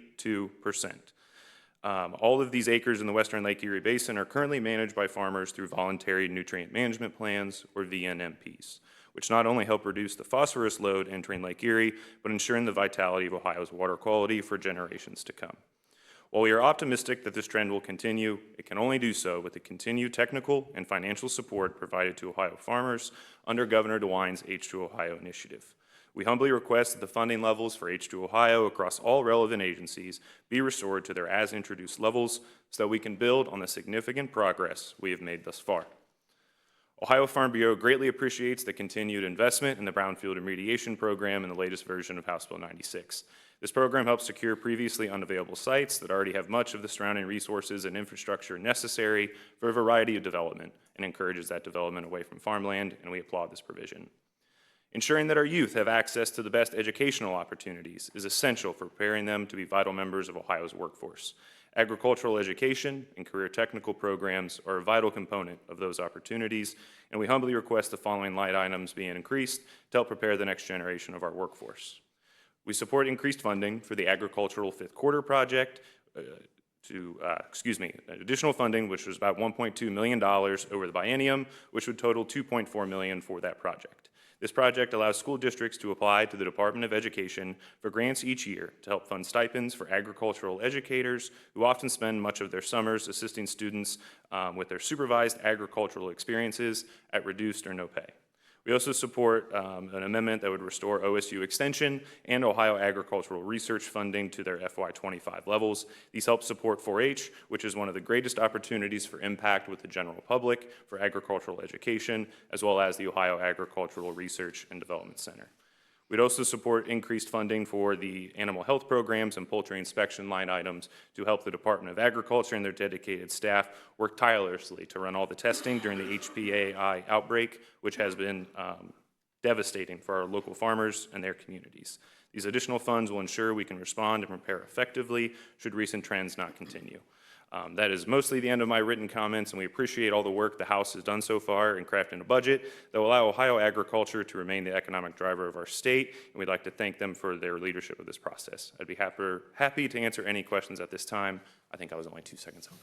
Thanks for your testimony. Questions? Representative Troy. Thank you, Mr. Chairman. Thank you, Mr. Calicote, for your comments. I totally agree with you. H2 Ohio has been just a wonderful idea for the state of Ohio. And the interesting thing is that, you know, the budget appropriation that passed out of the House 2 years ago was actually reduced when it got over to the Senate. So we had made a higher commitment. Now we've actually are making a lower commitment than what the Senate agreed to 2 years ago. So hopefully we could, address that. You mentioned that what is the level of the cut to the 4-H extension program? Because I don't think any legislator wants to go to their county fair and their annual auctions and sit there and say, oh, by the way, we reduced funding for cooperative extension. How sizable was that cut? Through the chair to the representative, it was around a 3% cut, so I cannot remember exactly what the dollar amount is off my head, but both to the extension line item, which funds 4-H, and the Ohio Ag Research line item, which funds OARDC up in Worcester, Ohio, that also received a 3% cut in that line item. Okay, thank you. Thank you, Mr. Chairman. Thank you, Mr. Callicutt. Representative Glassburn. Thank you, Mr. Chair, and I'm very supportive of 4-H as well. On the eminent domain for recreational trails, which you didn't get an opportunity to address, there are limited circumstances when land functionally is abandoned or the owner is not there. Is that a nuance in terms of recreational trails that you would have an objection to considering? Through the chair to the representative, I'd be more than happy to have that conversation with you. I do know that there are land banks and things like that, if that's what you're referring to, that might have some of this property. But our members, we have talked about this issue a lot, and they're just uncomfortable with often an unelected park district having that power. I think that is their main concern. Everyone else that has eminent domain power has to be elected, and that is kind of our concern with that provision, but be more than happy to talk with you offline. Okay, thank you. Further questions? Thanks very much. Our next witness is Derek Birch from Erase the Space. Is Mr. Birch here? How about Pete Van Runkel from the Ohio Healthcare Association?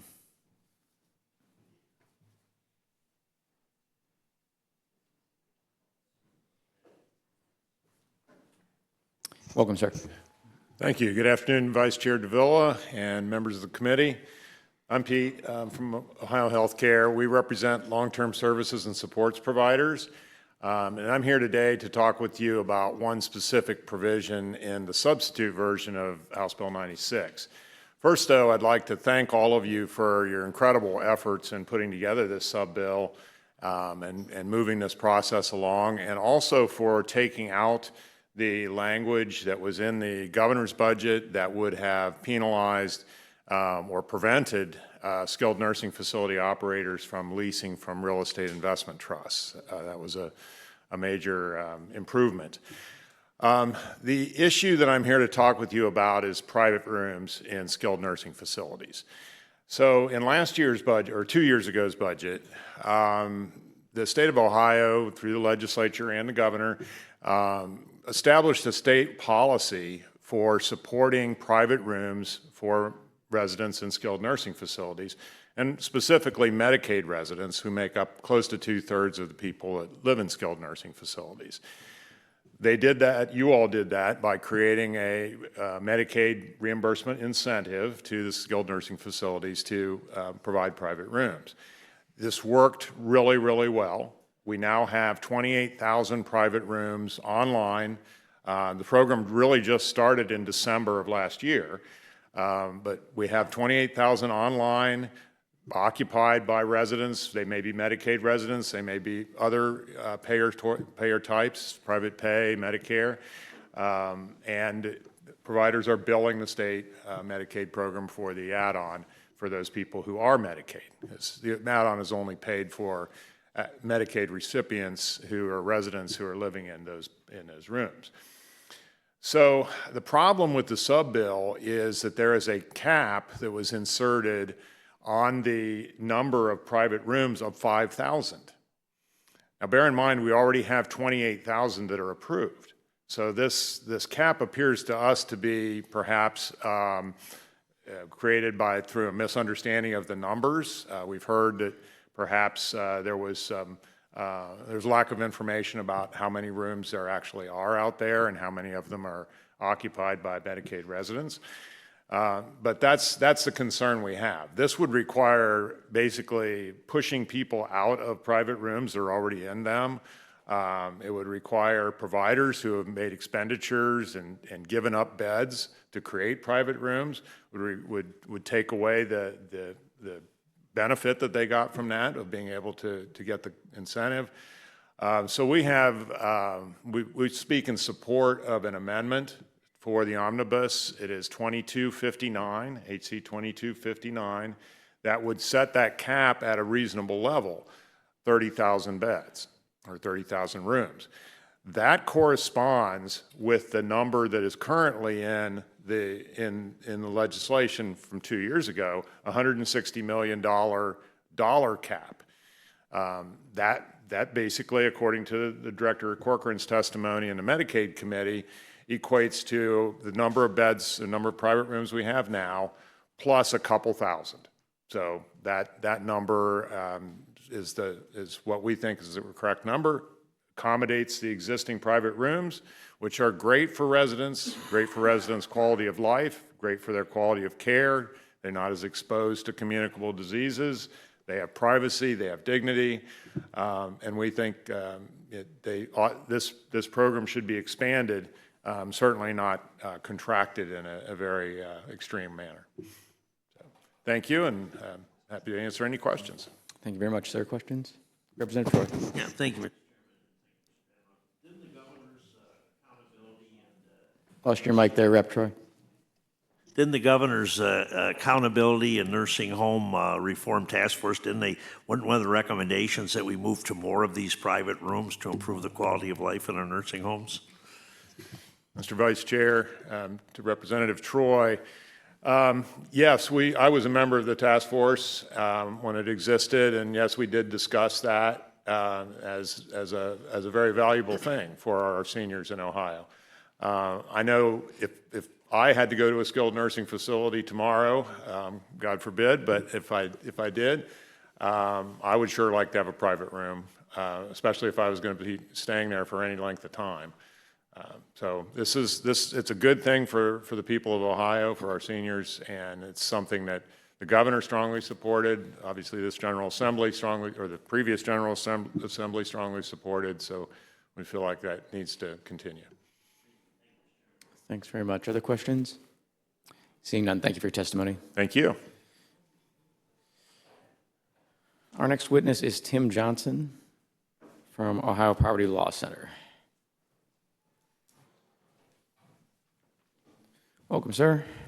Thank you, Chair Stewart, Vice Chair Davila, Ranking Member Sweeney, members of the Ohio House Finance Committee. My name is Tim Johnson, a senior policy advocate with the Ohio Poverty Law Center. Thank you for allowing me to offer testimony to substitute House Bill 96. In the interest of time, I will mainly be focusing my testimony and my comments on the lead poisoning prevention provisions of the state budget. Lead is a powerful neurotoxin that has a devastating lifelong effect on young children. There is no safe level of lead in a child's blood, and there is no cure for lead poisoning. Over 2/3 of Ohio's housing stock was built before 1980, meaning that they have potential lead hazards in them. More than 425,000 children under the age of 6 are estimated to live in some of these homes. Ohio has the second highest number of children testing positive for elevated blood lead levels in the country. Over the last several operating budgets, both the governor and the legislature have made key investments in lead poisoning prevention, including an innovative grant program via the Lead Safe Home Fund. We are shocked that after years of important investment, the substitute bill completely removes all funding for lead poisoning prevention programming for the Ohio Department of Health. As previously stated, Ohio faces significant challenges when it comes to lead poisoning, and we need support in order to serve children across the state. Large metropolitan areas such as Toledo, Columbus, and Cleveland may have resources to operate their own lead poisoning prevention services. However, there are many smaller localities that do not. Loss of lead safe home funding means that we are leaving villages, smaller cities, and counties to fend for themselves with limited resources. Many of these places will forego lead poisoning prevention altogether. Children and their families will ultimately bear the brunt of the decision to disinvest in lead poisoning prevention, and they will lose access to the programs to remove lead in their homes and resources that will help keep their kids safe. Children who have been poisoned by lead can have severe developmental and cognitive delays. They experience decreased bone and muscle growth and are more likely to have conditions such as ADHD. Children with elevated blood lead levels in their blood are less likely to be on track for kindergarten, less likely to be reading at grade level. They are more likely to interact with the juvenile justice system and the adult criminal justice system. No child asks for to be lead poisoned, and every lead poisoned child needs the support of the state of Ohio and your support as well. We implore you to restore the lead abatement line item so that we may protect Ohio children. The rest of my testimony also contains facts about the trigger language in the budget, as well as legal aid funding, which did see a cut of $1 million, specifically for funding that deals with our veteran populations and Ohioans with substance abuse. I thank you for your time, and welcome to answer any questions that you have. Thanks for your testimony. Are there questions? Representative Baker.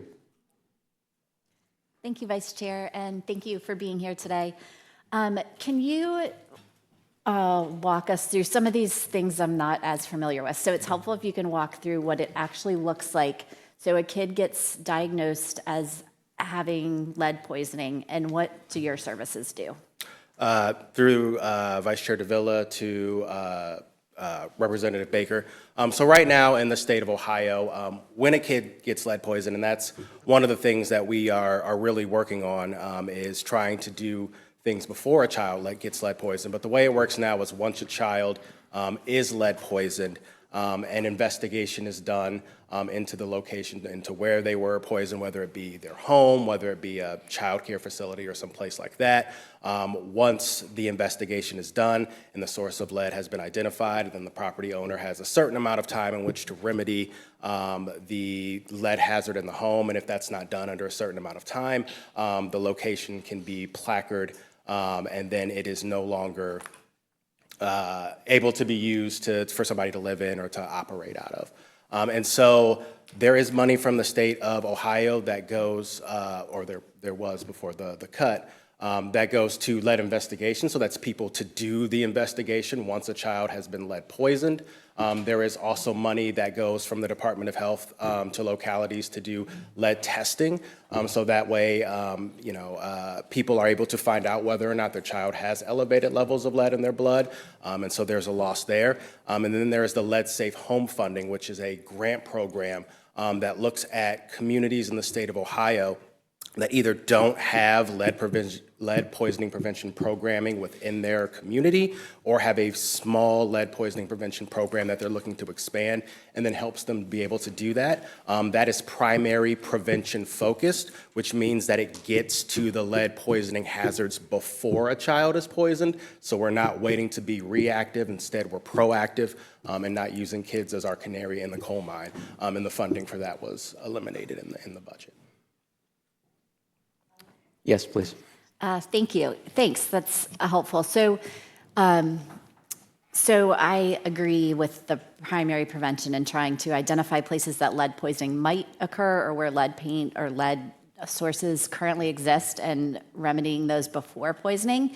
What I'm particularly concerned about with what you've just explained is that I want to make sure I understand, if we have a kid that is lead poisoned, harm has been done, this would take away the money to test to figure out where that happened. And so if there's other siblings at the home, or if it's at a daycare and there's other siblings, we're not going to be able to fund that fully. Is that correct? Correct. The state of Ohio will have no essentially funding to do that any longer. The only thing in the budget that is left for lead poisoning prevention, at least for ODH, is the ability for the director to issue lead tax credits.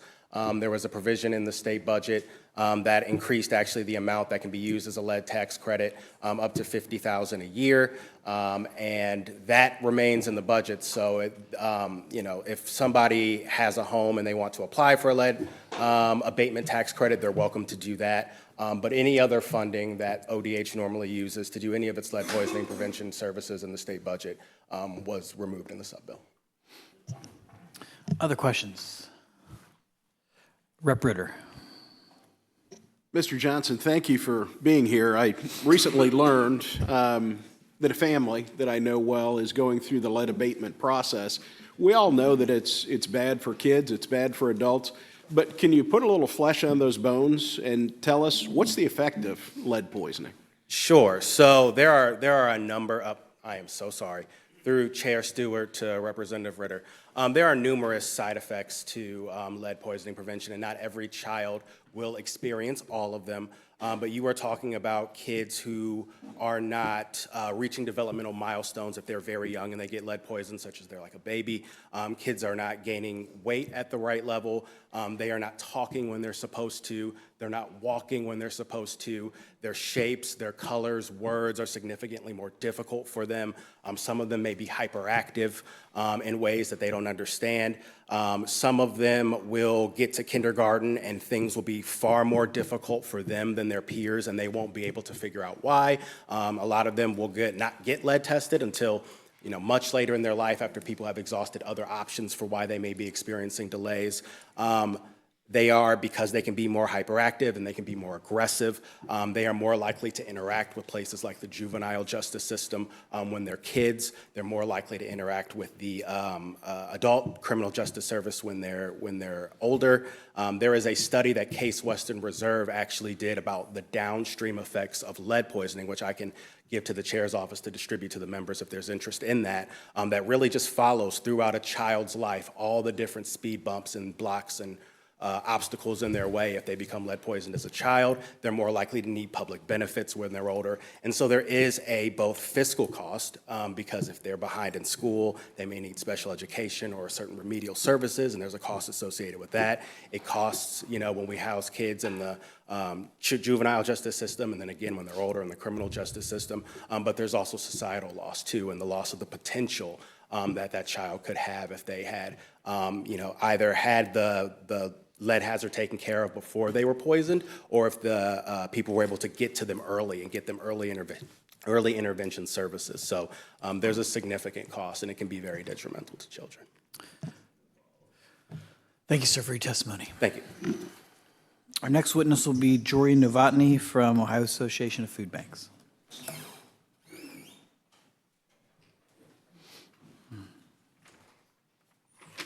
Welcome, you may begin. Thank you, Chair Stewart. Chairman Stewart and members of the House Finance Committee, thank you for your support of Ohio's food banks and for the opportunity to testify on Substitute House Bill 96. As Executive Director for the Ohio Association of Food Banks, I am here representing Ohio's 12 Feeding America food banks and their thousands of local food pantry, soup kitchen, shelter, and supplemental feeding partners across every county in Ohio. We are grateful for the investment of $24.55 million per year in the state-funded food purchase programs that help us put fruits, vegetables, protein, dairy, and staple products on the shelves of nearly 2,000 local food pantries and 1,600 soup kitchens and shelters. This is equal to the level of core operating funding we've received each year, beginning in July 2019. Since then, according to the USDA Economic Research Service, from 2020 to 2024, the All Food Consumer Price Index rose over 23%. Therefore, to maintain our purchasing power despite these major increases in inflation, we are respectfully requesting your support of an additional $4.93 million per fiscal year. We acknowledge that resources are constrained and are moderating our request of you today in recognition of these constraints. We are humbly urging support for an inflationary adjustment to this core funding level of an additional $4.93 million, as outlined in an amendment we have had redrafted, amendment number 2243. This amount is less than the rate of inflationary increases to food prices impacting our purchasing power, but we, like Ohio consumers and the state of Ohio, will continue to find creative ways to maximize the impact of our funds. These funds will meaningfully help us keep up with the increased food costs, serving a vital role in preventing hunger for vulnerable Ohioans and supporting Ohio agriculture. Your support for this modest adjustment will go directly to purchasing healthy, wholesome foods and distributing them to people struggling to make ends meet across all 88 counties in Ohio. Additionally, we stand ready to partner with the legislature to ensure eligible families and seniors have access to critical nutrition safety nets, including support for House Bill 163. This legislation recognizes that vulnerable families and seniors are being preyed upon by organized criminals, losing benefits for which they were eligible, and then can no longer receive replacement benefits to buy groceries that they need. Currently, food banks are receiving referrals from ODJFS and county offices from these victims of SNAP benefit theft. We're doing the best we can to help. And the federal government, unfortunately, is no longer providing replacement benefits to victims of SNAP benefit theft. In closing, the Ohio Association of Food Banks and our members are prepared to continue to leverage 85,000 unduplicated volunteers that will contribute 360,000 volunteer hours, valued at about $10.5 million each year of the biennium, and source an estimated 140 million pounds of donated and privately purchased foods, valued at about $220 million each year of the biennium. We provide a significant third-party maintenance of effort contribution under TANF to the state's overall investments in health and human services through leveraging these charitable contributions. I thank you again for your support and urge the committee and House leadership to support $4.93 million per year in additional funding for the Ohio Association of Food Banks core food purchase programs in its omnibus. Thank you, Chair Stewart and distinguished members of the House Finance Committee. I'm happy to answer any questions you might have at this time. Questions from the committee. Representative Ritter. Thanks for coming in today. I commented on this in the hall to you, but I think it would benefit the whole committee. One of my great frustrations is watching SNAP benefits be used for things that are going to cause bad health down the road. And we're going to end up paying more in hospital costs to take care of folks that, at least in my view, are sometimes making poor choices. I had an opportunity to tour a food bank recently, and I was shocked at what I saw, the healthiness of the food. Could you talk a little bit about your thoughts on what you're giving out to folks and the nutritional value of that? Through the chair, to Representative Ritter, thank you for visiting us in Marietta and taking a look at the local food pantry and being with us in conversation. I think that's probably what our main concern is about losing purchasing power, is because healthy foods do cost more for us as well as for families. And what we do with these funds is procure the foods that we can't get through our other streams. So we are reliant on donations, and we're rescuing food wherever we can. We're sending trucks out to our local retailers and manufacturers to bring that donated product in, but we're a little bit at the whim of the donated channels on what the quality of that product is. With these funds, we can source lean proteins, dairy items, fresh fruits and vegetables, and make sure that those are supplied across the state to families facing hunger. So I appreciate you taking note of that and for being with us. Follow up. Representative White. Thank you, Rep. Stewart, Chair, and Jory for coming in.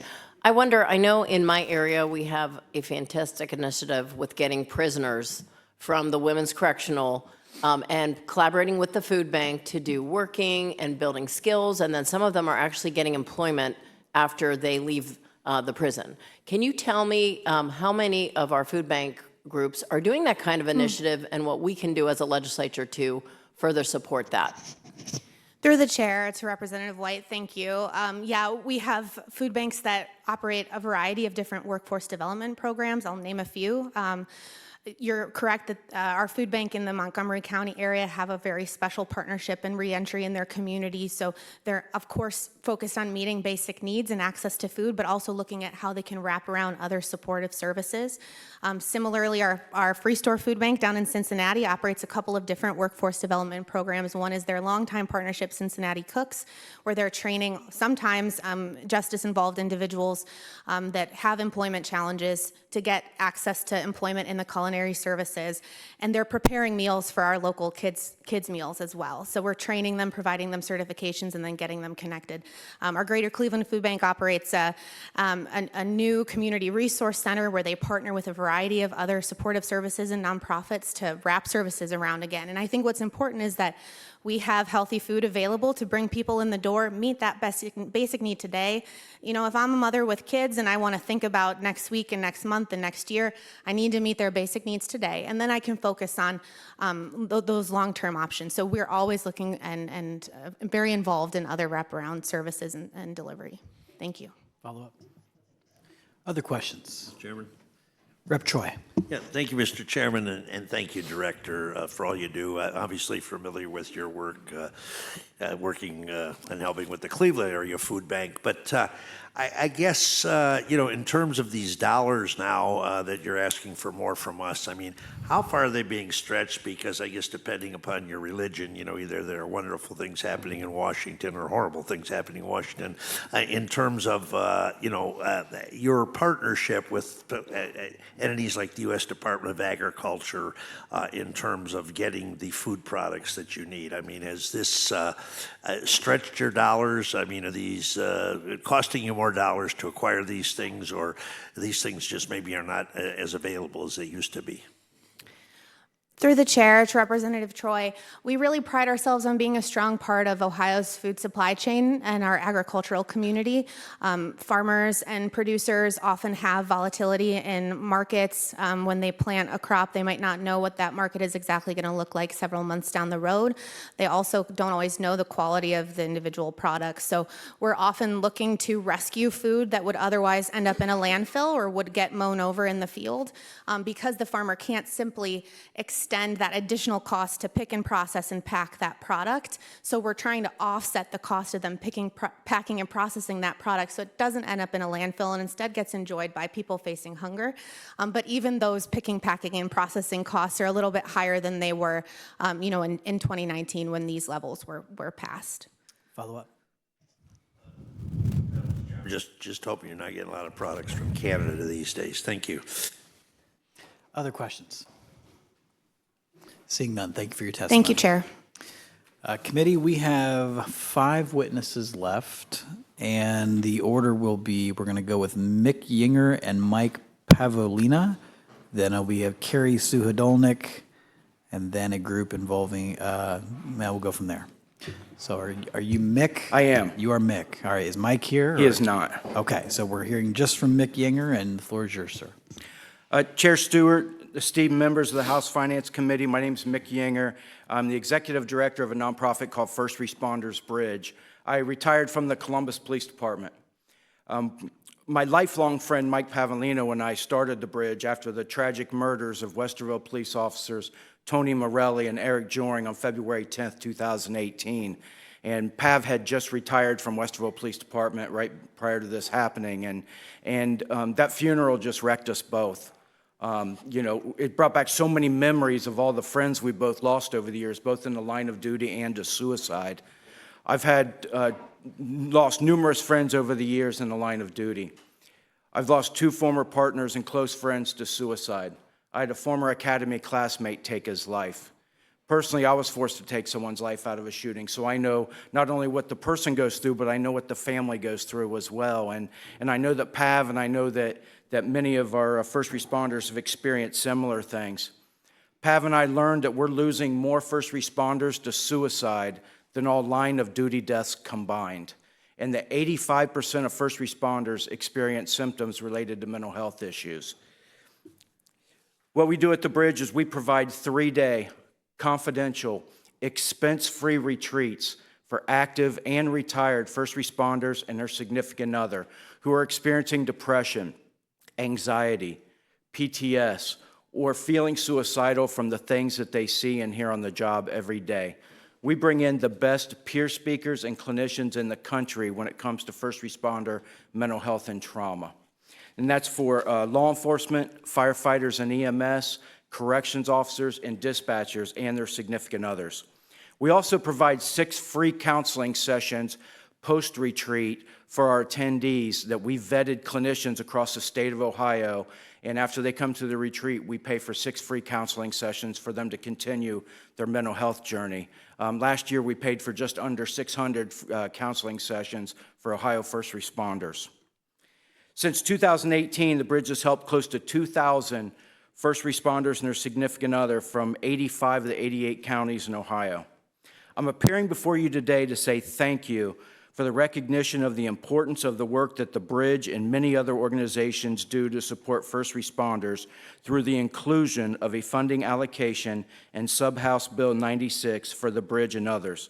Although we are very appreciative of this support the committee has included, I am respectfully asking for consideration for the funding level to be increased to $250,000 each year in the biennium, and funding support to help organizations like First Responders Bridge and Save a Warrior in our shared missions to provide mental health services for our first responders who are dealing with the things that I just discussed. With additional funding, the bridge will be able to expand the number of retreats we offer each year and support the first responders who are currently serving in our communities or have served in our communities. Committee members, we need healthy first responders in our communities. The healthier our first responders are, the better interactions that they're going to have with the public and the better decision-making that they're going to have. Most small departments and even mid-sized departments, for that matter, they don't provide mental health insurance for their employees. They can't afford it. And so they refer their employees to First Responders Bridge and Save a Warrior for us to provide those services for them. And I can quickly put a face on this as I'm watching this red thing blink. An Ohio police chief, Central Ohio police chief, told us recently that they don't have mental health insurance for their employees. He's had half his department come through our retreats, 12 officers and their significant others. And of those 12, they're having less mark-offs, less complaints, and less uses of force than they did prior to attending the retreat. And I know Save a Warrior is going to speak behind me here, but I want you to know that I have some close friends that admittedly would not be here today without Save a Warrior. They credit them with saving their lives. Both organizations are saving the lives of Ohio first responders. I thank you so much for taking time to listen, and I can answer any questions you might have. Thank you, sir, for your testimony. Questions from the committee? Seeing none, sir. Thank you. Thank you. Our next witness will be Carrie Suhadolnik.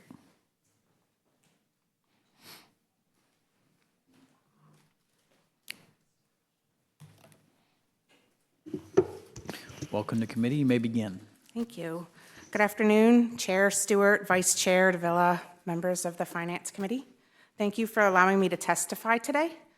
My name is Carrie Suhadolnik, and I'm a Board of Education member at the Stone Monroe Falls City Schools, as well as a parent of an 8th grader at Kimpton Middle and 3 Stone Monroe Falls High School graduates, all of whom are now currently in college. I stand before you today to advocate for fully funding our public schools. The governor's proposed budget slashed my district's funding by over 6.5% per year. It covers just 32% of costs, which is the lowest in Ohio history. When the state underfunds education, local property owners are left to make up the difference through higher property taxes. Our buildings in our district are old and crumbling, and we desperately need new schools. However, after our bond issue failed once, as did most in Ohio last year, it stands little chance of ever passing if this funding reduction goes through. Homeowners, especially our seniors, are terrified of being taxed out of their homes, and many of them are reaching out to me pleading for action. So today I'm asking you to listen as I speak for them. You've chosen to allocate $1 billion to private school vouchers, $600 million to a Brown Stadium in Brook Park in Cuyahoga County, and allowed loopholes like no sales tax for private jet owners. Vouchers for private school alone causes significant harm to public school. In my district, we receive $2,700 per pupil from the state. However, if a student receives a voucher, they get $8,400. Would we even need levies in our communities if we received that much per pupil? Why are we asking our taxpayers to support funding private school students at 3 times the cost of public school students? This is not fiscal responsibility. My children were fortunate to receive an exceptional education. My oldest is graduating summa cum laude in aerospace engineering from Kent State next month. Current and future students in Stone Monroe Falls schools and across Ohio deserve the same opportunities to succeed and thrive. If our community is unable to support additional levies due to the growing burden of property taxes, many districts like mine will face challenging decisions in the future. We should be supporting our educators. Just 5 years ago, they were hailed as frontline and hometown heroes for getting our students through the pandemic. Now, our educators are being asked to take on more and more responsibilities beyond traditional teaching, like preparing for school shootings, handling emergency response situations, and addressing the growing mental health problem. Underfunding schools leads to larger class sizes, fewer resources, and an increased workload for our educators. And that doesn't even address the potential for lost jobs or program cuts. I ask that you consider my testimony and commit to fully funding the Fair School Funding Plan with updated base cost inputs.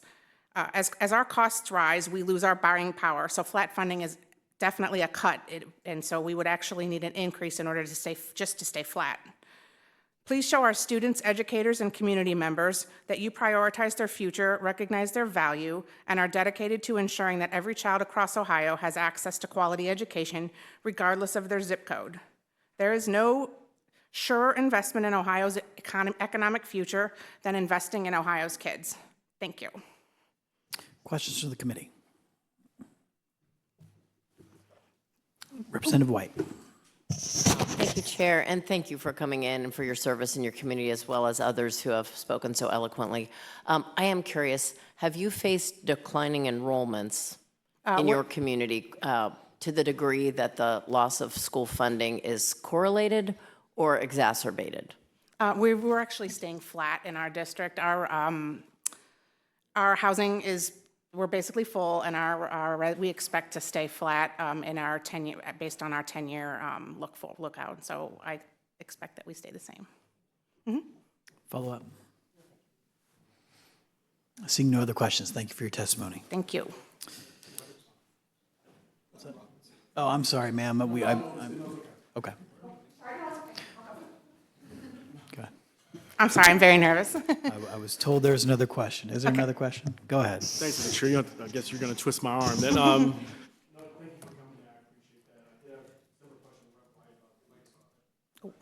thank you for coming in. Appreciate that. Thank you for your service. I had a similar question to Rep. White about enrollment. My question is around, when's the last time your district has a school levy? And then what will happen if we aren't able to fix the school funding situation in your district? Okay, so the last time that we put a levy on was actually in 2021, but we will absolutely need to put a levy on the ballot this fall if this funding goes through. We are, as I sort of mentioned, our seniors are coming to me on a daily basis, terrified about losing their homes. So that's the kind of my focus. Even though there's been a lot of issues, I think, in the public where two sides don't agree, this has become such a bipartisan issue in my district where people are asking, they're just asking for help. They don't want to be taxed anymore, and we will have no choice but to ask them for another in this fall. We also have a levy expiring in 2026. So we are in a really rough situation if we accept any less. And again, like I said before too, flat funding is a cut for us, and just as for anybody else, our buying power is dramatically reduced, as is everyone's facing the inflation that we have over the past few years. So, thank you. Rep. Choi. Thank you, Mr. Chairman, and thank you for your testimony, Sue Dillon. So I assume that because you're saying you're not growing in your fund, that your school district is not on the 20 mil floor, right? Right. Because in some cases, as property values went up, all of a sudden it was a windfall. But then do you have any success in explaining to folks that yes, your property values went way up, but your school taxes did not go up because 920's pretty much capped those things? And I guess the question would be if at some point, if the General Assembly would see whatever way we could do this, if somehow we could lift the cap on 920 and allow, moderate inflationary growth on your existing property tax revenue, would that kind of offset the requirement for you folks to maybe have to consider going back to the ballot too often? Through the chair, is that the right way to do it? Rep. Troy, thank you for the question. First of all, yes, I totally lost my train of thought. The first part of your question was if... Even though their property values went up because of 920, I don't know if their school taxes went up. Yes, yeah, I'm sorry. The first part of the question was, have we had a hard time communicating with them? And the answer to that is we have an extremely hard time communicating with our residents. We lost our local paper about 2 years ago, and that leaves our seniors in particular with a lack of communication. We really try hard to communicate through our parents, and that works very well, but it leaves our seniors, lacking information. So when we try to communicate, they are left out. And so there's a lot of people that just simply don't understand the way the property taxes work. And I think that, yes, to answer your question about, if there was a way to remove a ceiling or floor, I'm not sure I'm saying that right. But yes, I do think that could help the situation. Representative Sims. Thank you to my kind chairman. Thank you so much. Carrie, I just want to say thank you for all the work that you do in Summit County, and thank you for coming here. today and fighting for our fair school funding plan. I know how much it means to us, and I know how much it means to you, so thank you. Through the chair, I appreciate that comment. Thank you. I thank you for your testimony.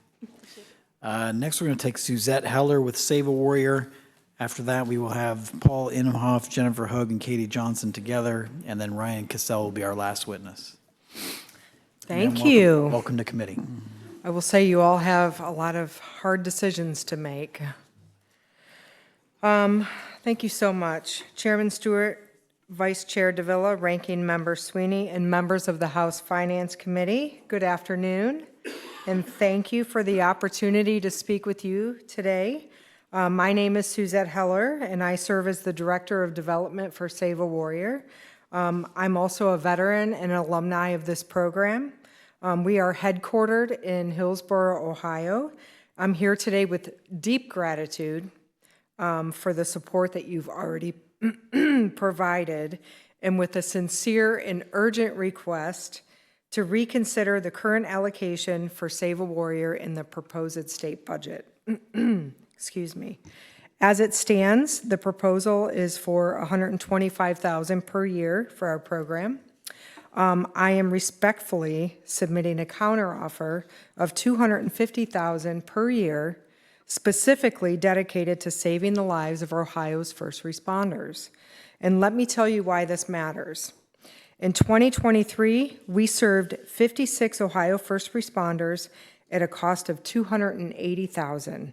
In addition, 24 veterans who were also first responders came through our program. 80 total first responders served in that year alone. In 2024, we served 52 first responders, along with 40 who were also veterans, totaling 92 first responders at a cost of $260,000. The 280 and the 260,000 were just for the first responders, not for the dual veteran first responders.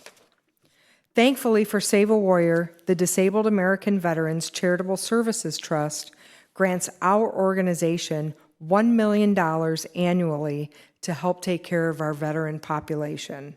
Their name is proudly displayed on the National Center of Excellence for Complex Post-Traumatic Stress at Staff Sergeant Dick Wood Warrior Village. That should tell you that we are doing something right. For the past 2 years, the Ohio Association of Professional Firefighters has provided $62,000 annually from their members' dues to support this work. We also received $150,000 per year through the last biannual grant from the Ohio Department of Mental Health, and we are so grateful for that. That really helped us carry those first responders that I just spoke of. That support has been invaluable, but the funding gap remains real and it is growing. We're not a nice-to-have line item in the budget. We are a life-saving intervention. What differentiates our program is this. To date, we have not lost a single Ohio first responder to suicide who has come through Save a Warrior. Let me say that again. We have not lost one, not one. Law enforcement and firefighters are more likely to die by suicide than in the line of duty, and the traditional medical model is failing them. There's no bills, there's no pills, there's no diagnosis at Save a Warrior, okay? The men and women who come to us, the majority, are actively suicidal, and they cannot speak up. They fear losing their badge, their gun, and their livelihood, and the shame of having to explain that to their family, in addition to their life. Our first responders often work grueling 8 to 24-hour shifts. When a critical incident occurs, especially early in a shift, they are expected to push through the remaining hours with composure and professionalism, all while suppressing the emotional impact of what just happened. There's no time to pause, no space to process, and in some cases, the first responder may even be isolated from their team due to the nature of the incident. which only deepens the anxiety and disconnection that they feel. Ma'am, thank you. At Save a Warrior, Thank you for your testimony. I'm so sorry. You're good. Questions from the committee? Thank you. Rep. Willis. Thank you, Suzette, for being here today. I just wanted to share support and to say I've seen what you do, and it's real, and I want to extend my support that we continue to do these things. And it's because of actually visiting the facility here in Ohio, and not only seeing what you do, but understanding that there are some barriers that we have not been able to cross with our first responders, veterans, that you quite frankly do, I think, better than anyone, because it is so real. It is so connecting with people that understand each other on a level that most will never understand. And the last part that I would share in that is the spaces that you have used. And I don't know how to explain this to people, but when I walked into one of your group spaces, and I can't remember if you were with us, Suzette, but I told the counselors that were with me that when I walked in that room, I could feel the things that had been laid down there. And again, I can't explain that, but I know it's real. And so I thank you for what you're doing. I hope we can get some more support in that lane. Through the chair, thank you so much. I appreciate that. Yeah, and there's an invitation here for everybody to come visit Warrior Village. Other questions? And for you, Chairman. Seeing none, thank you for your testimony. Thank you so much for your time. I appreciate you. Next, we have Paul Imhoff, Jennifer Hogue, and Katie Johnson.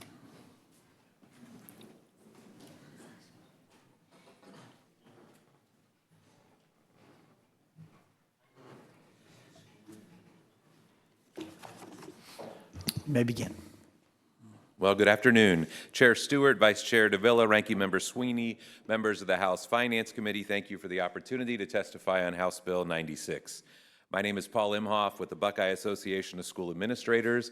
Joining me today in answering your questions are Jennifer Hogue with the Ohio School Boards Association and Katie Johnson with the Ohio Association of School Business Officials.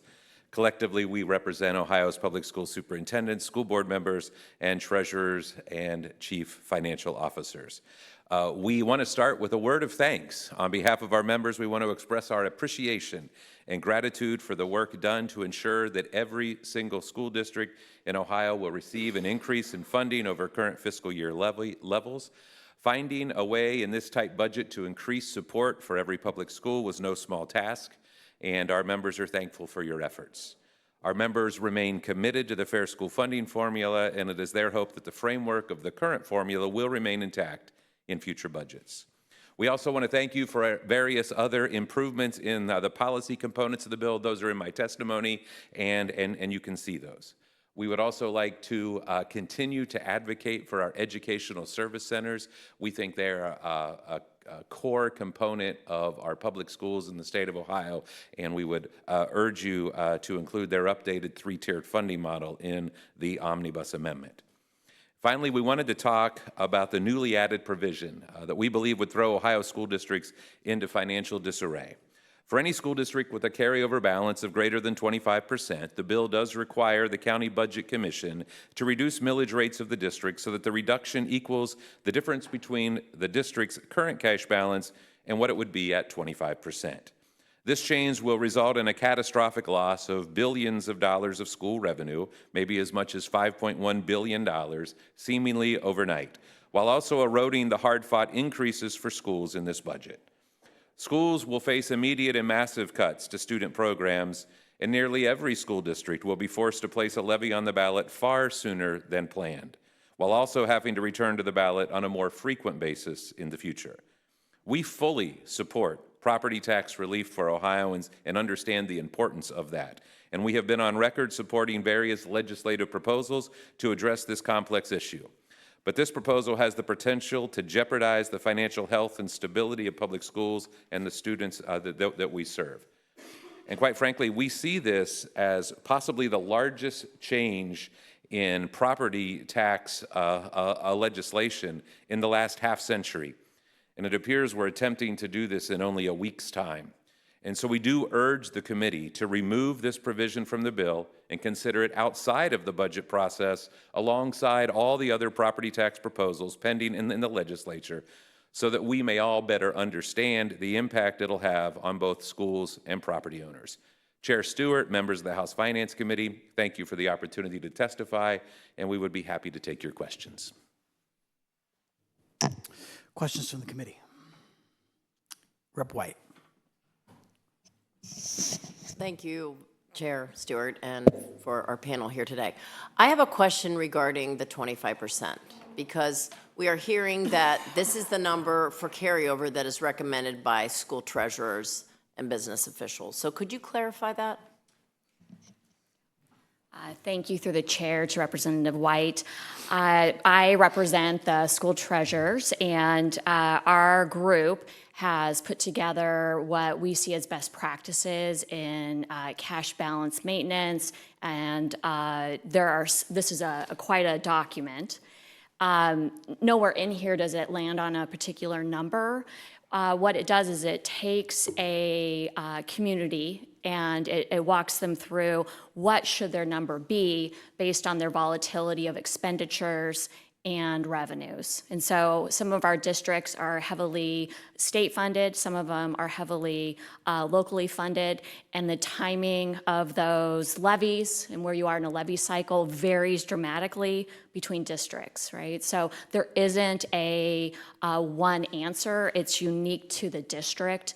And when we're saying this minimum of a cash balance, that is a number that when a district gets there, it triggers action. So it's not a maximum, like do not carry more. It's when you hit a certain level, you need to take action. What would that action be?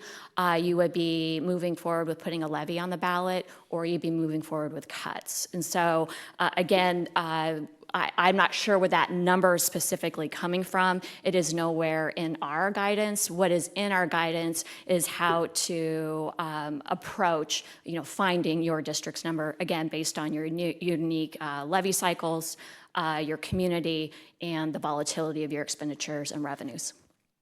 I could just also add, through the chair to Representative White, we also at OSBA encourage our board members and districts to have cash balance policies so that they take a look at that and they sort of set a minimum and maximum for those things. And again, those cash balance policies will vary district to district, again, as you just heard Katie say, based upon their unique needs, but also the needs of their students and their communities. Follow up. Thank you, Chair. What I'm wondering about is, so you just mentioned you recommend maximums as well. So in your experience, you said you encourage them to set a policy and then look at minimums and maximum ideal best practice. Can you tell me if you know of any districts that have set maximums and what those might be? Through the chair to the representative, yes. And so Jennifer was referring to different policies in this guidance. I'm happy to share it through the chair to the rest of the committee. There are several examples. One of them does have a minimum and maximum. I think that, again, depending on the district circumstances, you're going to see a wide range. And what the number, I don't know if we have an exact number to give you. I can just tell you that districts do have minimum and maximums. And the way the policy works is if you hit the minimum, it's corrective action, right? So you're putting a levy on, you're making cuts. If you hit the ceiling, that means that you are stable enough that you could move forward with your strategic plan. So it's hitting a stable period where you could, in whatever that strategic plan would be. And that's how the policy reads. And so you work with the superintendent, you work with the treasurer, and again, everybody's number is going to be different based on their community's needs, their priorities, and again, the makeup of their student population. And so it's very unique. So there's not one answer. And that is why this guidance isn't just one page, right? So it takes you through all of the nuances that would be unique to a district. It is best practice to have a policy, and I would say most districts definitely have a minimum that triggers action, and I think a majority also have that maximum. Majority Leader John. Thank you, Chair Stewart. Thank you all for being here. So you talked about when you get to a level of stability and then you get to start working through your strategic plan, correct? Okay. So I'm going to give you a request I received from a constituent. Came to me 5 months ago at an event. Could you please lower my school's tax levy amount because they're now turfing every sports field in the district? And I don't think my property tax dollars should be used for that. I mean, if a school, is that in a school's strategic plan?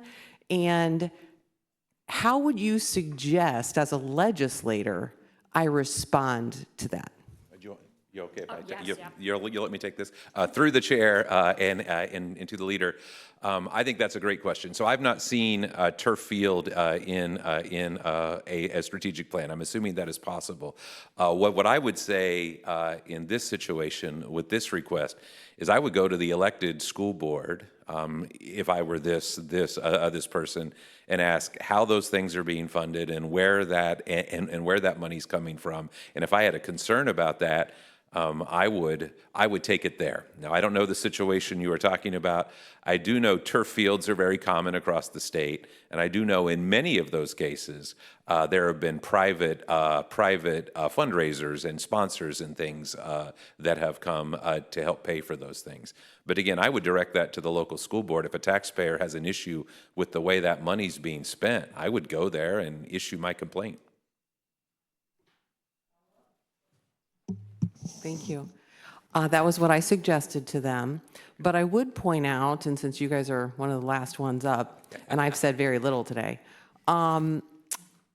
that's not typically what a taxpayer wants. They want us as legislators to help fix it. As difficult as it is we've had school board members testify today, they don't want to have to go out and explain to taxpayers why they're running a levy. Taxpayers also don't want to go in. It's a small community. It's about relationships. Everybody knows who their superintendent is. Everybody knows who the teachers are. They go to church together. They're friends. They see each other out at restaurants. I don't want to have a conflict with them. I would much rather have my state legislator have a conflict with them. So I hope that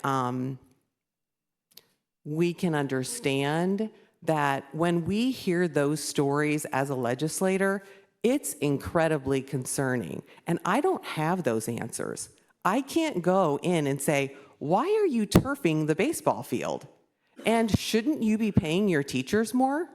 I think that would be a great way that they could use their extra money. But when we hear those stories all go into the decisions that we make. So as you talk to your members about that, those are the things that we also see as legislators in our districts. And that comes to Columbus with us. And we make decisions based on those things. Thank you. Through the chair and to the leader, I appreciate that, and we will share that, and that makes total sense to us. But I will also tell you this: in the majority of school districts in our state, and the majority of our school districts are rural districts, and in the majority of those districts, they are run very, very well. They know where every nickel and dime is, and the people on those school boards are the people in church and the people at the restaurants. Many of them have been friends for generations. And these are school districts now because of the proposal. And again, we've only had this for a couple of days, and so we're still looking at it. Because of this, are very worried about how they're going to be able to manage their finances moving forward. And what's most important to all of us and our school boards and all the people back home is, what does this mean for our kids? And so over these last couple of days and all the phone calls we are getting, that is the concern that keeps coming back. There are unintended consequences to this policy, and the fear from our school boards and superintendents and business officials is it's going to result in programs being cut for kids. And this is at a time when we need to be focusing on literacy and we need to be focusing on workforce and many other things, but we don't want to take our eye off of those balls to then start talking about how do we cut programs to deal with the new financial constraints. And so I think you've made a good point, but I do want to make sure we're looking at the broad context here as well. So thank you. Thank you. Representative Robinson. Thank you, Chairman Stewart. Thank you all for coming in. Thank you for your testimony. First question is, can you, just to make sure, we've heard a lot of conversation about carryover for the last couple of days. Can you just talk about why districts may have carryover funds in the first place? I think it's important for people to understand. And when it comes to those dollars, aren't those dollars, especially if they're driven by levies, dollars that voters have approved in the first place? Through the chair to the representative, thank you for that question. And again, every district in Ohio is unique. I don't think that that's something new. Even the districts within your legislative districts are unique. So the reasons that they have those cash balances are going to vary. I would encourage you to ask your districts if you haven't heard from them. My guess is you will be hearing from them very, very soon if you haven't already. But it's everything from, we have some rural and Appalachian districts that haven't been able to access bond money from the state. They have buildings that are aging that need permanent improvements, and so they've, set aside a little bit, being fiscally responsible with the levies they have to be able to tackle those projects. We have others that, as ESSER funds are being spent down, that balance will look high because what districts do is they use their general funds to make that eligible purchase and then get reimbursed from the state. So when you're looking at fiscal year 24, there are some of those dollars still in there, but that will go down. You've heard people talk today about the life cycle of a levy and making sure that they stretch those dollars over time to save, going back to the taxpayers again and asking for money and stretching that dollar as much as they can over time. So, short answer to that very long answer is that, it's going to vary district to district. So if you see a district that concerns you on a spreadsheet, I would encourage you to reach out and ask those kinds of questions. Follow up. Thank you, Mr. Chairman. And then just a follow-up on the ESCs. I think sometimes they don't get enough attention. Can you talk a little bit about the multi-tiered proposal you talked about? You mentioned your testimony. Can you elaborate on it? And could you talk about what could be the impact if we don't figure out how to fully fund ESCs in the communities that districts are more and more relying on? Mm-hmm. Through the chair to the representative, ESCs are a great partner for districts all across the state, helping to provide services that maybe a district can't afford on their own by doing economies of scale through the region. And so we rely on them very heavily, especially for cost savings and shared services and those types of things. And they do wonderful work that impacts kids each and every day and provides service. That three-tiered model would allow for those to be funded based on the size of the ESC. So the more students you have, the less you would get per pupil, just to ensure that every ESC in the state has the economies of scale and the funding necessary to meet needs. Without increased funding, we're going to miss on opportunities to have service to students and professionals in the classroom working with students through those ESCs. Rep. Gerald. Thank you, Chair. Thank you so much for your testimony today. I'm glad I'm here. My power's back on, y'all. So my question is, I have a couple of questions, actually. The first is, you said about $5.1 billion, correct, in your testimony? Talk me through, that's not just urban communities, those are rural communities, those are Appalachian communities. How quick, you said it could happen like seemingly overnight in your testimony. Walk us through the destruction that could be caused if this particular 25% provision ultimately stays in the budget. Through the chair and to the a representative, looking at the LSC numbers and looking at the cash balance percentages, we are estimating it would be a $5.1 billion loss next year. Understand that in these districts across the state, a lot of these cash balances have been built up over a decade or more. So this has been built up over time in many of these places. I was talking to a superintendent in Northeast Ohio this morning, and they have been working with their school board and their community because they have some real needs in the facilities. And not not turf, but like roofs and HVAC systems. And it's a community that did not want a bond issue, which is fine, right? And so they have been saving up money because then they want to do these projects. And we've heard a lot of those things. And I think Those are examples of how we want government to run. We want people to be responsible. We want them to save up for projects and make sure there's a wise use of dollars. And so we don't want to disincentivize that, clearly. We have other districts, so when we're looking at our cash balance at the end of this year, and we're looking at the expenses for this year, our expenses grow a year after year. Because of inflation. And we are a people business. I think most of you know we're 80% people. Costs are going up in all areas. Health insurance is one of those areas. So there are districts, if we cut that cash balance down, could actually find themselves in deficit spending within a year or two. And we've heard so many superintendents and treasurers and school boards talking about, as they look at this policy, it could throw many, many districts into fiscal watch and fiscal emergency, which obviously for that, we're looking at the third year of the 5-year forecast. But again, when I talk about unintended consequences, I know none of these are intentional, and again, we've only had a couple of days, so this is our first round of looking at this.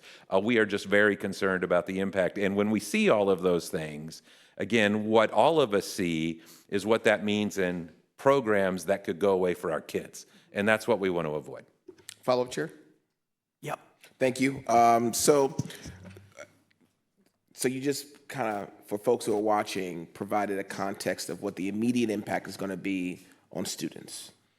My question to you is, this provision, I mean, I'll be honest, I don't know. Is there any other states that do this? Is this something that is unique? Is this kind of like just a, let's see how it works? Or is this something, this provision in this budget, is it something that you've seen in other places, other states?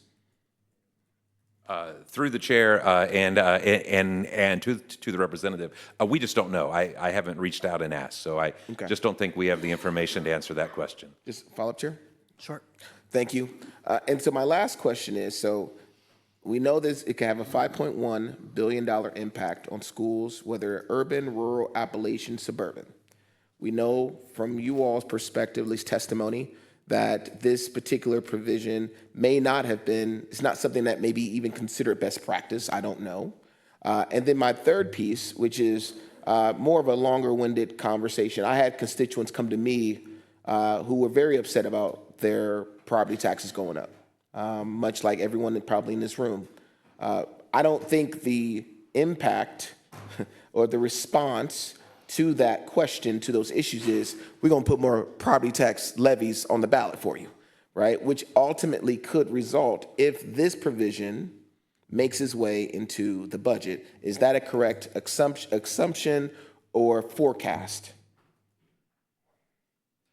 Through the chair and to the representative, we have a lot of different types of schools. So we have 20 mil floor districts and we have non-20 mil floor districts. So let me just talk a minute about the non-20 mil floor districts. And we've talked about this in the past. Typically what they do is they put a levy on the ballot. And in the first several years, it's bringing in a lot more money than what they need. So they're building up a cash balance. And then in the last several years of the levy, as expenses go up, they actually go into deficit spending.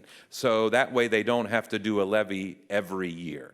And remember that these levies are placed on the ballot by boards of education who are elected, and then the people who choose whether or not these levies are passed are our voters.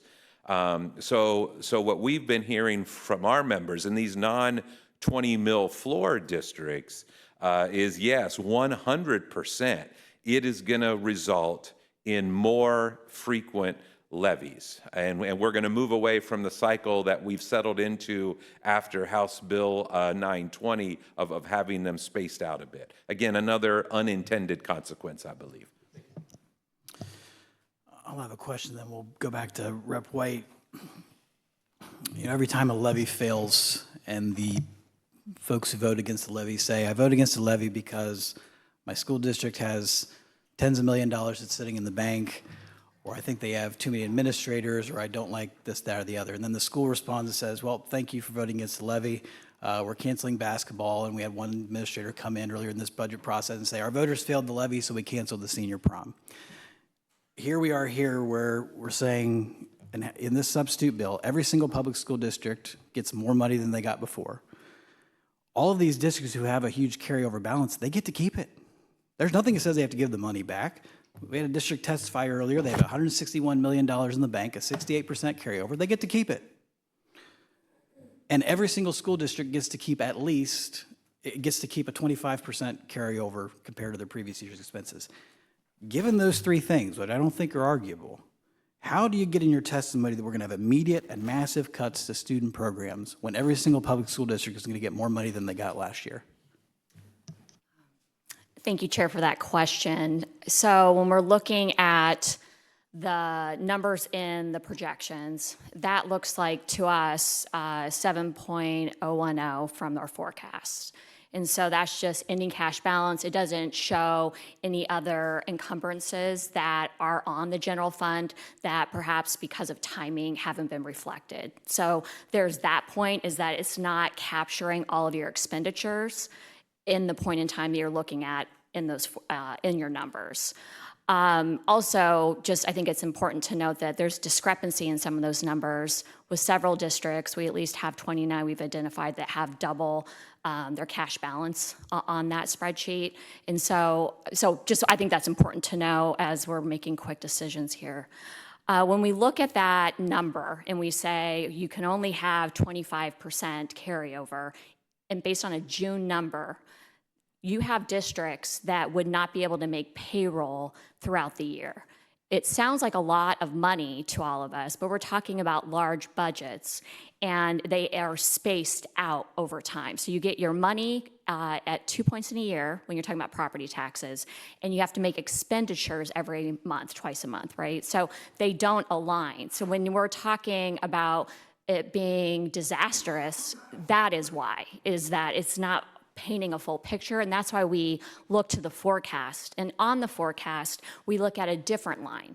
And that's the same line when you're looking at the Department of Workforce and Education Workforce, AOS, where you are flagged for fiscal watch, caution, emergency.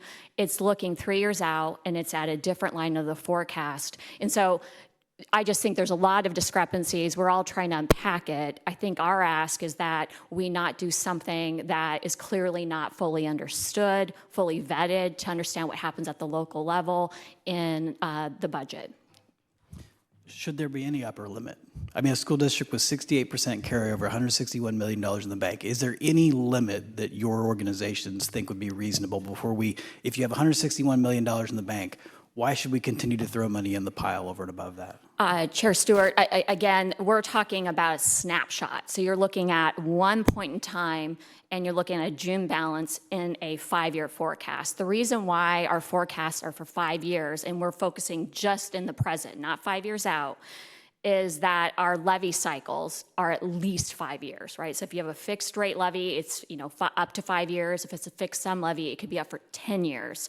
As Paul was noting, you look at the levy cycles, it ebbs and flows, and if you're on the front end of that, you're going to have a much larger cash balance just to get through, and that's what your voters approved. They said, okay, come back in 5 years, and you have to manage that. It ebbs and flows, so to snapshot in time on every district in the state is not an accurate picture of their financial health.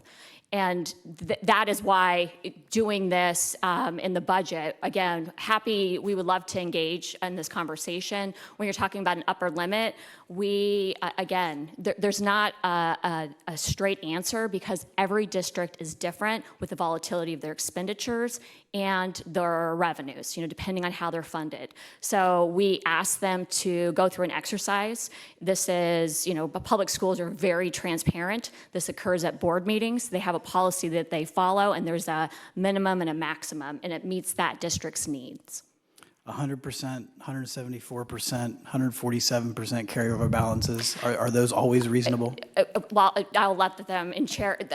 My point is that you're talking about a snapshot in time in a in a 5-year forecast, and in districts where you have a 10-year levy cycle, you're looking beyond. So to say what is accurate or what is the right number, it fluctuates, and it fluctuates intentionally to make sure that you're meeting the voters' needs to stretch those dollars over the period that they voted for. No. To the chair.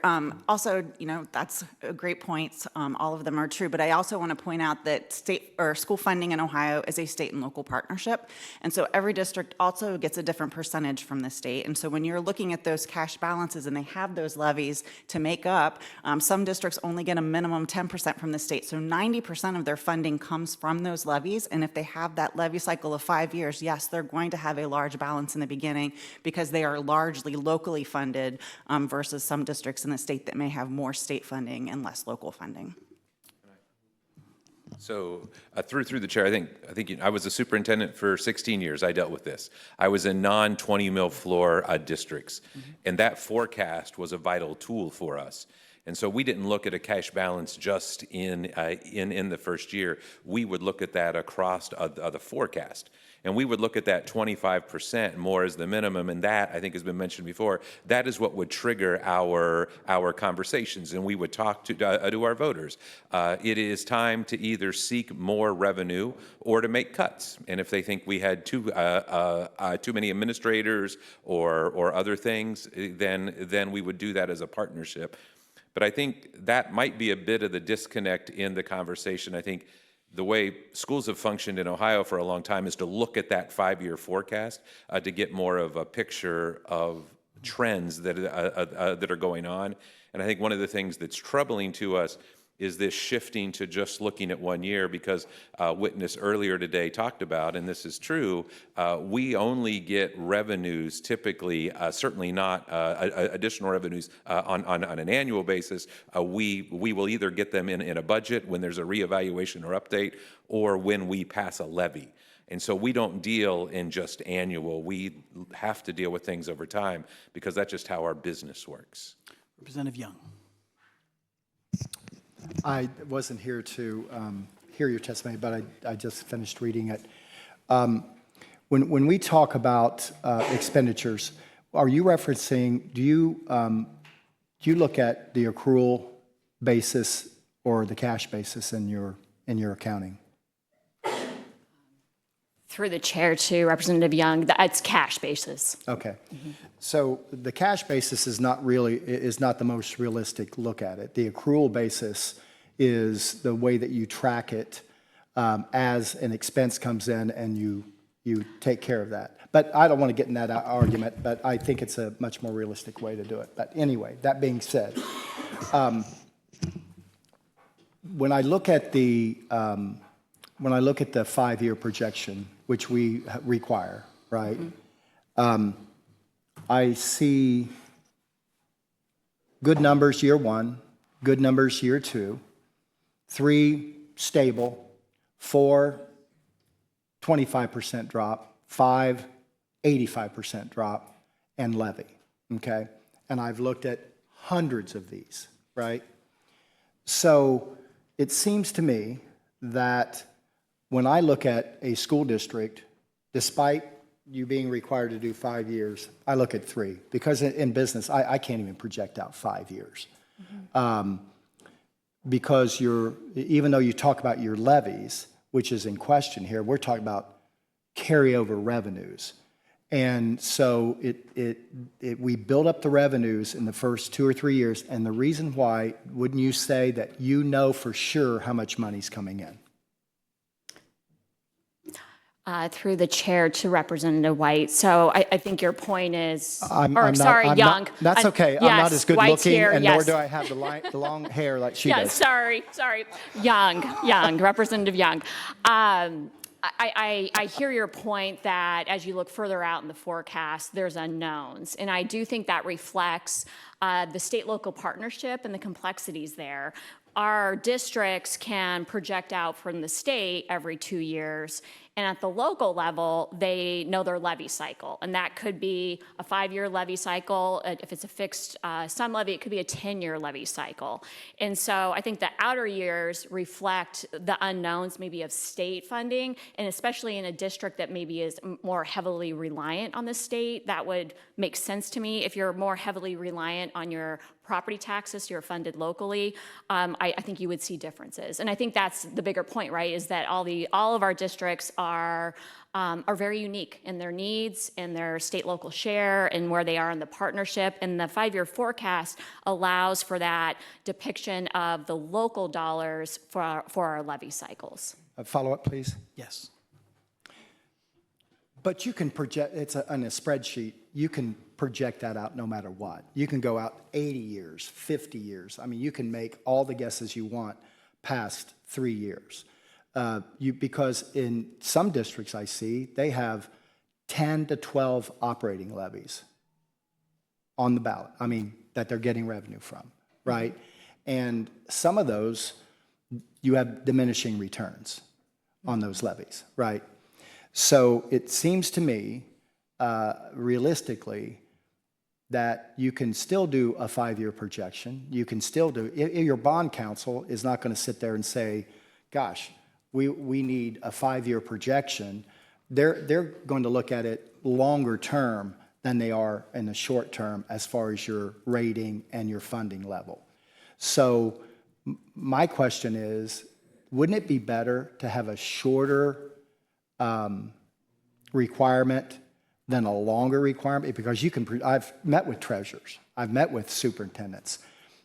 You can still project out as the treasurer as far out as you want to what the budget looks like with your revenues, because if you have 10, 12 levies, you're going to know what that's going to look like. So it seems to me, wouldn't it be better, because that's what they tell me in our tax study committee, is that the 3-year look coincides with possibly your union contracts, your employee contracts. It coincides with the property evaluations by the auditor.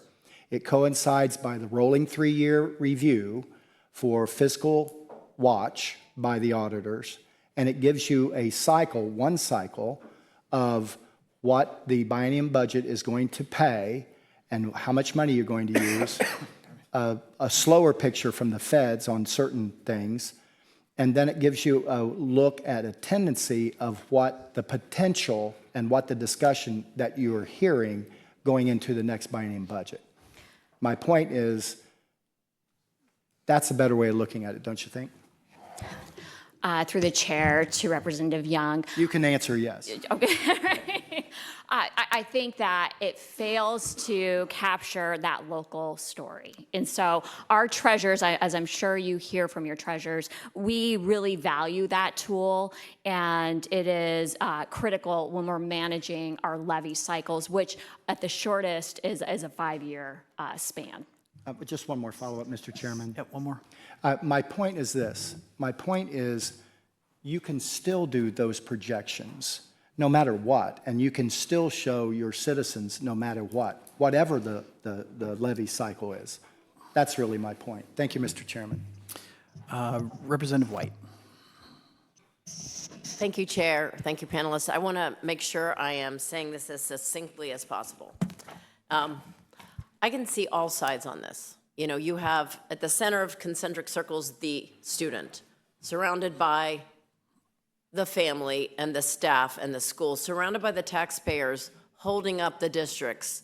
And so I think the concern is very valid that some districts have carried these balances over, not for what you're talking about, but it's been a long, sustained process. So if you looked across the span of 5 to 10 years and you saw a district that maintained a huge dollar amount consistently, it raises a lot of questions. I understand the tapering down in the levy cycles.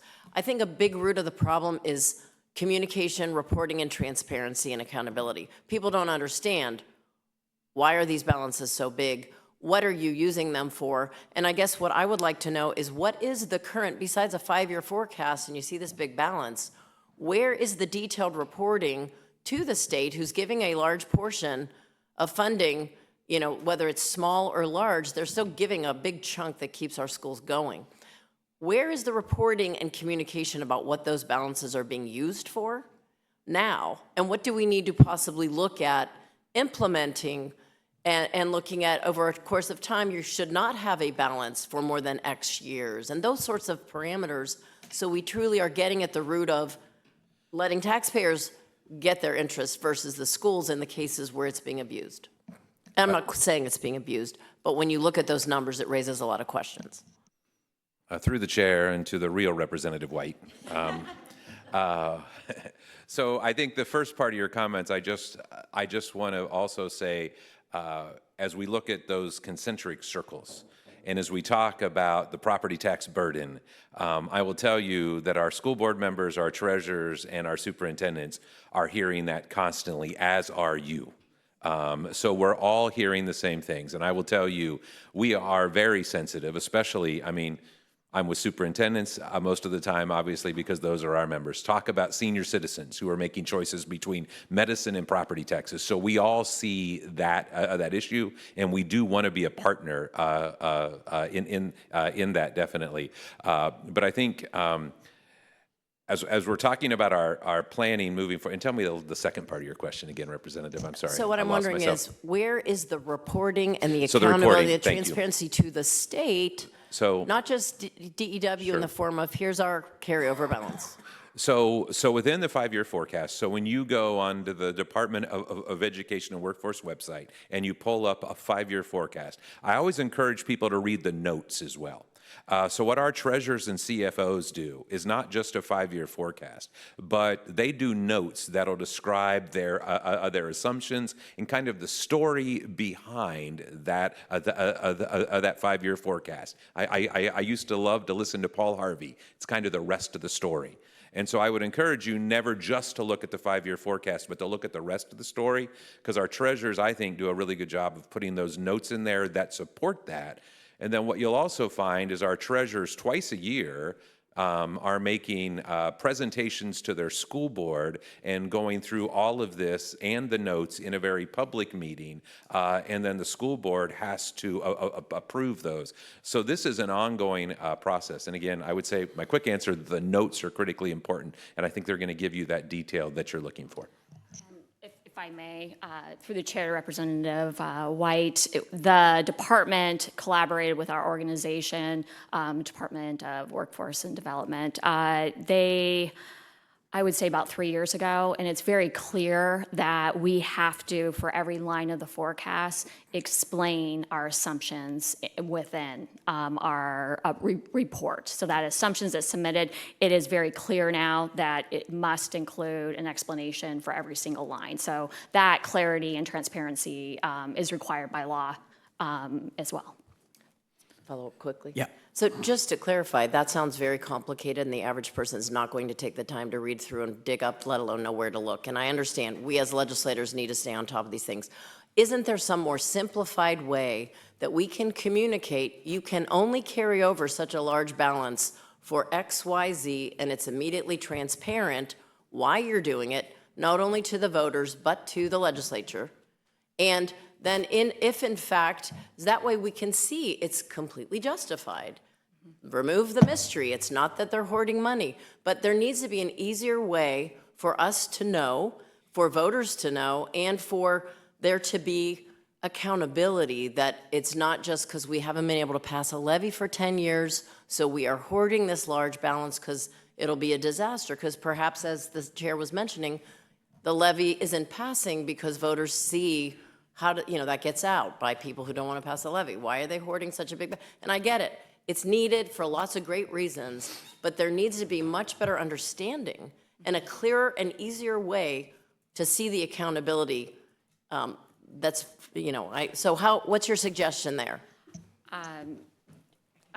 Well, and I'll let you, through the chair to Representative White, that is why we have put out this guidance, is that districts talking about their ceiling and their floor, the minimum and the maximum. And this helps them with that discussion on a regular basis. So where are you within those limits that the community members help to set, and say the best practice is for districts to have that policy so that transparency is overlaid on top of all the other transparency requirements that we have, under law with our audits, our forecast, our assumptions, and again, our board policies that drive that transparency. Representative Troy. Can I respond to that real quick? Very quickly. Okay. Through the chair to the representative, I just wanted to say that we welcome transparency. We'd be happy to engage in a conversation about how to make those 5-year forecasts more transparent. I think that's part of the reason that we are asking for this to be pulled out and considered separately, so that we can flesh out all of those ideas and make sure that what we're doing takes care of student needs, but also is responsive to taxpayer needs. Representative Troy. Yeah, thank you, Mr. Chairman, and thank you, panel. I do agree that with you, Mr. Imhoff and Jennifer, that this is a sea change, and having a week, because we're taking two of the most confusing things in Ohio, our school funding and our property tax laws, and combining them here. They're the two most confusing issues and the two most least understood. So, and I've never been a big fan of rewriting a lot of the ORC in the budget bills, but this particular concept, though, and I was on the Property Tax Study and Reform Committee, this was never really discussed. I mean, this was and one of my suggested recommendations was further clarifying and further possibly empowering the role of the Budget Commission, because the Budget Commission, that was the whole purpose of a tax budget every year. Political entities submitted a tax budget, and then the Budget Commission basically said, okay, you have proven the need for that money next year. We will let you levy that amount of millage and all that. We've kind of gotten away from that. I'm not aware of it in my school district. I know I have some entities in my county that have stockpiled money and basically saying, so I never have to go back to the ballot again and things like that. So I'm saying that, there may be some, and I'd rather not do it here, but I think there really has to be some study and some corrections made in here because, again, the citizens trying to understand why these huge carryovers are there. I think, as the chairman said earlier, it's really the people's money, and the entities should not have it till they really need it. And so I'm just wondering if there might be some point here where some compromise can be worked down the road. And you talk about maybe we got roofs. In other words, you have an appropriations resolution every year, but then you have in your mind encumbered expenses. We're going to have roofs that have to be replaced in a year or two. I don't know why you just couldn't take, like I did when I was county commissioner. We owned a landfill, and one of the requirements in House Bill 592 was a post-closure fund. We were just depositing money every year out of the budget so that we didn't have to do that, or commissioners 25 years down the road wouldn't have to come with that. I mean, why couldn't you just appropriate these dollars into, we're planning to replace roofs in 2 years. That's going to drive down your balance and maybe, keep the Budget Commission away. So, I mean, your thoughts on that? Through the chair and to the representative, I think you make a valid point. I want to talk as well as what you were talking about at the first part about how complicated and the cash balances. I think what we want to reiterate here is we want to be a part of the conversation. And we want to work together on this to best serve our taxpayers and our kids. Our fear right now is we're under such a time crunch that we likely will not do our best work. And so we would love to be a partner in this, and we know it's an important topic, and we stand ready to work with all of you. Representative Glassburn. Follow up? Yep, follow up. Okay, I wouldn't want to say no. follow-up. So the one thing that's confusing me is some of the statements being made about we need to have this 25% carryover to maintain our bond rating. As the chairman said, the state's rainy day fund is somewhere around 6 or 7% of our budget. Our bond rating went up. In my county, ours was about 9%, and as a result, we were get the highest rating that Moody's could get. I'm a little bit confused as to why the carryover balance has to be that high to maintain a bond rating when I don't see that happening in any other governmental entities.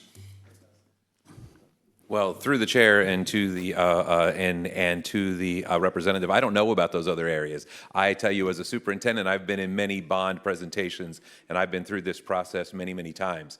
And it's always the same. They want to see us have at least a 25% balance. And I don't know what it is for cities and counties and townships. I don't know that, but I do know that for local school districts, that has always been, whether we're Standard & Poor's or Moody's, that has always been the standard. And I think Katie might want to add something. Through the chair, the representative, yes, it's part of the criteria that Moody's and S&P look at is, do you have a reserve account? And is that reserve account at least 25%?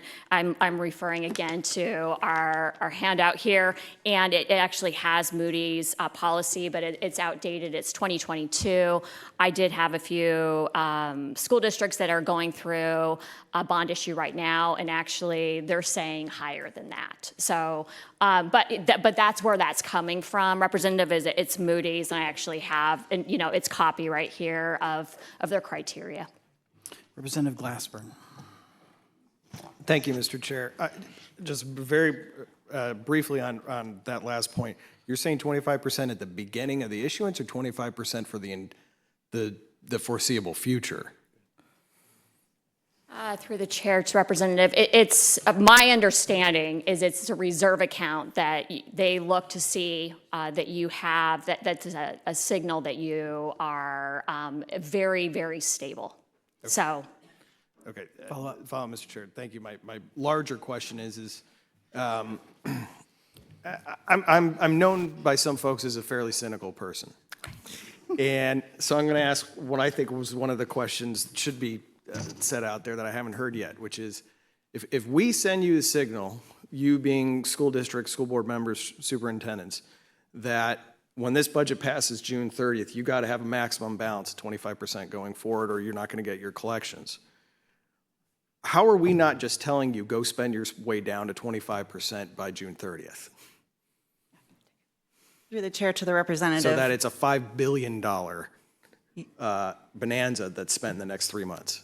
Through the chair to the representative, I think one of the things to keep in mind is that we're focused on the cash balance and the policy that you've put in the budget, but there are other things that districts are measured on. So I don't know if you're familiar with the county and the municipal financial health indicators that the auditor of state has. They're getting ready to roll those out for districts.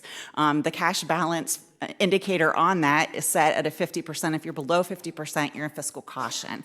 And so, they're going to have to weigh and balance who am I following, which one matters. I need to show these all to my voters. And so I just wanted to point that out, that there are some differing targets, that this would be an additional target. Follow up. That just was the big point. Thank you. In your testimony, you said that you support other property tax reform bills. Roughly speaking, 60 to 70% of the property tax bill goes to schools. What proposals have you supported that result in a net decrease in the amount of property tax collected at the local level? Thank you for the question, Chair. I think our organization, when we discuss this, like Paul and Jennifer have highlighted, we understand that there are there are individuals on fixed incomes, right, in our communities who this is a very unusual time. It took us 50 years to get here. We cannot see sustained 40% growth in our valuations over and over again. So we're getting through a very unusual time, and it's due to, right, the housing shortage, supply and demand, financialization of our housing markets, whittling away of the tax base. There's lots of reasons why we're here. And so our organization has looked at that targeted, means-tested relief. And so that's what we support, is to say, to get through an unusual time, let's help those that need to be helped, and that would be... Are you talking about homestead and rollback? Or the targeted means tested. So SB 22, this General Assembly would be what I'm referencing. I don't know if the others have, other bills. I don't have a memory. So Okay, it's but not- homestead and rollback, those just shift the cost from that minority of taxpayers to the rest of taxpayers. It doesn't reduce how much we're collecting. I'm asking, have you ever supported a bill that results in less property tax being collected out of residents' pockets at the local level? Because I've not been aware of that. Chair Stewart, if we support targeted, means-tested relief, and so SB 22, and again, forgive me if I can't remember the bills from last General Assembly. It was not focused on the homestead. It was looking at the need of the individuals based on their income, and so outside of what you're talking about, our school districts are heavily burdened by property taxes. And when we talked, shifting back to our bigger discussion here, is that it's 70% is placed on our residents, and 30% share from the state. And so we agree we need help, but we have so many demands placed on us, and our local property taxes are bearing the burden, right? Our local property taxpayers. I understand. That's another discussion. The question was, have you ever supported a bill that results in less property tax getting collected at the local level? I'm not hearing a proposal that you've done so. Representative Pickley Antonio. Thanks. Thanks for being here today. I think it was you, Katie, that talked about volatility or unpredictability that might account for the variation across the state in the amount that a school district might be having in reserves. Can you just maybe talk a little bit about what that volatility and what those unexpected things, what are they? What accounts for that? Sure, and I'm going to have Paul weigh in too. So through the chair to Representative, thank you for the question. When you're talking about volatility, when we're talking about revenues, it would depend on if there's an income tax, for example, that fluctuates. And so districts that have an income tax, so that's unpredictable. Our school funding, right, every 2 years, there's a little unpredictability there. And then our property taxes, it depends on the length. So we're looking at revenues, there's your volatility. And then when you're looking at expenditures, that really is driven by the needs of your students that you're serving. And where we're seeing costs increase would be for our categorical students, so special ed, gifted, economically disadvantaged. And so the volatility in needs and then additional requirements to assist those students, which we all are, that's what we're there to do, but that comes with cost. And so the volatility around that and predicting, where those costs will go. I'll just add quickly through the chair and to the representative. There are many requirements on school districts, as you all know. Many of those are at the federal level. One of the things when we talk about students who have special needs, who are precious to us, we do not know who is moving in and what those needs are going to be. We have kids in those categories which need, again, I'm not complaining about these services. I'm just saying it's something that we can't plan for. They can be six-figure kids. And again, we don't always know that. And so that is definitely an area of volatility. Inflation in healthcare continues to be a concern. And again, with all due respect, and we are very thankful for the additional dollars you have put into the funding for our schools, we are always knowing we're on a 2-year cycle and we can't predict what that next budget cycle is going to look like. And so we want to be very conservative in that area too. Follow up. Other questions? Okay, I'll let the witnesses sit down and then we'll have, I want to make one comment, but thank you. Thank you.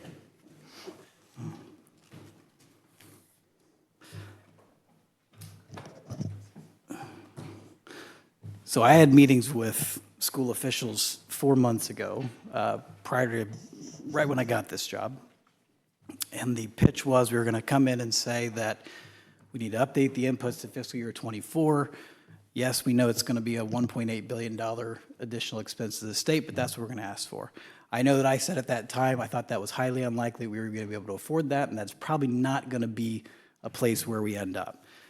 2 months ago, we started these hearings, and that was the only pitch. $1.8 billion, $1.8 billion, $1.8 billion. Everybody singing from the same hymnal, using the same talking point. We've spent 4 months being asked to do something that we have conveyed about at least 2 months ago and probably 4 months ago was not going to be possible. So to now have the answer be that, well, we're doing something new and whoa, the train's rolling too fast. And again, no actual counter here on what we've actually proposed. So I would just suggest in the time that we have left, if folks want to sharpen their pencil, make edits, propose something different than 25%, put some extra provisions in here, work on extra guardrails, that's where the time should be spent. But if the ask is just going to be take it all out, we're not going to go down this road, I think that's going to be a waste of time. So I hope that in the time we have left, we start to engage on the actual realm of the possible here and what the House has come up with in the absence of a more realistic proposal over the last 4 months. Our last witness is going to be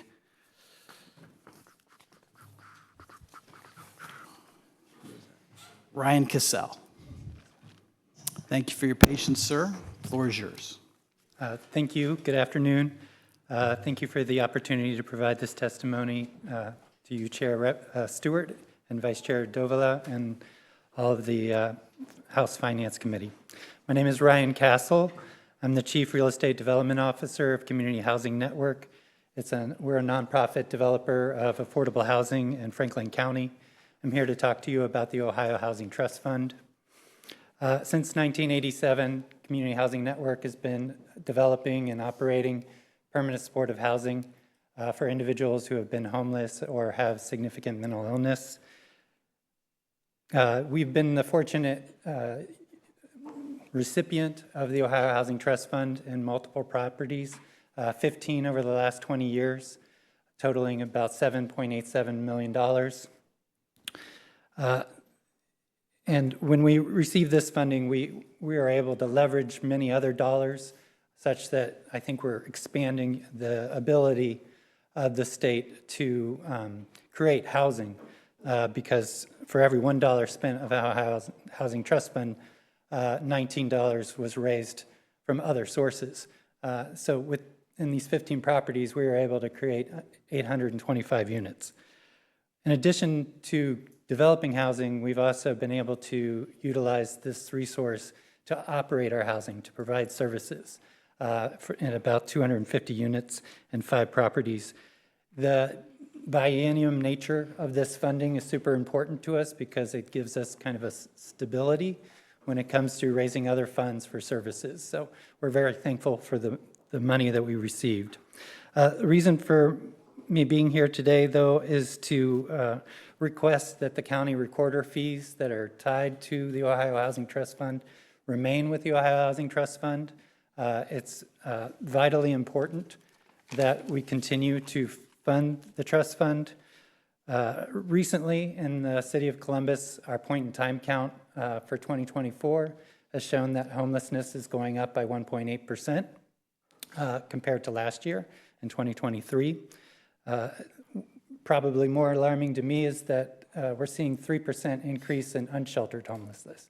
And that's important because people who are unsheltered have much poorer outcomes. Their experiences are much more traumatic. For example, unsheltered women were 3 times more likely to be in poor health and 12 times more likely to be experiencing poor mental health. Much of the federal funding that's been supporting our shelters that came through the COVID relief packages is going away June 30th. In Columbus, we're going to see about $10 million go away on June 30th. This is a shelter system that's already operating at losses. So it's a very difficult time to lose funding, and I really encourage us to keep housing trust funds going to homeless housing and to shelter system so that we are not removing this vital funding at the exact same time that the federal funding is going away. This is the state's primary source of state funding for local homelessness and affordable housing. So lastly, one of the challenges of the Housing Trust Fund is that it is funded by the county recorder's fees, which is great, But I think when we originally structured that, we weren't thinking that we would see an economy like we've seen in the last 2 years where insurance rates jump, but affordability continues to be a super big challenge. And we're not seeing the number of real estate transactions that are required to generate the Ohio Housing Trust Fund funding at a baseline level of $65 million. So thank you for this opportunity. Questions from the committee? Rep. Charles. Thank you, Chair. Thank you so much for coming in, Ryan, and talking about homelessness. Obviously, with House District 1 being the majority of the inner city of Columbus, I know that I see my fair share representing particularly Franklinton, where there are a lot of homeless encampments. And these individuals, as you talk to them, are not individuals who are just homeless because many of them have jobs, right? But they cannot afford the rent and unfortunately have to sleep in their cars and or sleep outside, and so, or go to a homeless shelter. And so the fact that this funding is being cut and shifted is devastating to these families. Can you talk a little bit about just if this happens, where do we find the money? Like, what can we do? Like, is this only going to exacerbate the homeless realities that Ohioans are facing, not just here in Central Ohio, but really all across the state? Like, can you talk a little bit about what the unintended impact is going to be for the day-to-day Ohioan, just to put it on the record? Through the chair to the representative, thank you for your question. It's a tough one to answer just because I don't like to think so negatively about what could potentially happen. I'm trying to envision a future where that doesn't happen, right? I don't want to see the amount of funding that's been talked about both federally and locally going away, because I think it could be dramatic. Excuse me. I ride my bike every day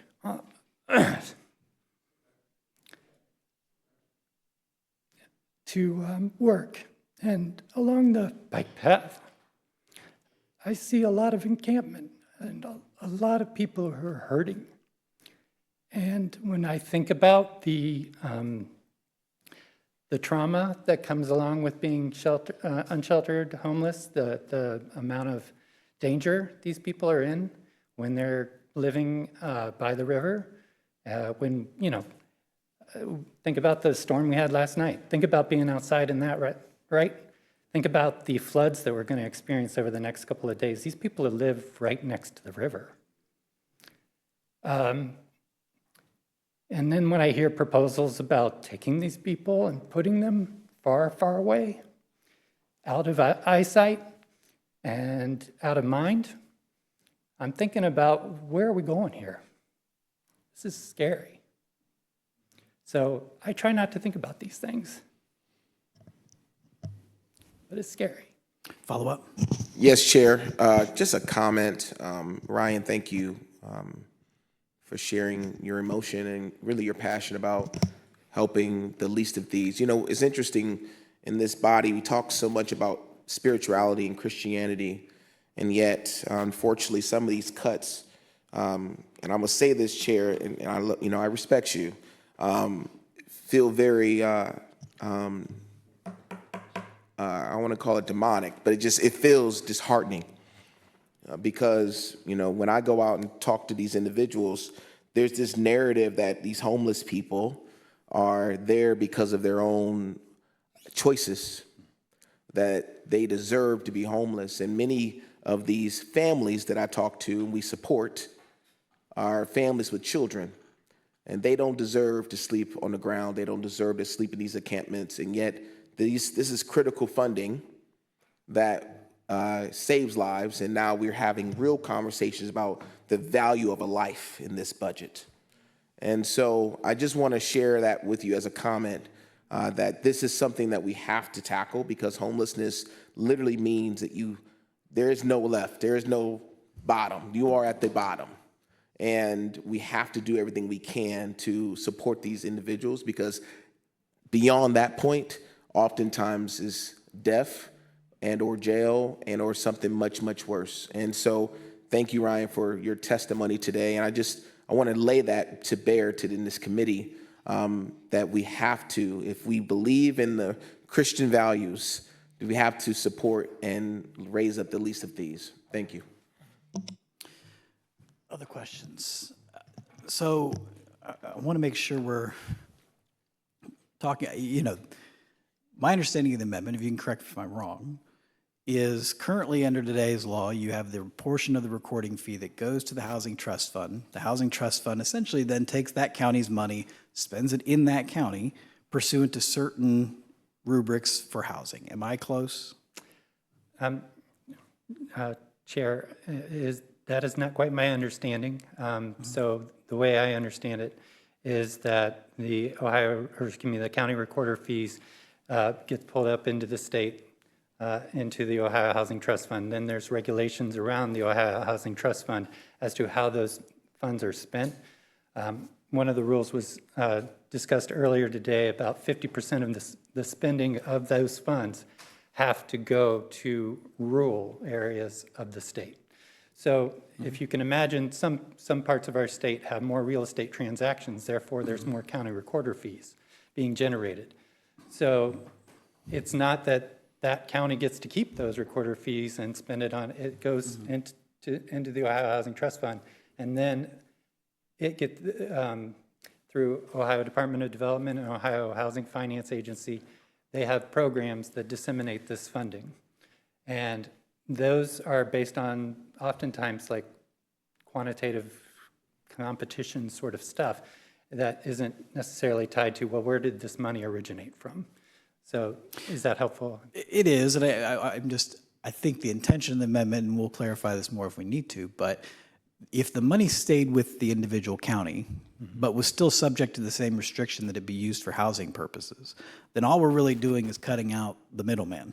I mean, you're counting out the Ohio Housing Trust Fund as the arbiter of, which project gets selected and whether this county gets to spend its own money. But if a county is sending money to the trust fund for housing, if under this amendment that county just gets to keep its own money and spend it on housing, are we really any worse off? You're still spending the same amount of money on housing. It's just local communities making that decision rather than a statewide organization. Am I close? Chair Stewart, thank you for the question. I think I follow what you're saying in terms of, local decisions helping the process. The one thing that, concerns me about that idea is that housing, and fortunate or unfortunate, is pretty complex in terms of developing it and financing it. And oftentimes it requires multiple sources of funding to develop affordable housing. And why I bring that up is that it then requires a certain amount of expertise and understanding to be able to implement programs that are going to generate housing.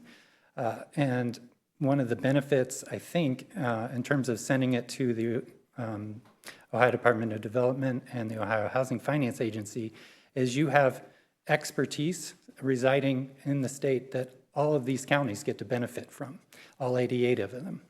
If you were to put this money in 88 counties, they then have to hire that expertise, right? Which becomes inefficient. You've hired 88 people to do the same job that a group of people were doing in the state.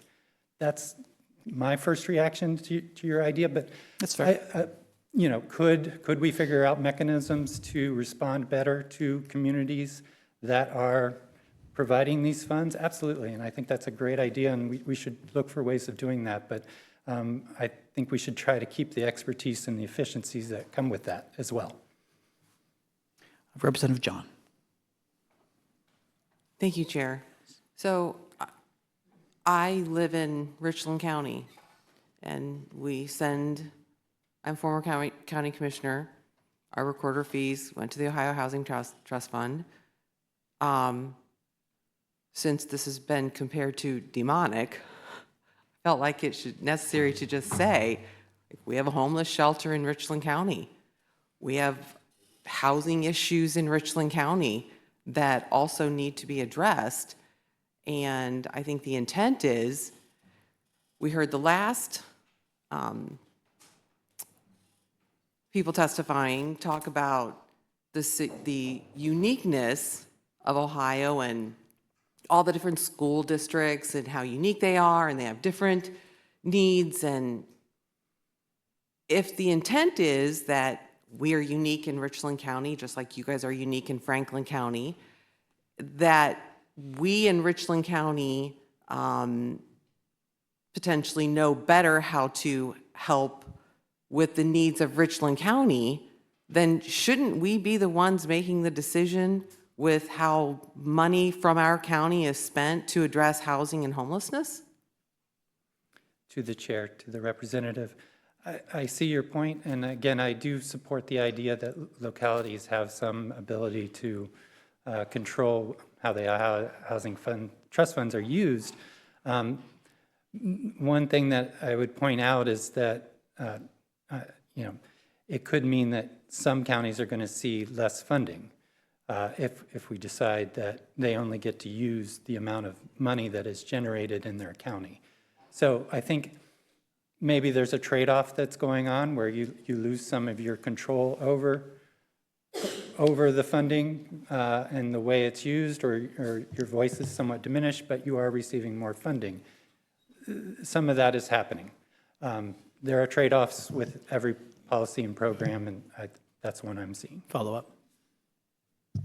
Yes, thank you. So also to your point, we didn't lower the fee, so there's not less money being collected for any demonic reasons.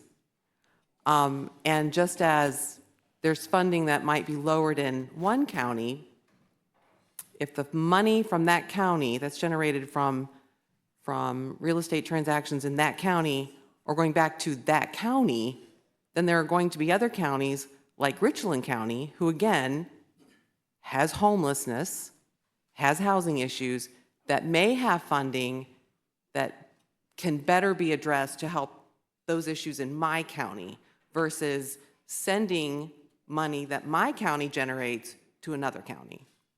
Do you see how from rural Ohio, I kind of want to keep the money that's generated in my county to address the issues in my county too? Can you understand that? To the chair, to the representative. I do understand your desire to keep your own money. I think, everybody wants to earn their own money and keep it to the extent, but we're also part of a broader community. And, if my comments earlier in some way offended you, I apologize. But my concern is that we're turning away from thinking about being in a community and supporting the most vulnerable people, supporting the people that are difficult to serve and can be a challenge to families, can be a challenge to communities, that we're somehow going to just do away with them in some respect. That's the part that makes me concerned. And I'm not saying this particular piece of the legislation is doing that. That comment was generated about a broader concern about much deeper funding going away than what we're talking about today. In regards to the Ohio Housing Trust Fund, I think what we're talking about is really, can we stabilize the program? Can we also keep it? We need housing resources very much. Other funding is going away from other resources, and that's creating a scary picture for a lot of us. And so we're just hoping for some stability, and I think that's the main response, I guess. Let me assure you, Ryan, your comments were not offensive. Representative Young. Well, part of the definition of demonic is looking demonic, and I'm sorry, Mr. Chairman, you don't look demonic to me. In Montgomery County, my colleagues, Andrea White and Phil Plummer, no one's worked harder on housing for people who have none than they have. Far more than I've seen across this state. We have tent cities right? We don't have enough revenue coming in to accommodate, and locally, I would say we need to restructure how that money is received and spent and targeted, and we're going to work on that. But we generate a tremendous amount of fees in our county, and we do not receive that benefit. And I would say, even in spite of the large population in Franklin County, you aren't even close to what we're experiencing in Montgomery County. I understand that you want stabilization, and the resources that you're questioning, but don't you think that there are other organizations that do housing as well that people should partner with to try to accommodate and hopefully eradicate this major problem that we have? To the chair, to the representative, I wholeheartedly agree with you that we do want to end homelessness. That is really what I'm here to say, that we want to end homelessness and we want resources to be able to do that. And we partner at Community Housing Network with multiple agencies in our community that provide services. They're our service partners at all of our housing facilities. So it does take, to use that term, a village to make this work. And we've gotten very close. In Columbus, our veteran homelessness population reached functional zero a few years ago, which basically means it's short-term homelessness is what would be expected if you were a veteran. It would be very brief, and there's an opportunity for you somewhere. So we got to that point, and I think if we keep at it, we can get to that point throughout the state. So, Follow up. Thank you. No, thank you, Mr. Chairman. All right. Thank you for your testimony, sir. Appreciate it. Appreciate it. All right, members, today is the deadline for omnibus amendments. It was actually at noon, but I will tell you, if you're still waiting on things, get those in according to the instructions that are in your email. I want to thank all the witnesses. There will be omnibus amendments, I expect, that will account for some of the testimony that we've heard today. Thank you for being engaged. Our next meeting of the Finance Committee will be Tuesday at 10:30 a.m. It's our expectation that at that time we would adopt the omnibus amendment to House Bill 96. We do plan to have another day. We do plan to take public testimony on that date as time allows. Beyond that, we'll be adjourned until Tuesday at 10:30 a.m.